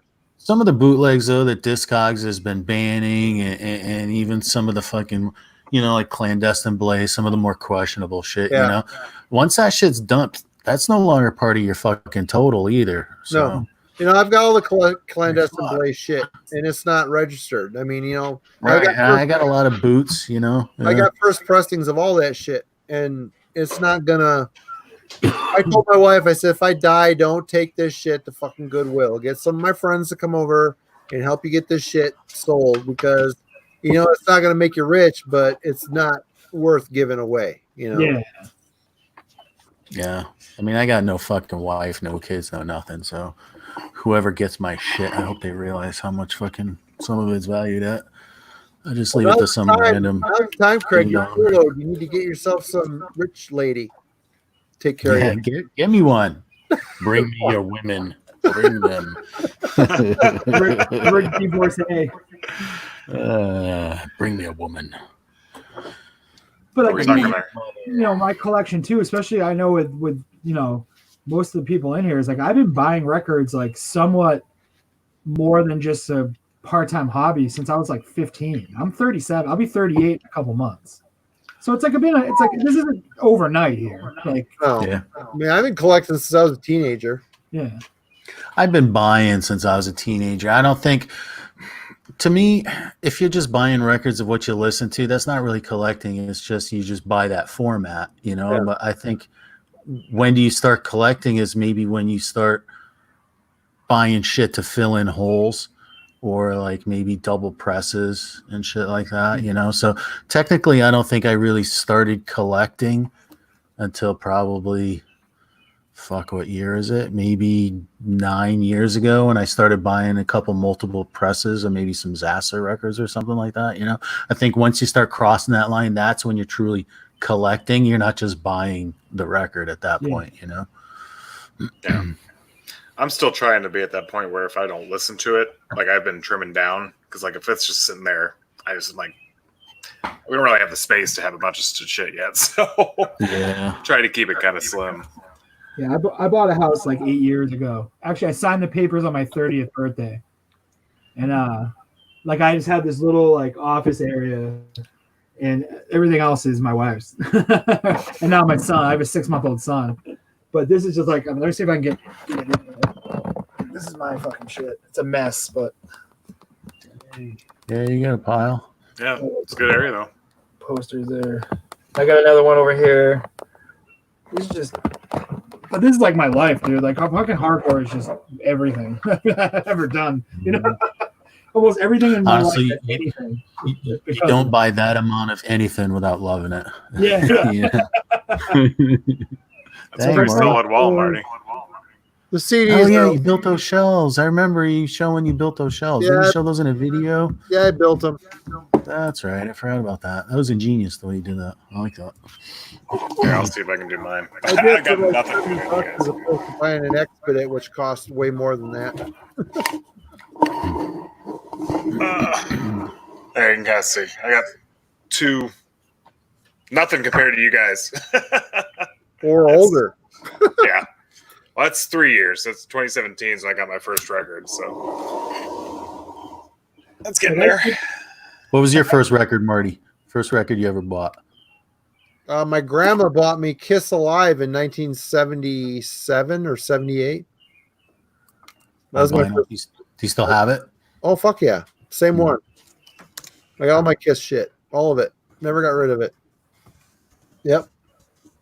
It's all fucked up, but yeah, it still plays. Yeah, I think mine was Led Zeppelin 4. I Yep. still have it. Yeah, I got to a point when eBay started. I needed money. I sold some Zaster shit, original like the record that Neil put out. Suicide and Dark Serenity, I want to say. I sold that for like over $100. I sold some Judas Iscariot vinyl for over $100. Shit I should have never gotten rid of, but I did because I needed fucking money. Now I regret it. But That live Judas Iscariot was always, over the years, maybe at the most going for like 60. Now it's like fucking like anything on vinyl lately, you know. It's like I think that one's now a couple $100. It's yeah, fucking I don't ridiculous. even want to know what these cost. Probably 125 each, maybe. Hey, you know, that's where I would probably go, but I'm sure there's somebody This out one's there on who probably undercover. want more.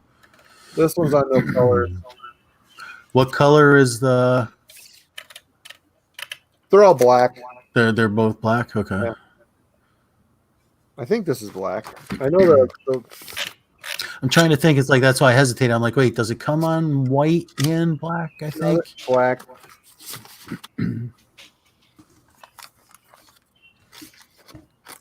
Hate to say it, that Blake shit fucking. I don't want to say it burned me on Judas Iscariot for a while, but I couldn't listen to him without thinking of that whole fucking shit. You know? Well, it's not Andy's fault. He had nothing to do with it. No, I know, but it's just the whole, like every time I would play it, it was just like that shit would just keep popping up into my head. It was fucking annoying, man. Yeah.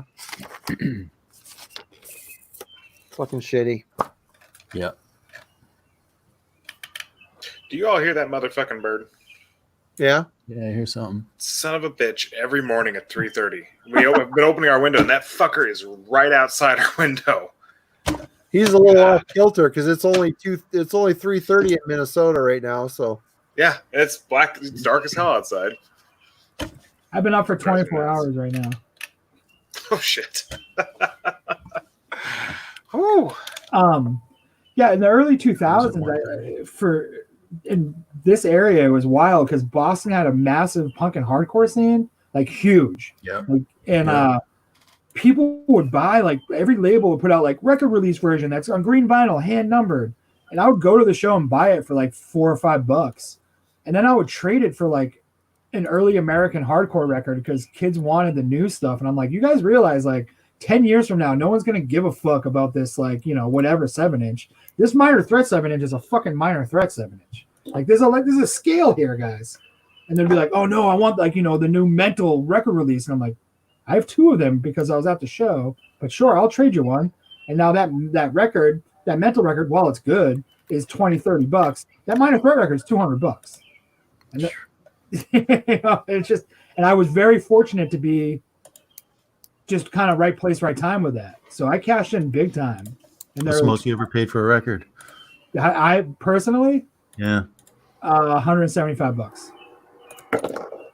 for a copy of DYS's Wolf Brotherhood. I'll show you.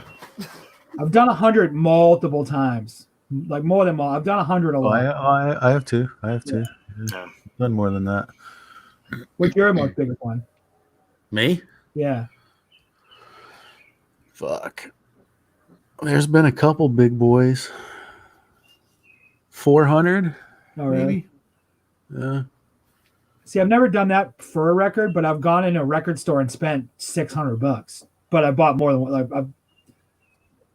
I've done big purchases in a shot because we have Armageddon here, which is like heaven on earth. I can drop $1,000 in there without thinking about it, like every single time. $50. $50. That's the most you've ever spent, Marty? Yep. Dang. $50. This is a 13-year hunt. When eBay first started, I fucking got this. I always wanted this. Got $50. Nice. $50. eBay was a wild thing when it first started, man. What's that? eBay was crazy when it first started. It was something I think younger kids now would never understand, how it was like the Wild West of record buying. You could get shit for pennies on the dollar. Yep. I can't justify paying $100 for a record anymore. I mean, chances are I've got it on CD. A lot of that early Norwegian shit, I was fortunate enough to be at it right on the cusp of it starting. Craig's got the OG presses of a lot of shit. I maybe came into some of that shit second pressing, but a lot of the CDs might be first pressing. I don't have any of my CD collection documented on Discogs. It might be worth some money too. I have some. Most of my Discogs is vinyl. It's like I've got way more fucking CDs than I've got vinyl for sure. Down the other way around. I'm like Ben. Ben's got a whole wall of that shit. I've got the same thing. I really don't. You'd be surprised at how small my CD collection is. Is that all your tapes sitting back there on the right over there over your stereo? No, I've got a couple racks over here. Those are just the ones that are either like very good demos, or they're ones that I want to keep playing and kind of put them there as a reminder to play. Yeah. Yeah. So I got some Leviathan demos and Samael demos and some of the cool shits in there. Yeah, you guys, though, you metal guys in your demos, man, it's like a fucking crazy thing. I was listening to that when that shit came out, though. I've been listening to metal. Fuck, started with, I hate to say it, but what got me into extreme metal was fucking Testament. What was that fucking first record? The Abyss, Marty? Legacy. Legacy, that's what it was. Yeah, it's Curse of the Legions of Death. That just fucking got caught in my fucking head, and I was barely 16, and then from there I just fucking embraced Slayer, and Slayer, very fucking satanic, just got me into the fucking Satanism and shit and whatever. From fucking there, Sarcophago, and you know, I mean, that was 87 for me. So, you know, a lot of these fucking classic bands, you know, I just happened to be alive at the time, you know, same with Marty, you know. Yeah, it's like a lot of the stuff I have is right place, right time. Like a lot of my expensive records, like I was saying earlier, I bought when they came out. It's just there was just this crazy time in the early 2000s where punk and hardcore, you could like fucking pay a mortgage bill with that shit. People were paying, it was euros, like euros would pay crazy money for new records. It was like, it was unreal. And like I would just go buy them because I was there. Like I would go to the record release shows. In the scene. Yeah. You know, I didn't have to go out of my way to get this shit. Boston was blowing up huge, and honestly, if I had known it too, like how much some of these fucking demos and records are now, you know, because like back then, pre-internet, you know, you'd fucking stuff your cash in an envelope and fucking cross your fingers you're gonna get your shit, and it would usually take fucking months, you know, and it's just like, and I'm the cliche runaway. So I ran away. I was 15 and I've just never been back. So I was always having to like provide for myself too. So whatever money I had, you know, I was very cautious with, you know, so I would rather go to this fucking, I don't know if you know Waterbury, but I think it was Phoenix Records and Waterbury used to be there. So we would go down there and they would get some shit. And I would rather get that immediate fucking gratification, you know, like just buy your shit and you get it, and instead of just sending off money. But like if I had fucking realized like, just as regular old garage shit basically that we're listening to and fucking, you know, be so fucking cash cow these days, man. I would have fucking bought everything I could back then, you know.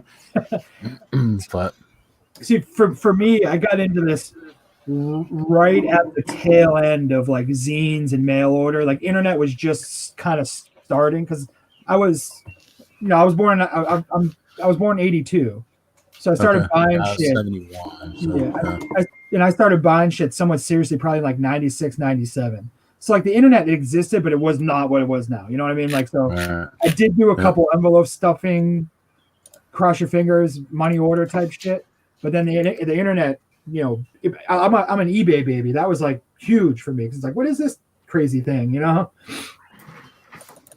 And then Discogs, now I'm a dope on that shit. Well, whoever made Discogs is kind of a genius. I mean, granted, the prices that come up on Discogs, it's just whatever people have paid. I don't know if that's a legitimate appraisal of your collection, but what it has done is, I mean, I would have bought this shit anyway.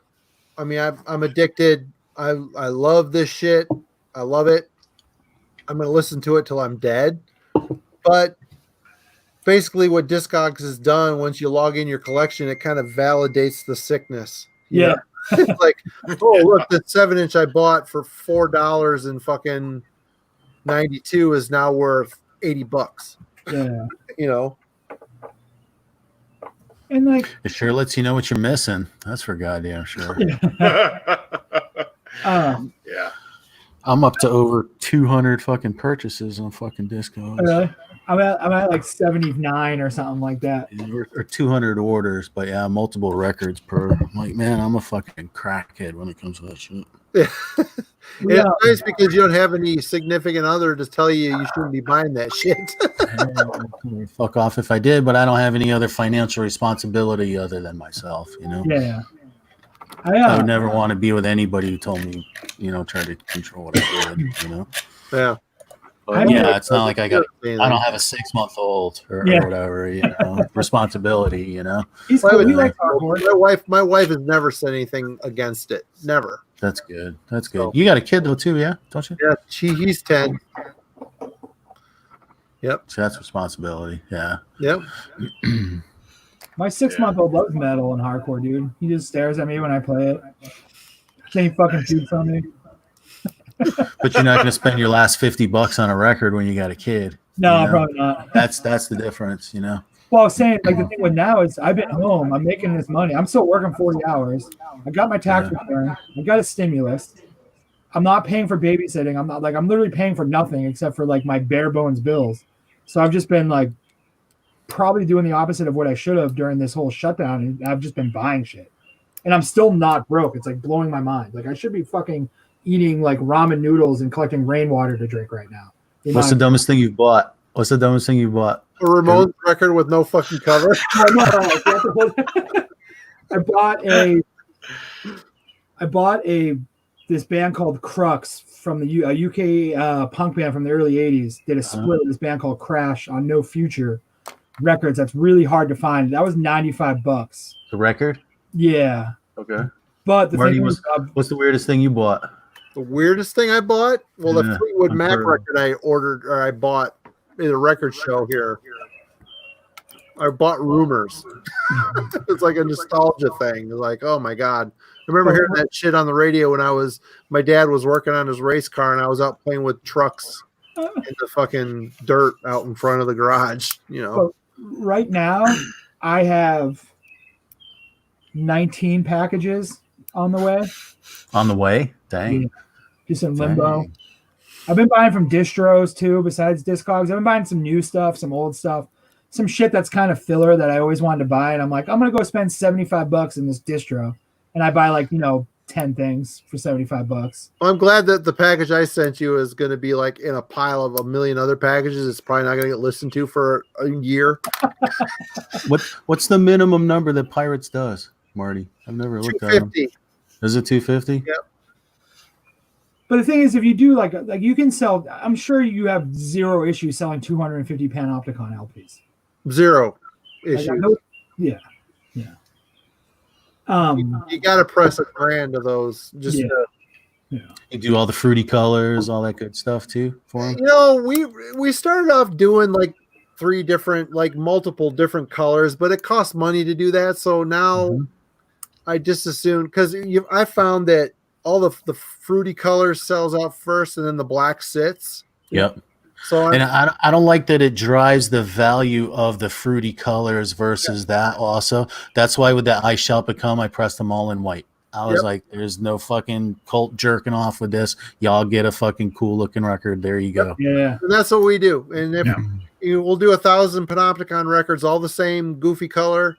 Yeah. And then if we go to repress it, we'll pick another goofy Do color. them all in the fucking goofy color. Like Exactly. that Satanic War Master record that just came out. I think Hell's Headbangers or whoever fucking did it. They did a couple different fruity ones, but they did one, I think it was black with like red blob in the center. You seen those or something like that, And I was like, fucking sweet. Or if it was red with a black blob or reverse, I don't know, whichever it was, So I was like, cool, I got one of those because I thought that would actually look pretty fucking cool. And I don't have any like that, And I don't understand why they didn't just do them all in that. So I get it. And it's a fucking black one. I'm like, hey, I messaged them. I said, just so you know, and they're like, oh, we ran out of them. There you go. Have a good day. And that was it. They were just like, here, fuck you. You get this.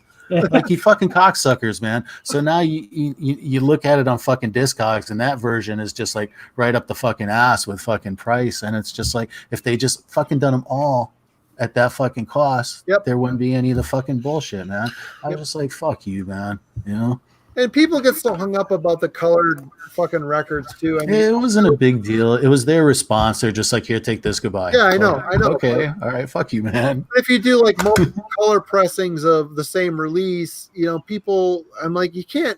Just do them all the same. You're listening to the record. You know, Mhm. press them all the same. If they're all black, great. If they're all white, great. If they're all fruity, fucking tooty, whatever, great. Just make them all the same. Bro, That way make 'em there's the no same. fucking big deal, you know. I just wanted that because I thought that record would actually look pretty fucking cool. That's one of the only times I actually gave a shit about what I got. Yeah. Yep. But Well, you their know what response was just basically like, "Here, take this. Goodbye."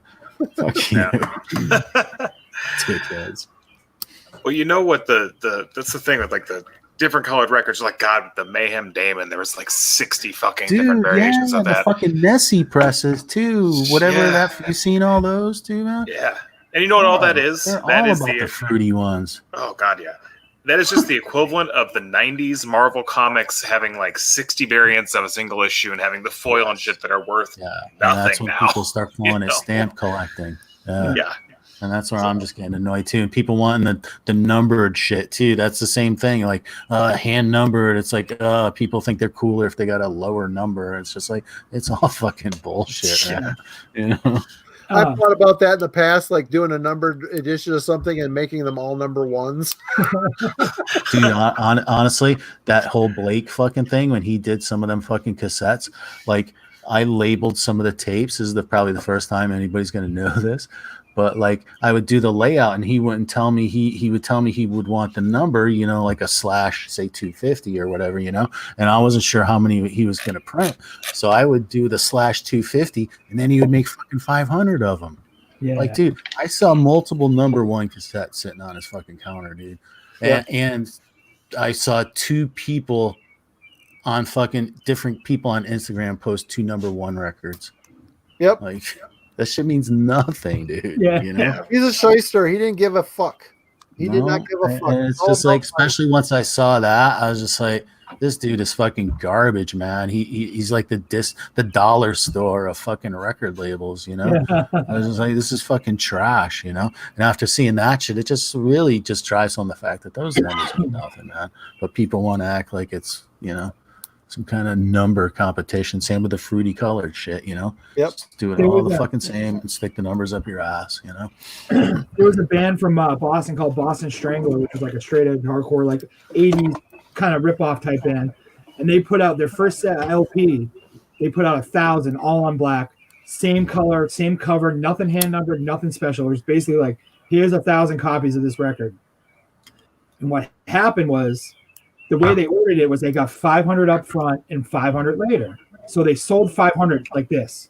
And people were posting them up on eBay and stuff going, if you look at this one, the B on the cover is a different shade variant than the B on this cover.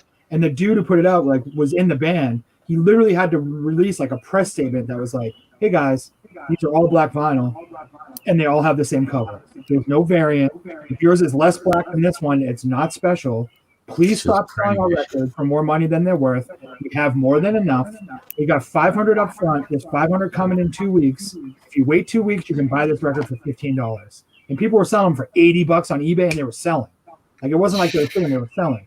And he would like comment on stuff going, I have 500 of these that will be on my doorstep tomorrow morning.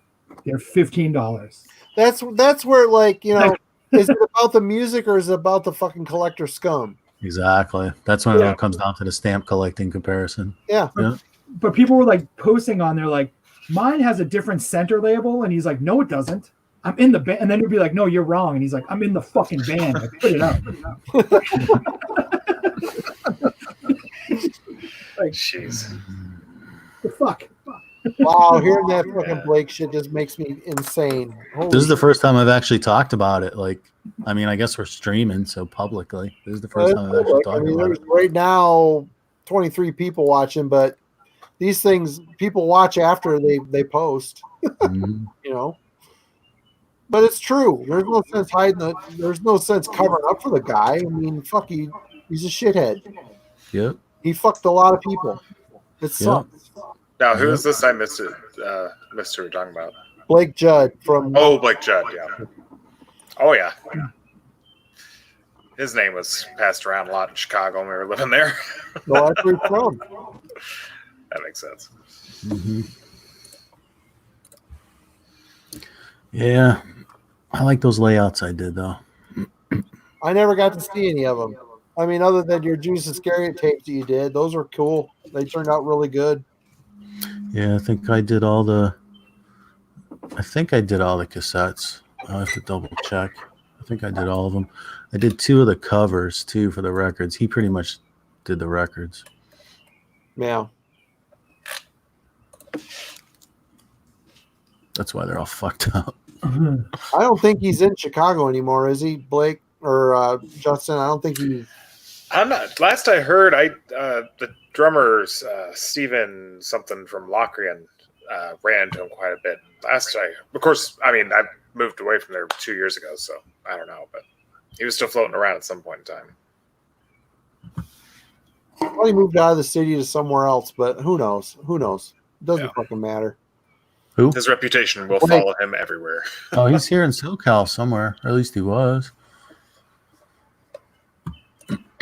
Well, there you go. He's in California somewhere. Or at least he was. A couple of years when all this shit went down, he was down the freeway. I went to his apartment twice. Right. Picked up some records. Well, it's good you got some records out of the deal. Yeah. Yeah. I ended up fucking giving them away to everybody. I don't think I sell fucking shit ever. I think the only thing I've ever sold were those Samael shirts that you made for me back then. Right. But all the bootleg tapes, everything I made, I just give away, or I give to Appalachian Noise, and he sells them, whatever. Yep. Keeps it. I don't care. I just make shit because I like making shit. It's fun. Mm-hmm. All right, I'm crashing. That's 5. it. Yeah, it's 5. I should go too. I got shit to do in the morning. I have to feed the kid in like 2 hours. Well, it's good all you guys came. Craig, Justin, thanks for coming, guys. It's really good to see you. Craig, it's good to see you, man. Yeah, I'm glad you messaged me, Marty. Right on. Cool. Thanks for having me out again, guys. All right, All right. Have you, Justin. See you next time. See ya. Yeah, Bye, keep later. in touch, Craig. Well, if you need more shit, let me know. I'm a text away. Yeah, if you do this shit next week, shoot me a message. Maybe I'll jump on. We've been doing it every week, every Friday. every Friday. We've been. I've always threatened to join you, so Yep. first time. You finally did it. It was good seeing all you guys. Thanks for Yeah. hosting. Good night, guys. Thanks All right. everybody for watching. too. Later. See ya. See y'all later.